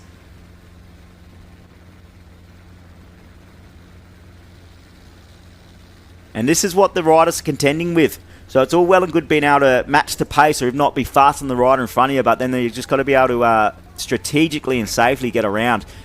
So we'll see these riders try and take advantage of the different directions of the straights with the wind crossing sideways. So once we get a sideways wind, that's where the riders will try and mount an attack while the dust is settled. And if they don't get it done before the next turn, they'll find a face full of dust again.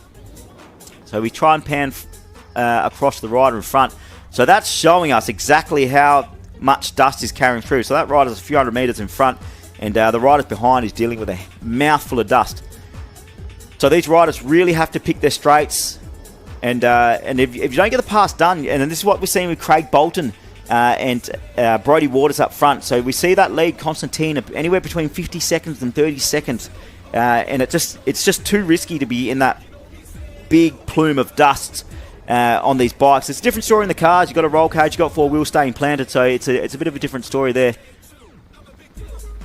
Another good shot on screen. Just picking that front wheel up, hitting the top of those whoops. Using the edge of the track, trying to stay off the square edges from the cars, looking to use all the safe real estate they can.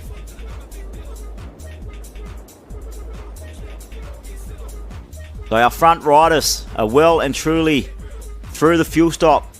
I'd imagine they are past Lake Perkalilly and on the approach to Booth's Knob. Great visual on the screen. So Brodie Waters leads Craig Bolton, Ben Grabbo, Jackson McGrath, Levi Stevens, Campbell Hall, Brock Grabham, Reece Stevens, Blair Outram, Blake Clanjack have swapped track positions.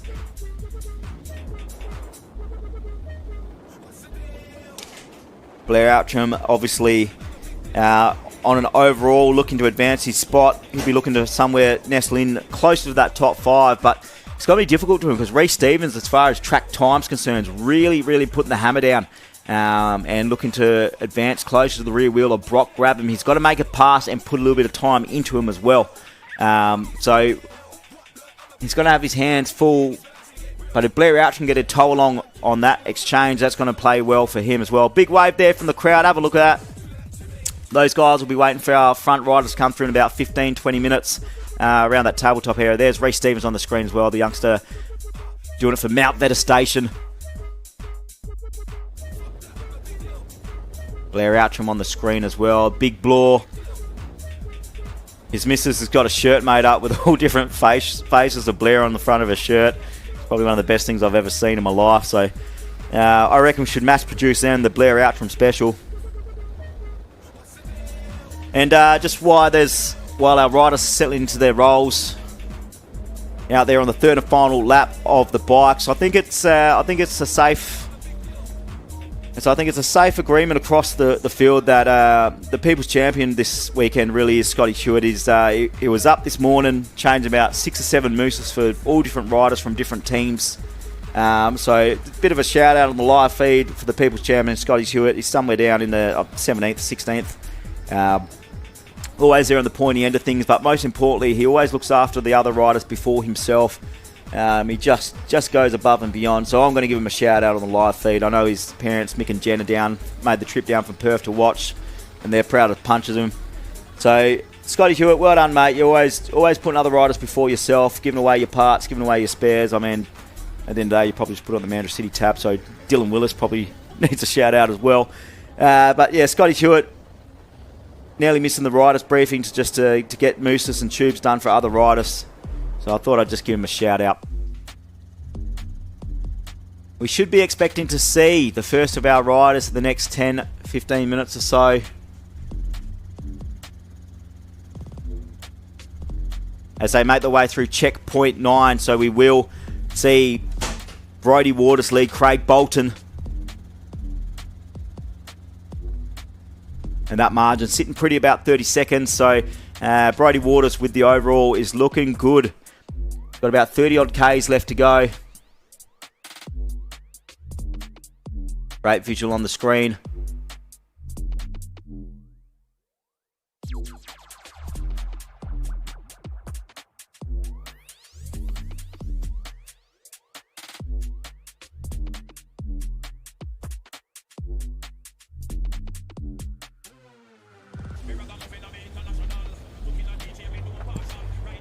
Righto, so a handful of riders making their way through the pre-boof checking timers.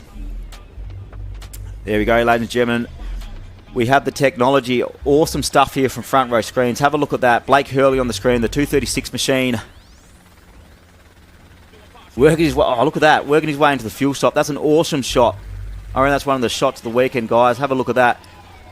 So we've got a rider there catching the bike. He'll slide off the back of the bike. He'll get the fuel tank sorted. He'll get a gel shot, get the new goggles, and he'll get back on there. We see Brody Waters set up, Mandurah City, KTM and Yamaha set up. That's a great shot there from Front Row Screens and Circle H Helicopters. It was awesome to see a rider on the approach into that right-hander. In years past, it's been a straight approach, and the rider's gone from about $120 hard on the brakes, and it was awesome to see, but it was pretty risque.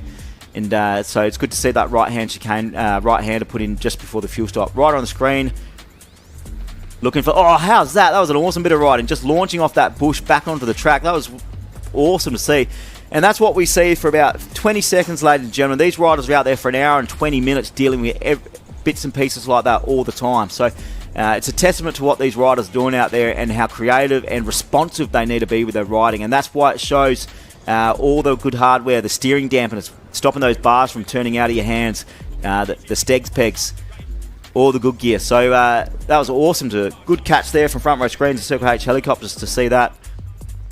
As we see 4 riders make their way through checkpoint 9, ladies and gentlemen, it's Brody Waters in control of things over Craig Bolton. And we see Ben Grabo, I'm going to say under attack here. We're going to see Jackson McGrath. This is fast on this last section of the track, and this is where the 350 is going to struggle. So I reckon Jackson McGrath might be able to tack onto the back of Ben Grabban here for the third and final lap. I don't think that'll have an effect on the overall, though. He needs to pass him and make a bit of time to affect that. But Jackson McGrath having a good old time. I spoke to him a couple of times over the course of this weekend. He's just having a great time, really enjoyed himself on the bike. He'd be very happy with 4th. If that's where he sits for the final few kilometres of this lap, you'll see that through to the end. Great visual on the screen there. Good example of riding position on the pegs. In attack position, leaning back into those stegs. Got the rider in front. So that dust just flicks up for absolute hundreds of meters. And you see it's about 30 to 50 odd seconds, I'm going to say, is the margin you can sort of hold to the rider in front of you without it getting too risky. Also, the roost out there is incredible. It's sand, but also it's very pea gravelly as well. So I've seen lots of battered bodies from the roost. Taji Moore just enjoying himself. Get the elbows up because he knows Creature's at home watching. Just watch how he picks that front end up on that Southwest Yamaha WRF 450 and just pops it in where he needs. Smooth is fast out here in the desert. You don't want to be loose. You don't want to be jerky on the throttle. You want to try ride up a gear where you can and keep that smooth power down. Big shout out to everyone watching at home and around the country. Feel free to leave a comment and shout out who you're following.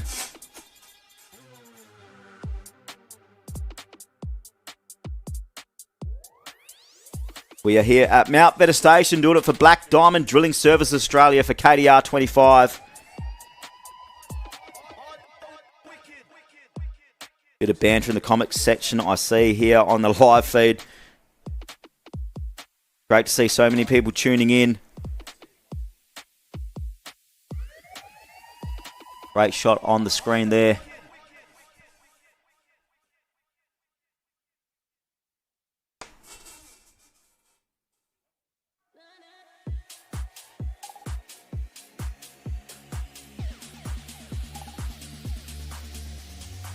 Can't make out what rider was sitting on screen. That might be Indy Radcliffe. Oh, have a look at this, ladies and gentlemen. Lake Perkalilly. Awesome footage here. Front Row Screens taking us out to the iconic Lake Perkalilly. So that's the approach to the lake. So they'll jump onto the lake. There's a big single where they land to flat. And that left-hander there, you'll see the tree on the inside line.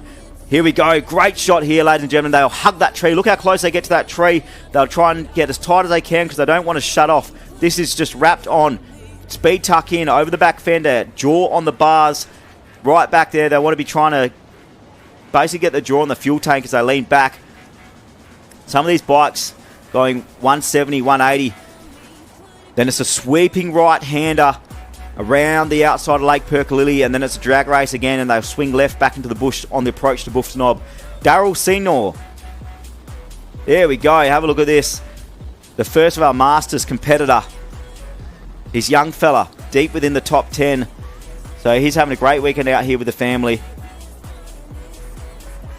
So good little footage there. You see the technique as they do what we call a speed tuck. Get right over the rear fender, get that jaw over the fuel tank. But then when they pop up under brakes, you don't want to be too far on the back because otherwise the bike gets twitchy and the front end's too light. So they just sit back forward, shift forward over the peg. There we go. How's that? That is full commit, 150 k's an hour and giving the shuckers to the boys. Oh, that is awesome stuff. Front row screens, take a bow. This is incredible stuff. This is the first time I'll be able to get footage from Lake Perkalilly out to us. And what better way than to see Daryl Senior doing it for the Masters. Have a look at that. It even looks across. If you haven't ridden a dirt bike with a motocross helmet on, that jaw piece and that peak, if you look sideways at 140 k's an hour, that just grabs your head and want to rip you off the back of the bike. So that's why it's important to speed tuck. You can't look up either because otherwise your visor just grabs and rips. So, yeah, incredible footage there from front row screens. That's insane stuff. So as we try and pick up our race leaders, they're making the way through checkpoint 9 on the approach to checkpoint 10. We should expect to see our front riders making the way through now. And I believe we're going to have the opportunity to go down and speak with our leaders as they make the way through. Have a look at that. Lake Perko. Everyone's parked up, having a good time, playing it safe, being courteous to the riders. Here we got another rider on screen. Watch this. He'll tuck in right into this tree on the left hand. How close do you want to be? That's about 110 k's an hour as they go through that tree. They'll just, some riders will balk, other riders will try to keep that wrapped on, and they'll shift their weight forward, and then watch, they'll start tucking about now. There he goes. Shifts that weight back on the bike and really rolls on the throttle. That thing is absolutely buttoned. Alexander Dawson on the screen, the 166 machine. You see different riders, so if you're wondering why some riders are speed tucking and others not, it is sketchy as all hell to get right over that rear fender, tuck your head down and basically not be able to see where you're going to try and get an extra 15 k's an hour out of the bike. So you see some riders tuck more than others, but you see the ones that have got their jaw on the fuel tank will start approaching 150. The 500s that are geared tall might get 160, 170. So this is where the gearing, where we talked about earlier, some riders will sacrifice speed on Lake Perkalilly to get through that sand a bit better. But great visual there from front row screens. Alex Dawson, all of you around this great country checking in on our live feed. You're in for an absolute treat with this one, guys. This is ripper stuff.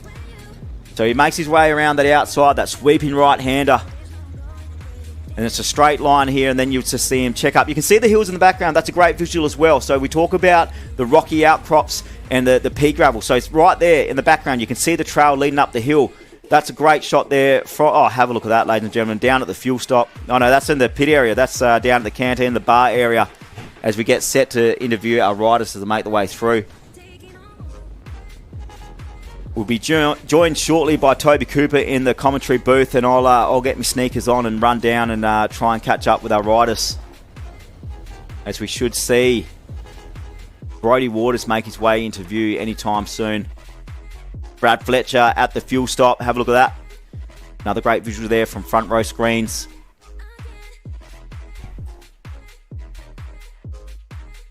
This has been insane footage here. This is I've never seen anything like it here in all my years at KDR. So these guys are going above and beyond to get us all the shots. One of the most impressive ones then was that shot over Lake Perkalilly, where you saw the hill, the gravel hill on the approach to Buff's Knob. So that's where we say the hill climbs are, and it's a bit off camber and it's rough. It's more single trail, would say. Good shot there of the salt lakes that the riders are dealing with. Definitely want to be pressure washing your equipment after this one. I can see the dust in the horizon, so that'll be our race leader, Brodie Waters, making his way back through. He's probably 5 minutes away from being visible. Another great shot on screen.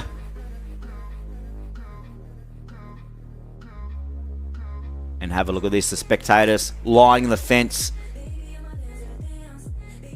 ready to cheer on their favourite riders. They make their way back through the pit return chute on the completion of the third and final laps for the bikes here at Mount Veta Station for the 2025 Kalgoorlie Desert Race, brought to you by Black Diamond Drilling Services Australia. Another good shot on screen.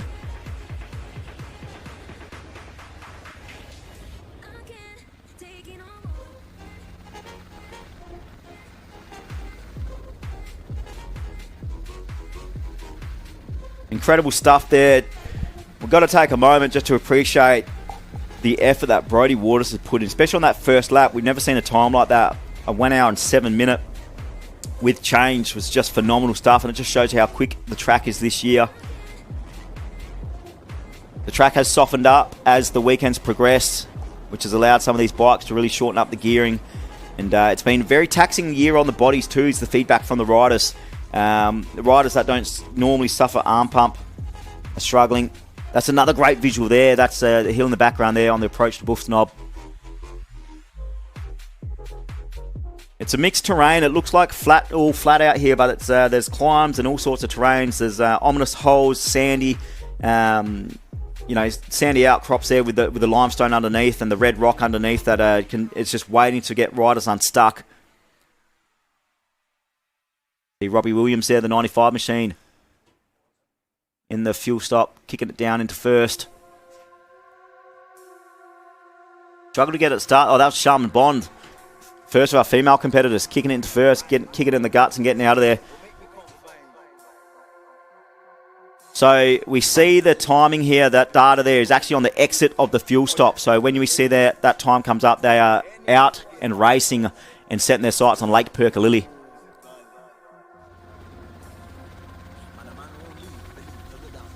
Oh, there we go, ladies and gentlemen. That's Buffs Knob on the screen. Circle H helicopters and front row screens bringing you all the treats.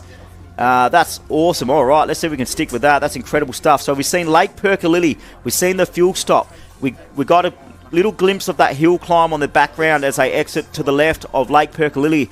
And then on the edge of that hill, you'll see Buffs Knob just carved into the side of it.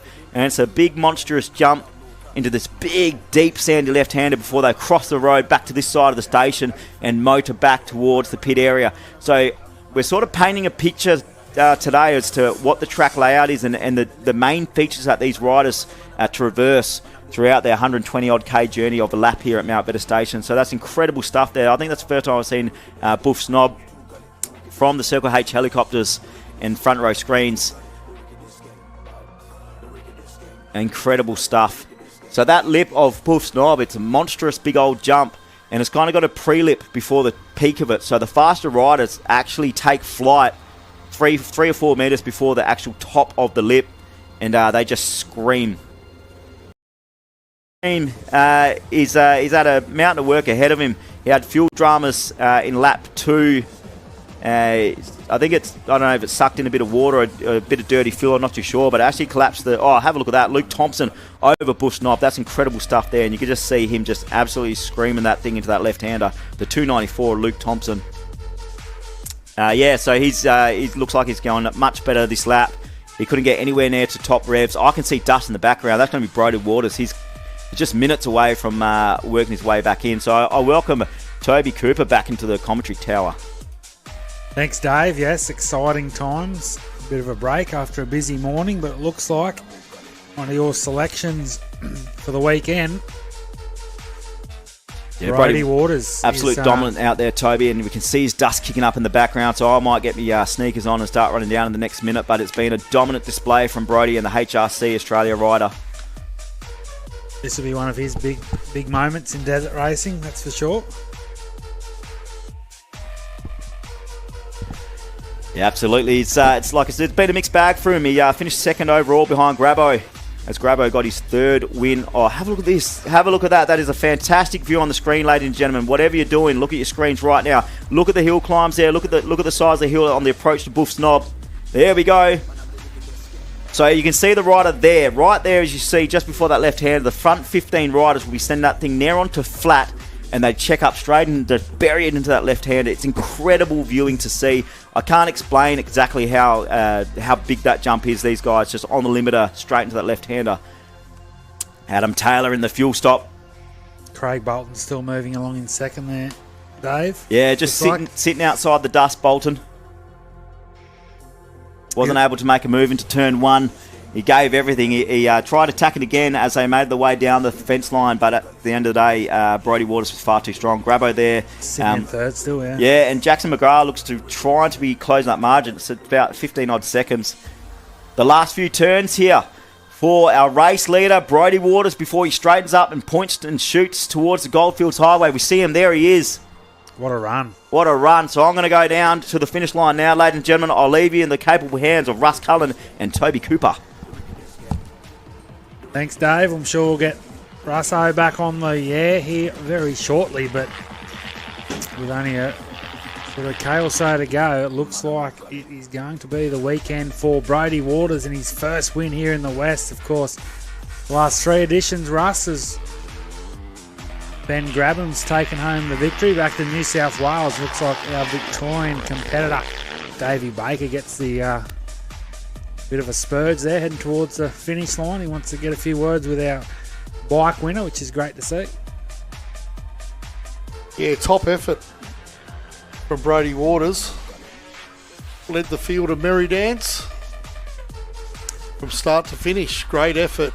So here he is. From He the started. Honda rider. He had about a minute and a half lead heading into this final lap here on Sunday. But Brodie Waters, second here 12 months ago behind the veteran Benny Grabham, but it's Brodie Waters' weekend here at Kalgoorlie. And like he's done all weekend long, he looks down, checks his time. And that is a superb effort from Waters. I know he's got a connection there with the OBR team, Russ, so it's been a perfect Sunday for those guys so far. But Brodie Waters is your provisional bikes winner here for the 2025 Kalgoorlie Desert Race, and Craig Bolton shouldn't be too far away. Here he is on cue. The next of our bike competitors.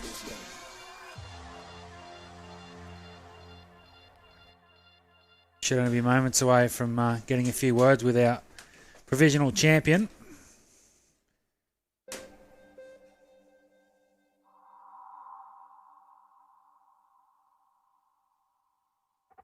Still waiting for a final time there for Waters. It should come through. There it is. So a great finish for Craig Bolton. A 1:11.11 for Brodie Waters on the 2 bike. Our provisional champion Craig Bolton home with a 1 hour 12:07, so around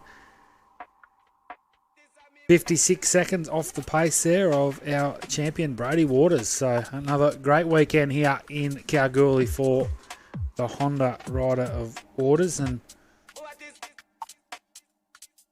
see Dave Baker heading down there. Russ, it's been a another tremendous bikes weekend. Absolutely. Entertained us from start to finish has both Brodie Waters and Craig Bolton. What a great ride from Craig Bolton. Kept the pressure on Brodie all the way. I mean, Brodie had a comfortable lead, or stretched a comfortable lead over the weekend, but Craig Bolton certainly kept him honest. And it looks like our third and fourth bike competitors through, Ben Grabham on the 1 and Jackson McGrath. There is nothing between these two as we see a couple come down towards the Goldfield Highs. This should be the Ben Grabham entry, and this should be enough to get him that third position. We'll go down to Davey Baker with our champion. Yeah, g'day Russ, g'day Toby, thank you very much. I'm joined down here in the pit return chute with Brodie Waters, ladies and gentlemen, your 2025 KDR champion. I tell you what, it's been a big mixed bag of emotions here at Cal, but you really just stomped your boot of authority here for 2025. Walk us through your weekend, bud. Yeah. Obviously, the first year I come here, I broke my back, and then last year come back and slowly chipped away and ended up with second and chased Grabbo all weekend. And then this year I broke my neck at Fink, and then this is my first event back, and I just wanted to come and try to prove to myself that I still have it and I'm well worthy to be at the top. And you've absolutely proved that, ladies and gentlemen. I tell you what, you're right at Fink. You rode the last 30-odd Ks back limping. And to come back here after the series of injuries you had and just to show the world that you're a dominant force in desert racing, and to do it in such a convincing fashion as well on your HRC 450, mate. Congratulations from all of us here, and we'll see you back next year. Yeah, for sure. And I'd just like to dedicate this win to one of my long-lost sponsors that passed away last weekend, Doug Sharp. I dedicate this to you. Well done. Ladies and gentlemen, Brodie Waters, your champion for 2025. Doing it for Honda Australia and WA Fire Protection. Well done, Brodie Waters. We'll just shuffle over here if we can. Now, Craig, if we get a moment of your time, please. Ladies and gentlemen, we are joined here with Craig Bolton, the local legend. Had a couple of cracks at this race. Unfortunately, suffered a DNF in your first outing here, and you've just absolutely just stomped it this weekend, mate. You're hot in pursuit. You had to deal with a face full of dust throughout the whole weekend, just not quite been able to get in front in turn one. Work us through your weekend. Yeah, you pretty much just summed it up. You know, I probably made it hard for myself this weekend. I feel like I had some pretty good pace, but I couldn't really put it down. When you're in the dust, it gets pretty hard. So, but hats off to Brodie. You know, he rode unreal to come over here and, dominate this weekend like he did. It's impressive. And also to Grabbo, keep me honest as well from behind. But yeah, it's definitely, it feels good, you know. 2 years ago, I was leading the race, my bike stopped, and yeah, that's all she wrote. And then last year I was out injured, so this is actually my first ever full crack at it. So to come away second, I'm pretty pumped. Yeah, well done, Craig. And we'll see you back next year to try and go one better. Yeah, bloody oath, I'll be back. I gotta keep the trophy in Kalgoorlie. There we go, ladies and gentlemen. Craig Bolton. Going to come back next year, try go one better. Let's have a word here with the Grabbo. Grabbo, mate, we're going for the 4-peat this year. You had a whole army of riders making it difficult for you, but you're going to have to settle for third this year, mate. We'd love having you at this event. Walk us through your weekend.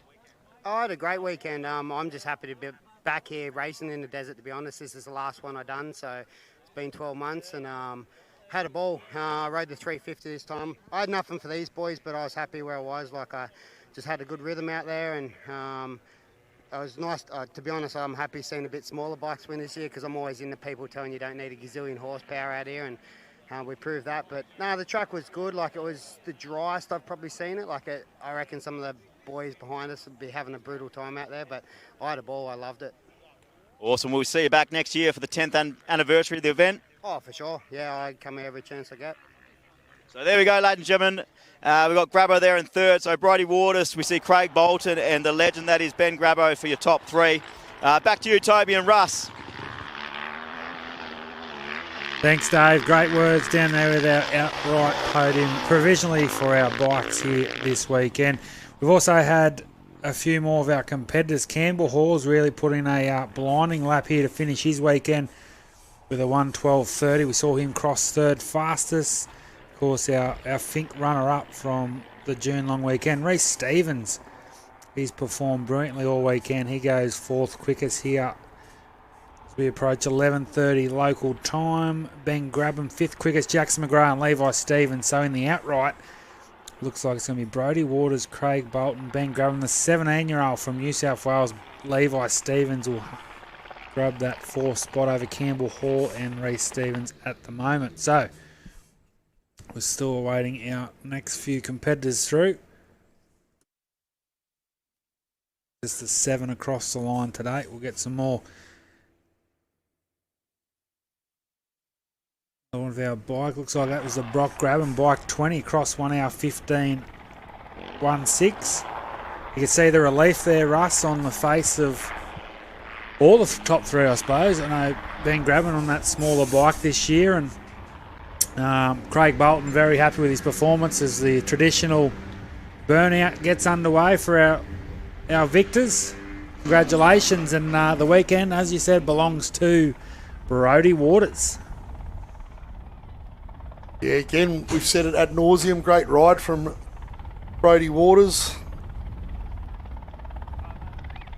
And celebrating with a burnout by the sounds of things. I think that might be Blair Outram, yep, on the 233 bike, 1:15.12. So that's a nice time. He goes a little bit quicker there than Brock Grabham. So that'll put him in the outright order, provisional of course, into 8th spot. Blake Clanschek should be the next bike through on 996. One of Dave's tips here for the weekend.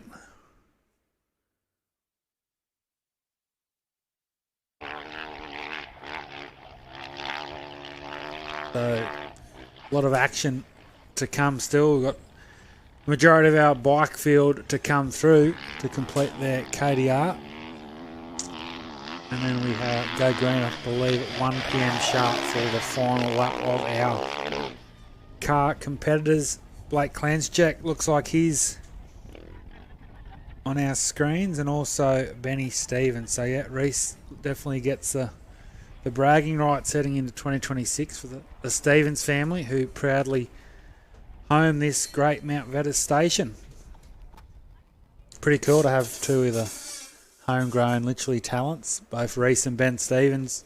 Russ here in the well and truly in the top 10 outright. Yeah, star performers. It is at their home deck, Mount Vetter Station, heart of the Kalgoorlie Desert Race. Blake Clanschek, 1:16.48. Thanks to Justin and family.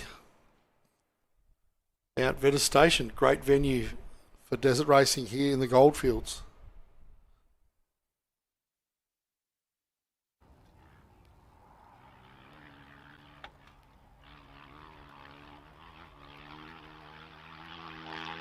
So Clanschek goes into P9 with an overall time of 3 hours 46.49 seconds. So about 18 minutes off the pace of Brodie Waters. So still waiting for our 10th competitor to come through, and I believe on our checkpoint timing it should be that of the Ben Stevens, the 9 bike, which will round out our KDR top 10 for 2025.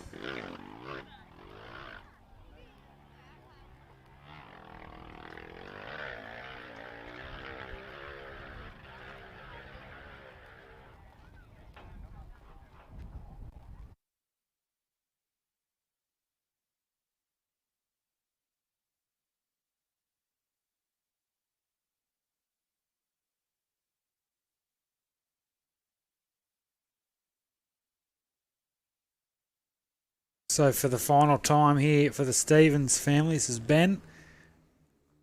Does a great job and brings it home. 10th quickest for the weekend, an hour 17 minutes 18 seconds. Now he finished 9th outright last year, 10th in 2025, so it's been a very consistent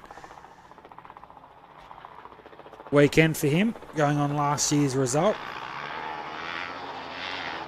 It's like Andy Bracken, James Heenan, and Zach Senor, who's had a great weekend as well. Jake Wilson and Mark Richards. A few more of our bike competitors across the line.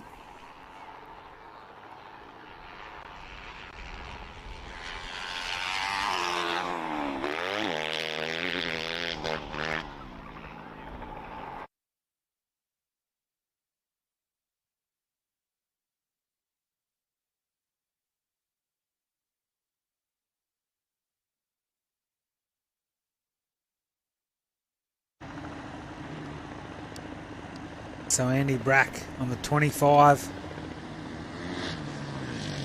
Pretty pumped with that. That'll probably put him in that 11th spot, I'd say.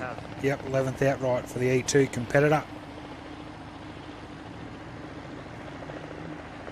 They got James Heenan on bike 71 coming in.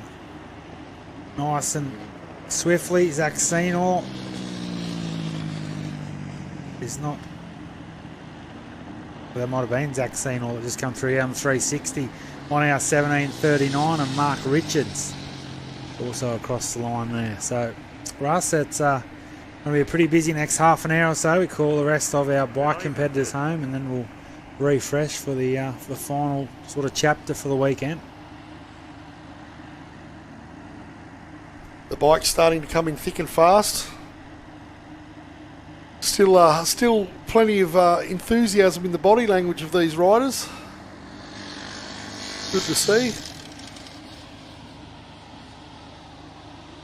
That was James Heenan across the line, the 71. I dropped a few minutes there late, but he's got the job done there. Some serious airtime there for... Seems to be a pretty popular spot to spectate over behind the bar there, Russ. Yeah, unfortunately that jump is a little bit out of our view, so we rely on front row screens to pick up the action for us.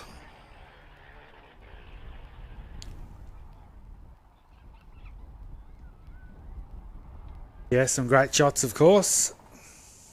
Been another great production here for the 2025 Kodiana. There's been thousands watching on over the course of the weekend since we went live on Thursday night at the Penrite Oils street party down at the Boulder Club. So for those tuning in, Toby, nice wheel stand through the timing loop. Jake Wilson.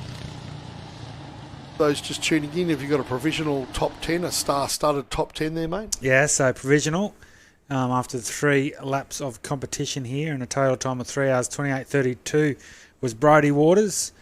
Another couple of 2 minutes 40 seconds back to Craig Bolton and Ben Grabham rounding out the outright podium. Young Levi Stevens, the young 17-year-old from Dubbo in New South Wales, there in 4th spot on the 46 bike. He was the first of the E3 class, and then Campbell Hall, the Fink runner-up, slotted into P5. Reece Stevens, great result for him, 6th spot. Brock Grabham in 7th. Blair Outram in 8th. Of course, the former champion Blake Clancecheck in 9th spot, and Ben Stevens rounded out the top 10 for the bikes here this weekend. Marka Richards, Andy Brack, Zach Senor, Jake Wilson, and James Heenan there, your top 15 of the only ones through to date. So good to possibly get our main bike man back up here soon.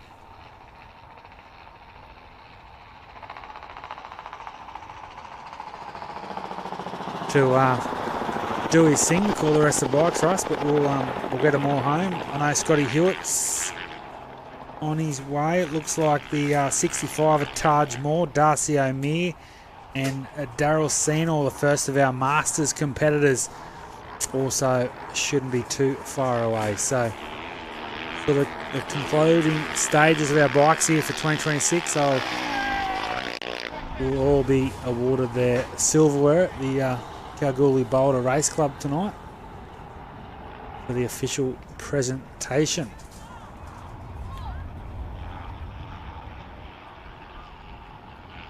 So Jake Wilson was the last bike across the line. On my calculations, the next one through should be that of the 65 of Taj Moore.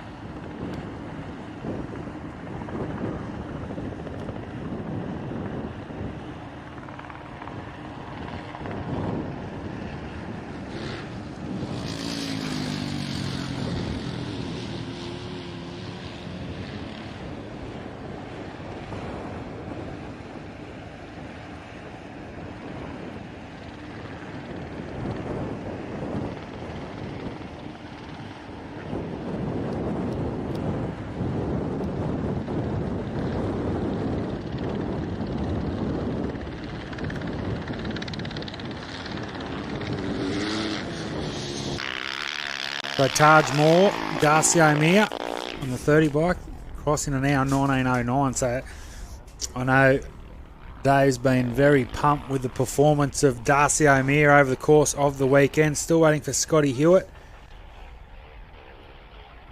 Daryl Senor, though, looks like he could be the next one. We saw some great shots of him across Lake Perkalilly, good 20 or so minutes ago. He definitely looks like he's going to, I think this might be the 4th or 5th time he's taken home the Masters victory. A few more outright times. Darcy O'Meara in the 16th spot. Taj Moore down there in 17th. Only 11 seconds between both of those guys. And the 18th bike to complete the 2025 KDR is Daryl Senor. Well done, mate. Goes with the class victory and 18th outright. Tremendous performance from Daryl Senor. For those watching on Seaton Battle, the North Queenslander, now an off-roader, and I'm sure the Battle family are watching on from up in Townsville.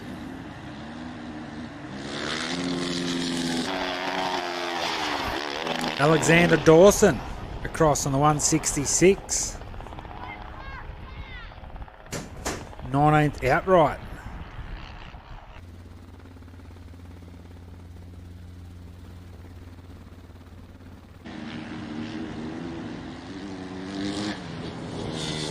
Blake Hurley is the 20th bike to complete the full distance.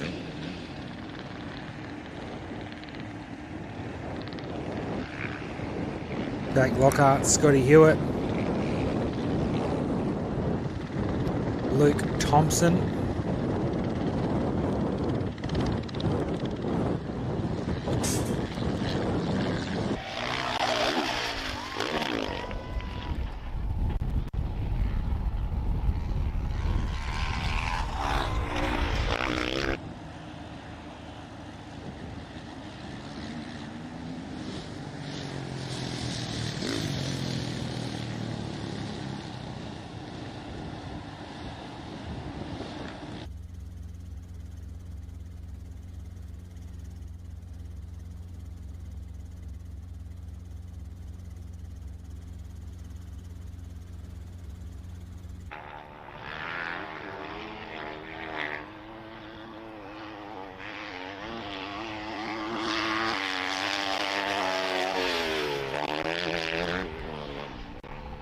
So we saw Blake Hurley, Lukey Thompson, Jake Lockhart home on the 83 bike.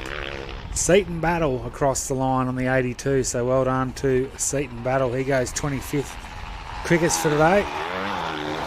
Ben Thornby was another to cross the line.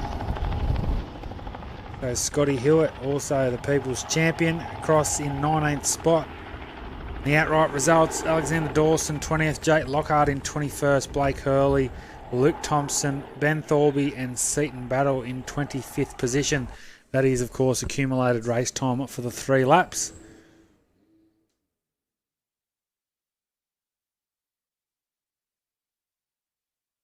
That was Indy Radcliffe on the 6:07 across.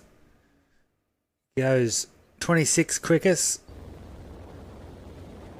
And third in the E1 category behind Zach Senor and Darcy O'Meara.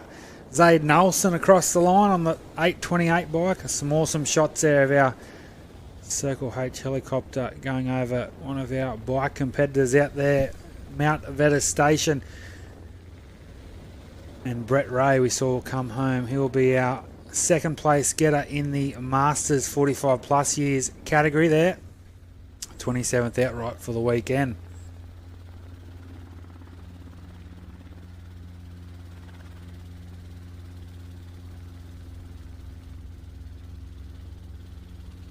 So hopefully we can get our main man for the bikes, Davey Baker, back up in the hot seat to finish the bikes here for 2025. But we're still, Zayden Olsen was the last bike across the line, an hour 20:57 for their third section.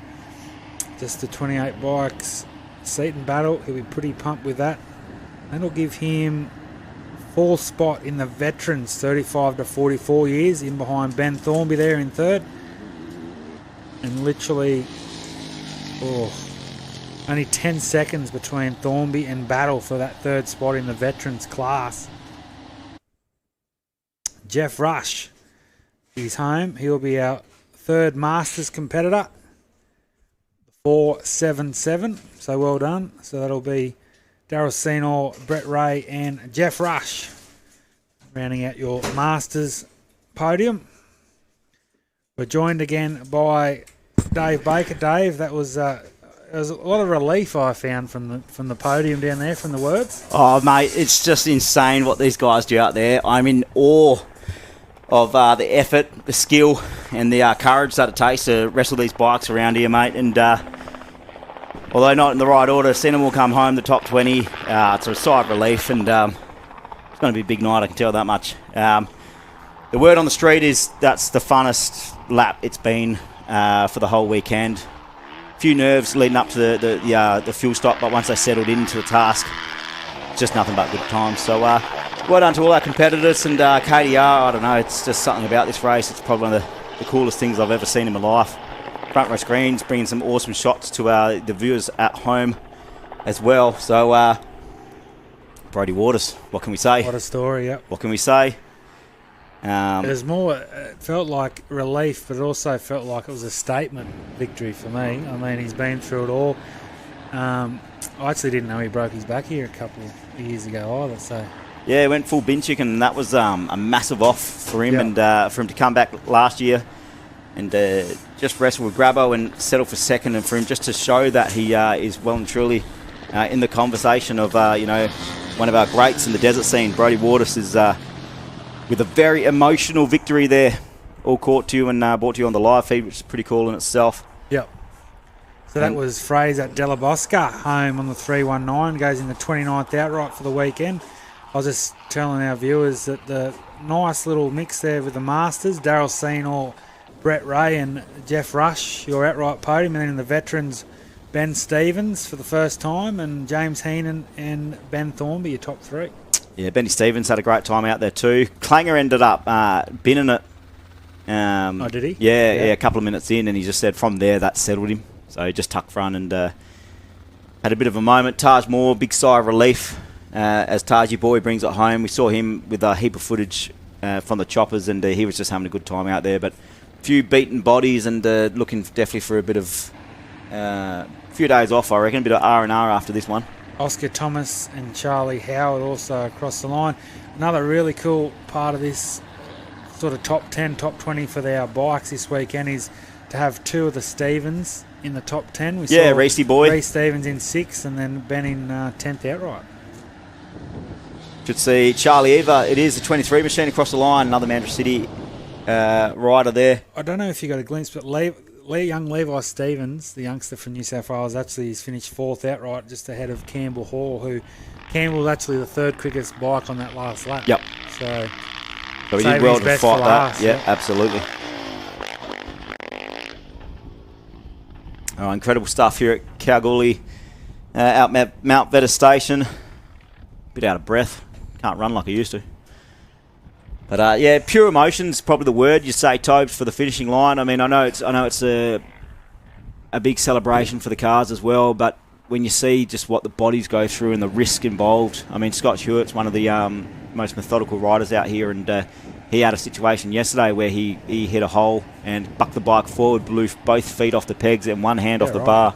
So he was starfishing, and he just managed to wrestle it. The bar's yanked, and that's where the steering dampener would have saved him on that. And from that moment there, you just you have a moment of what am I doing this for? So it's just to see them all home, and then they realise, with smiles on the on the faces, and just high fives all round. It's just rock wide across there.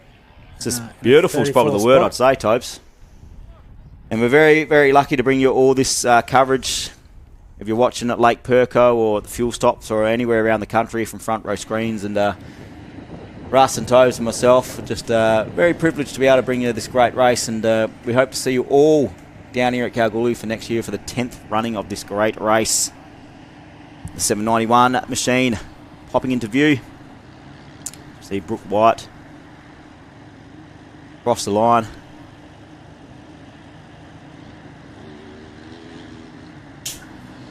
Blair Outram had an absolute charge out there too. He was riding really well. He's had another good weekend, yeah. Yeah, Jackson McGrath as well. He's absolutely stoked. He couldn't be happy with how he went. I mean, when you finish 4th overall behind, Brody Waters and Grabo. He's a future star, isn't he? Yeah, Levi it's insane. Stevens. Brad Fletcher, 4th of our Masters competitors home in 35th outright. When you look at Craig Bolton there in 2nd place too, he'll be back next year and he'll be looking for redemption. He's a fast dude on a dirt bike, and he's had a bit of bad luck here, and he just couldn't get the starts that he needed on Brody Waters, but he'll go back to the drawing board. Once again, it sounded like with a cleaner run, it obviously feels like he could make a bit more time up there, Dave. Yeah, but that's the part of it. That's the part of it. You got to get that clean run. So here we go. Here the bikes lighting it up on the concrete pad. Just out of the commentary tower, it's a thick plume of Maxxis, Michelin and Dunlop smoke in the air. Awesome stuff. These guys, just such a celebrations for the bikes to get these things home. Russ loves it. So does Don McGrath, probably rubbing his hands together, sell a few more Maxxis tyres after this weekend. Won't worry him, you reckon? Yeah. He's actually probably changed the bunting to direct all bikes to the burnout pad, to be honest. Jacob Wingate home in on the 42 bike, goes 36 quickest for the weekend. Good run. It's probably academic at this stage, Dave, but how well the rear tyre fared out there over the weekend? The tyre itself, not bad. If you're going like a Michi Desert or something like that, if you went like a GT33 or those softer compound tyres, they'd be struggling. But it's more the internal mousse, from the torque twist of the tyre and the heat from the high speeds. Mousses don't like high speeds, so they'd be delaminated and deformed and ready for the bin. So single event proposition? Yeah, well, probably 2 mousses for the event. You can't really go more than 2 laps for a mousse, and it's about $150 a mousse.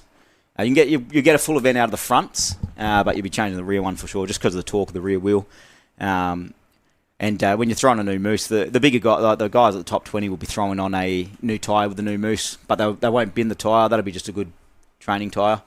The other guys, you can get through the weekend on one set of tyres.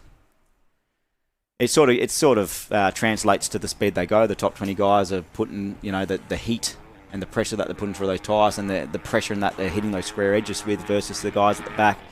Has different sort of outcomes on the machinery. Good to see Andy Brack making it back in nice and safe as well after having that moment in the pit return chute. 390 odd Ks out in the desert, and he ends up binning it on the way back to the pits. Absolute galah. Well done, Andy Brack, for bringing it home safe.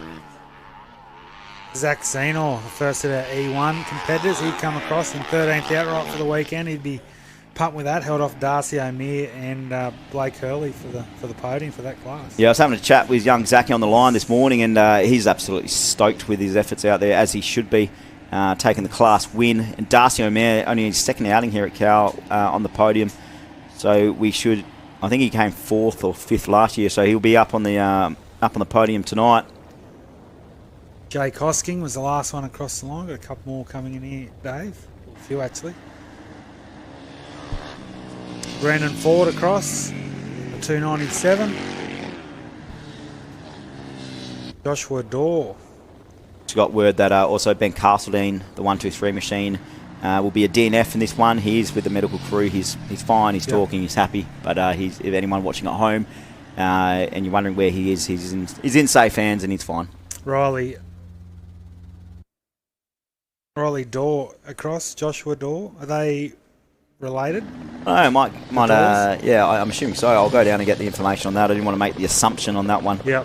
And Jack Moore also home in the 544. Daniel Price across the line. So what's that, around 40? About 42 bikes have completed full distance. We'll see the 26 there, Tobes, of Jaden O'Meara too. That thing's blown up, so that's going to be a self-recover on the side. Well, I think we've got a bit of a DNF list here at the bottom of our checkpoint times. Ben Castledine, Jai Cosgrave, Taj Reid and Christopher Schubert down as DNFs.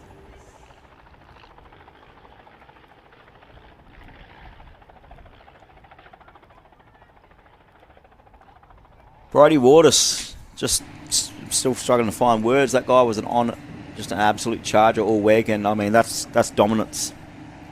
And you see, the year before last, when one of Grabbo's wins, we did see Craig Bolton leading the race, before mechanical failure, but there was no doubts, there was no questions this weekend about Brodie Waters' pace and ability out there.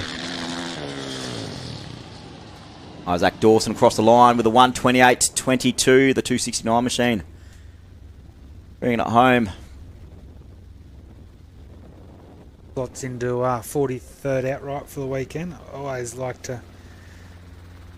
Great to get their section time. It's good to see where they sort of sit in consistently over the course of their 3 laps. 4 hour 22 minutes and 6 seconds. So it's a long, long time on that bike.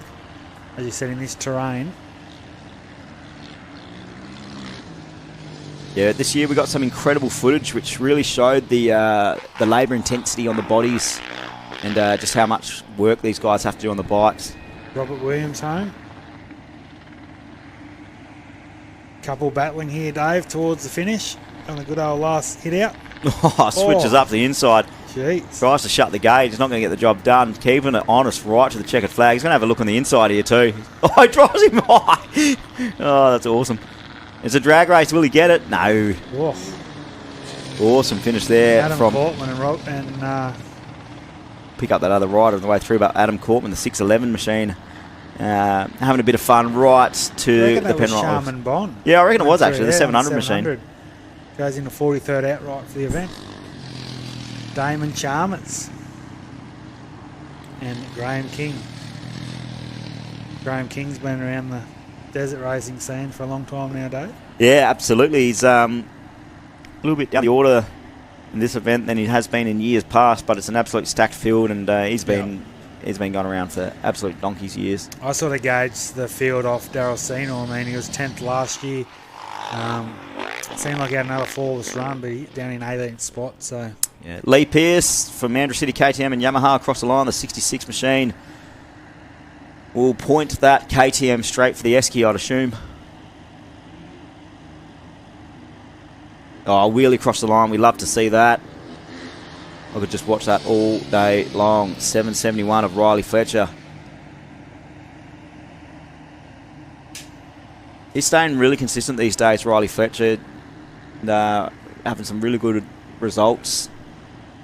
Floating around that top 50 mark. You see him sitting 50th provisionally outright. So that's a good ride there from Riley Fletcher. I want to go off over the back there, Dave. That corner that caught a few off guard. He just squared that up and shot it straight back on. Billy Ryan's across. Great to see young Billy. George Ruggless. Billy out of Griffith in New South Wales. Matty Ryan's young fella. And I know Matty's here with the Grabham team.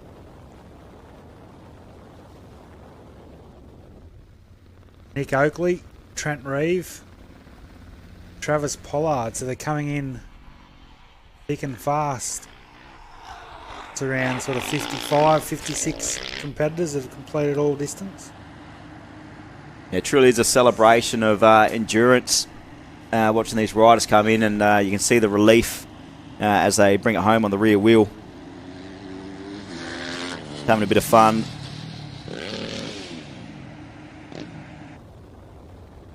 It's great to be able to get down to that finish line there, have a chat with our top three.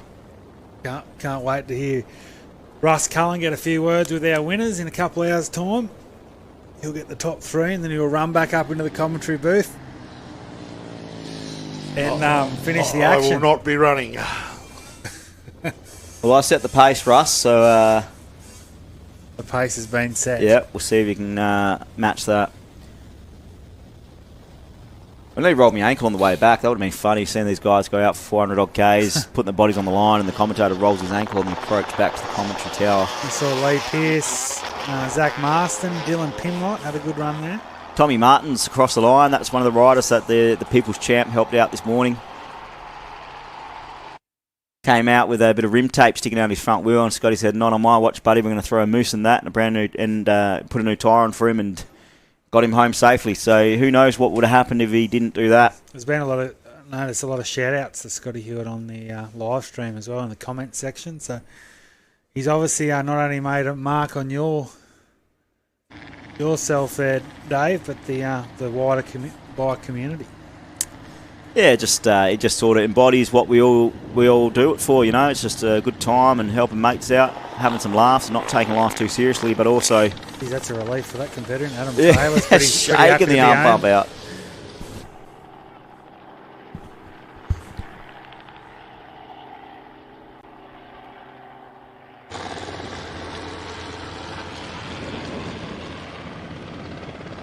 So what do you think we see next year? We see another jam-packed field, I'd say. Maybe a couple more to add to the mix for the 10th edition.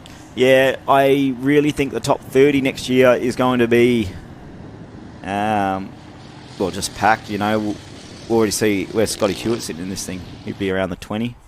19th, yeah. 19th, so Scotty's sitting around the top 19. He runs the 8 plate. So last year he came 8th. Before that he was, I think his best is a top 5 overall. So just shows you the depth of field we have. And I reckon next year, it's throwing the Carnarvon boys, on their return, the Gibbons and, all the fresh faces. I just don't see it, how the top 30 can't be just, absolutely just stacked. John Castriani, Chris Ormerod and Paul Kleinberg. I mean, that's how it was at the start, and it's worked its way back there. There was just a couple of years in between where, I'm not going to say the word easy because that's a cop-out, but there was probably 10 superstars in the rest of the field. Oh, we've had a big moment here, Dave. Big moment on the screen. Just right there on that before left-hander. Just got complacent. He lost his visor as well. He's going to cannonball that thing home. He's facing backwards. He's all right. That's a ride of 187. Nathan Jack, is it? Yeah, Nathan Jack. Nathan Jack just so close to bringing that thing home, and he's just lost that front. Let's hope he's okay. Yeah, he's back on his bike. He'll find the Esky, no worries at all. I think he shook himself a little bit on that one. I don't think he expected that at all. We might try and get a replay of that. I sort of looked up and had a bit of a glitch there, but he's home 1 hour 32.04. Another relieved looking rider here, Dave. Having a bit of fun across the line, Sean Shepherd. Moves in the 61st outright for the weekend. That's the 270 machine under the Penrite finishing arch of Jack DeFew. Hopefully we see Corey Cooper and Daniel Challen get home.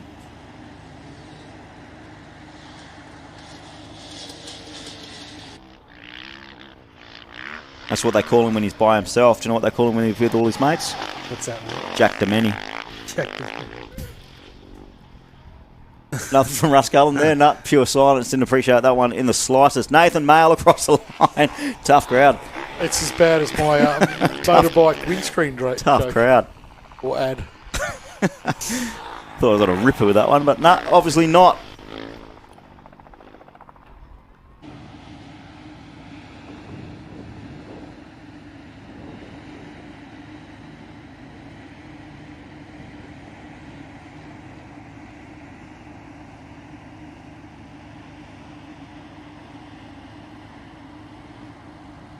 See more riders make the way through. Plenty of dust still on the horizon.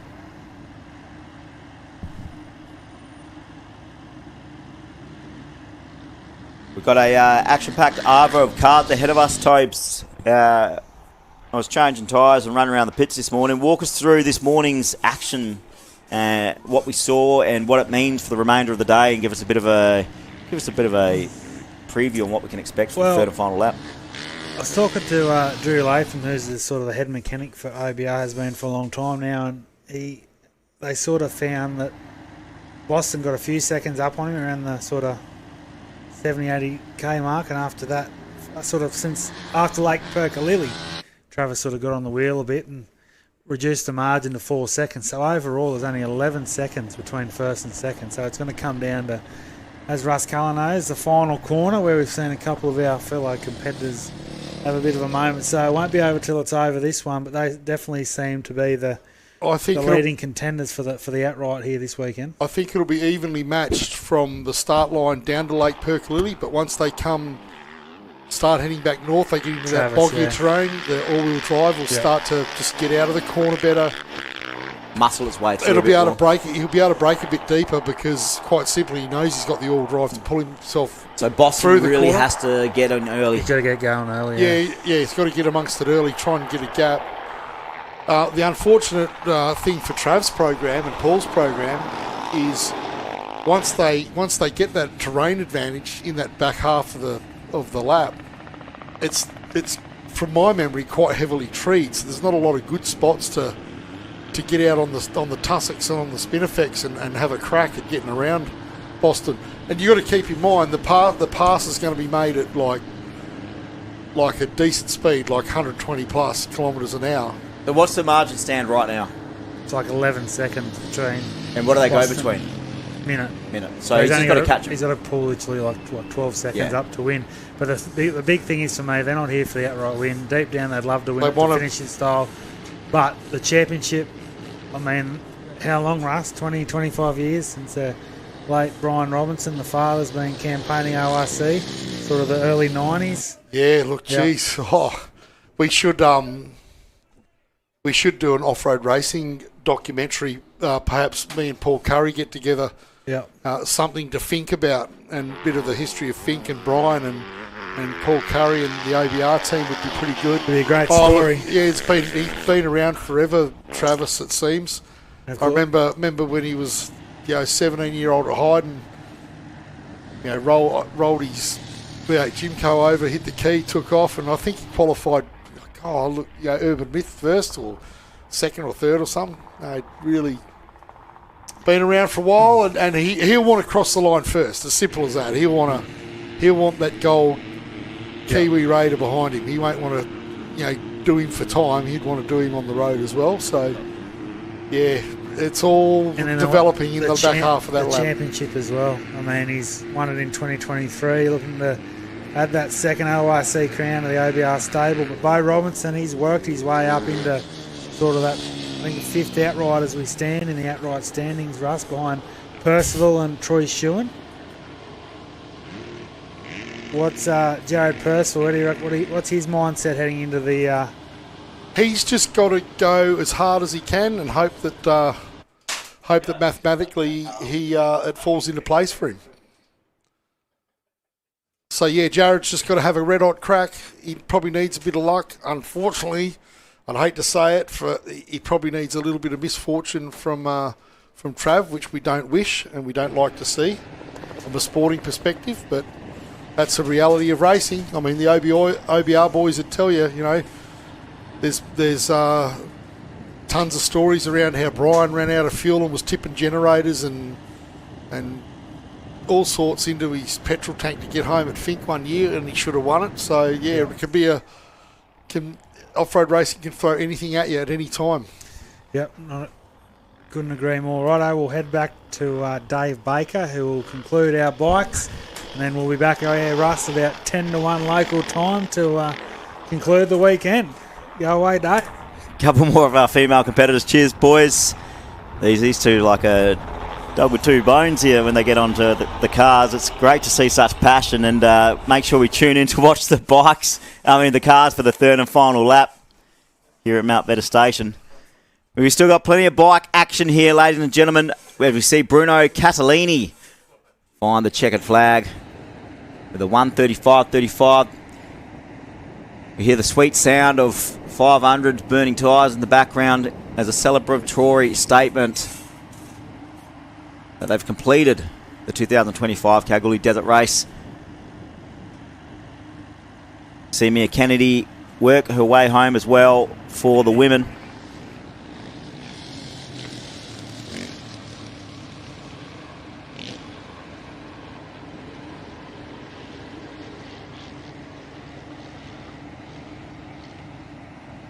So in the end, Brody Waters by a margin of about 3 odd minutes to Craig Bolton.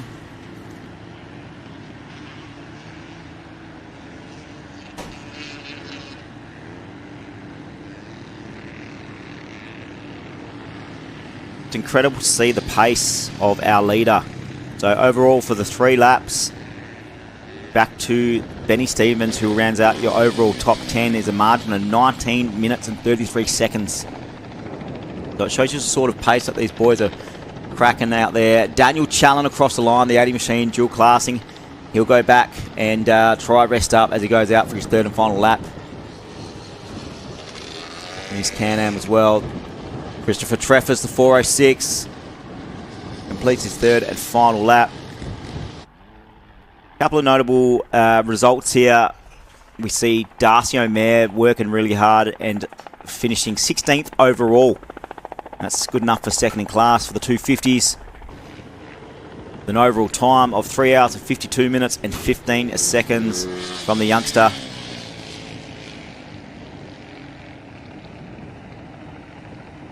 Fraser Della Bosca with a total time of 4 hours and 5 minutes back in 29th. Oscar Thomas, the youngster, doing it for Bunbury KTM at the 505 machine. Nearly cracks the top 30. With an overall time of 4 hours and 9 minutes and 37 seconds from the youngster. Killing it in the Enduro Series. And tackling the desert out here under the watchful eye of his more senior competitors just guiding him along the way. So good to see some great support there for the youngsters. Oscar Thomas, Charlie Eva as well, right there behind him. Only a 19-second margin over near on 400 kilometres of racing between Oscar Thomas and Charlie Eva. That's wicked.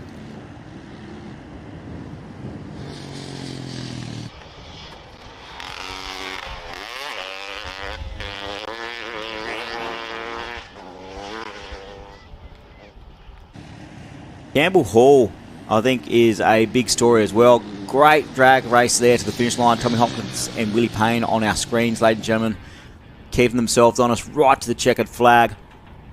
But Levi Stevens and Campbell Hall lining up next to each other for lap 3. Campbell Hall getting the jump, putting down a 1 hour and 12 minutes and 30 seconds for his final lap.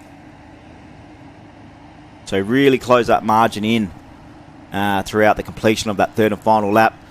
But Levi Stevens for Maxxis Australia and Maxxis Tyres and Don McGrath, 4th overall and 1st in class for your E3.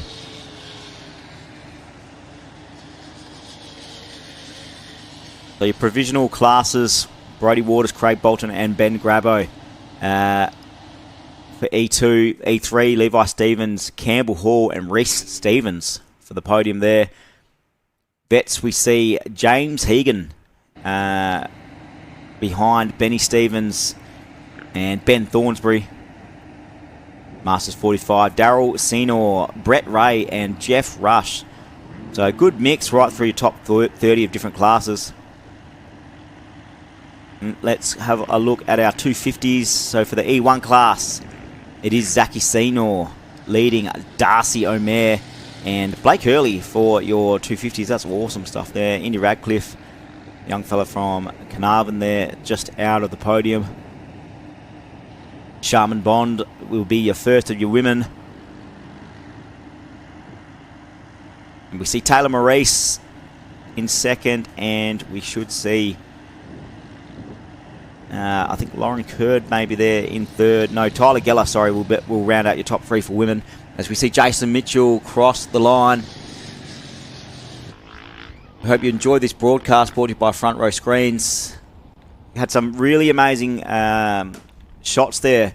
A bit of a look into what these riders are dealing with this Mount Vetus circuit. Some stuff we've never seen on the live feed before. So you got a good view of that Lake Perkalilly drag race essentially, and with that single where they jump on past the spectators and they hug close to that tree. Seeing that in real life is insane. Their shoulders in the air on hipping that tree as they go past, and then they just absolutely scream, tucking around the outside of Lake Perkalilly. They go right around about 270 degrees around the lake, and then they exit left back into the bush, and then it's a rocky hill climb and more of the undulating terrain of the lap on the approach to Boof Snob, and then they jump over the road where they shut down the traffic. Flag marshals and traffic marshals there taking care of that as they jump back through, and then once you enter this side of the highway back towards the pits area, it's very heavy sand, and that's where the boys were talking about yesterday, where that four-wheel drive will have the advantage over the two-wheel drives. And it's the same deal with the bikes. That's where the 500s and the 450s really can out-muscle the smaller bikes. So this track's got it all. It's got sections where you can know where you can press and where you can't.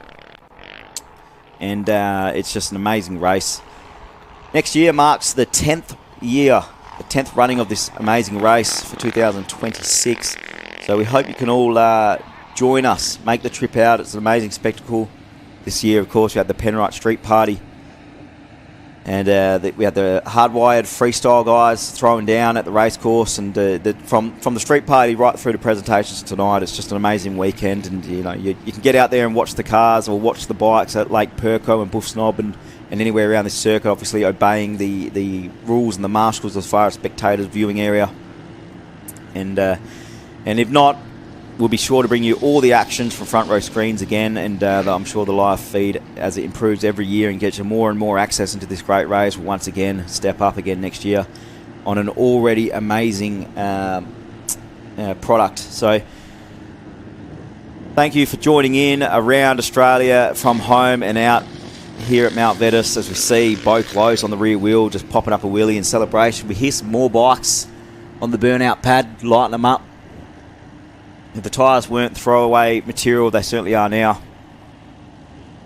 Let's have a gaze and see how many riders we have across line. So we just tick over to just about 100 riders across line now. So Willie Thurnbeck, Callum Cosgrove, will mark your 100th rider across. And about 50 odd riders left to go.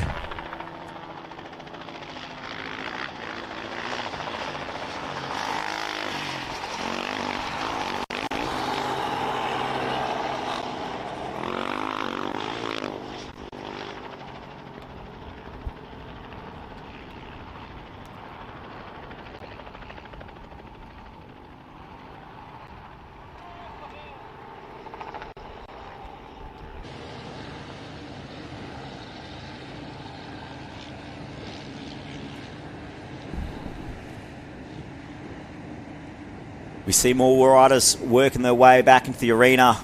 It's a fast approach down the Goldfields Highway as they run alongside the road trains and the traffic.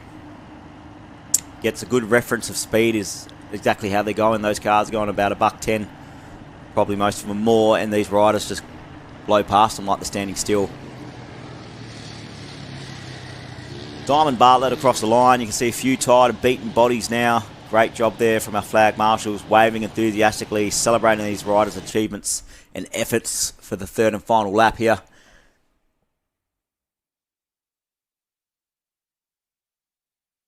You look on your screen, ladies and gentlemen, on our live feed, we have a highlights reel of all the bikes. See Brody Waters on screen now. That's some great slow-mo there, some fantastic editing from front row screens. So while we get the rest of our riders through, we see Luke Rogers across the finishing line. Please enjoy this highlights reel put together by front row screens.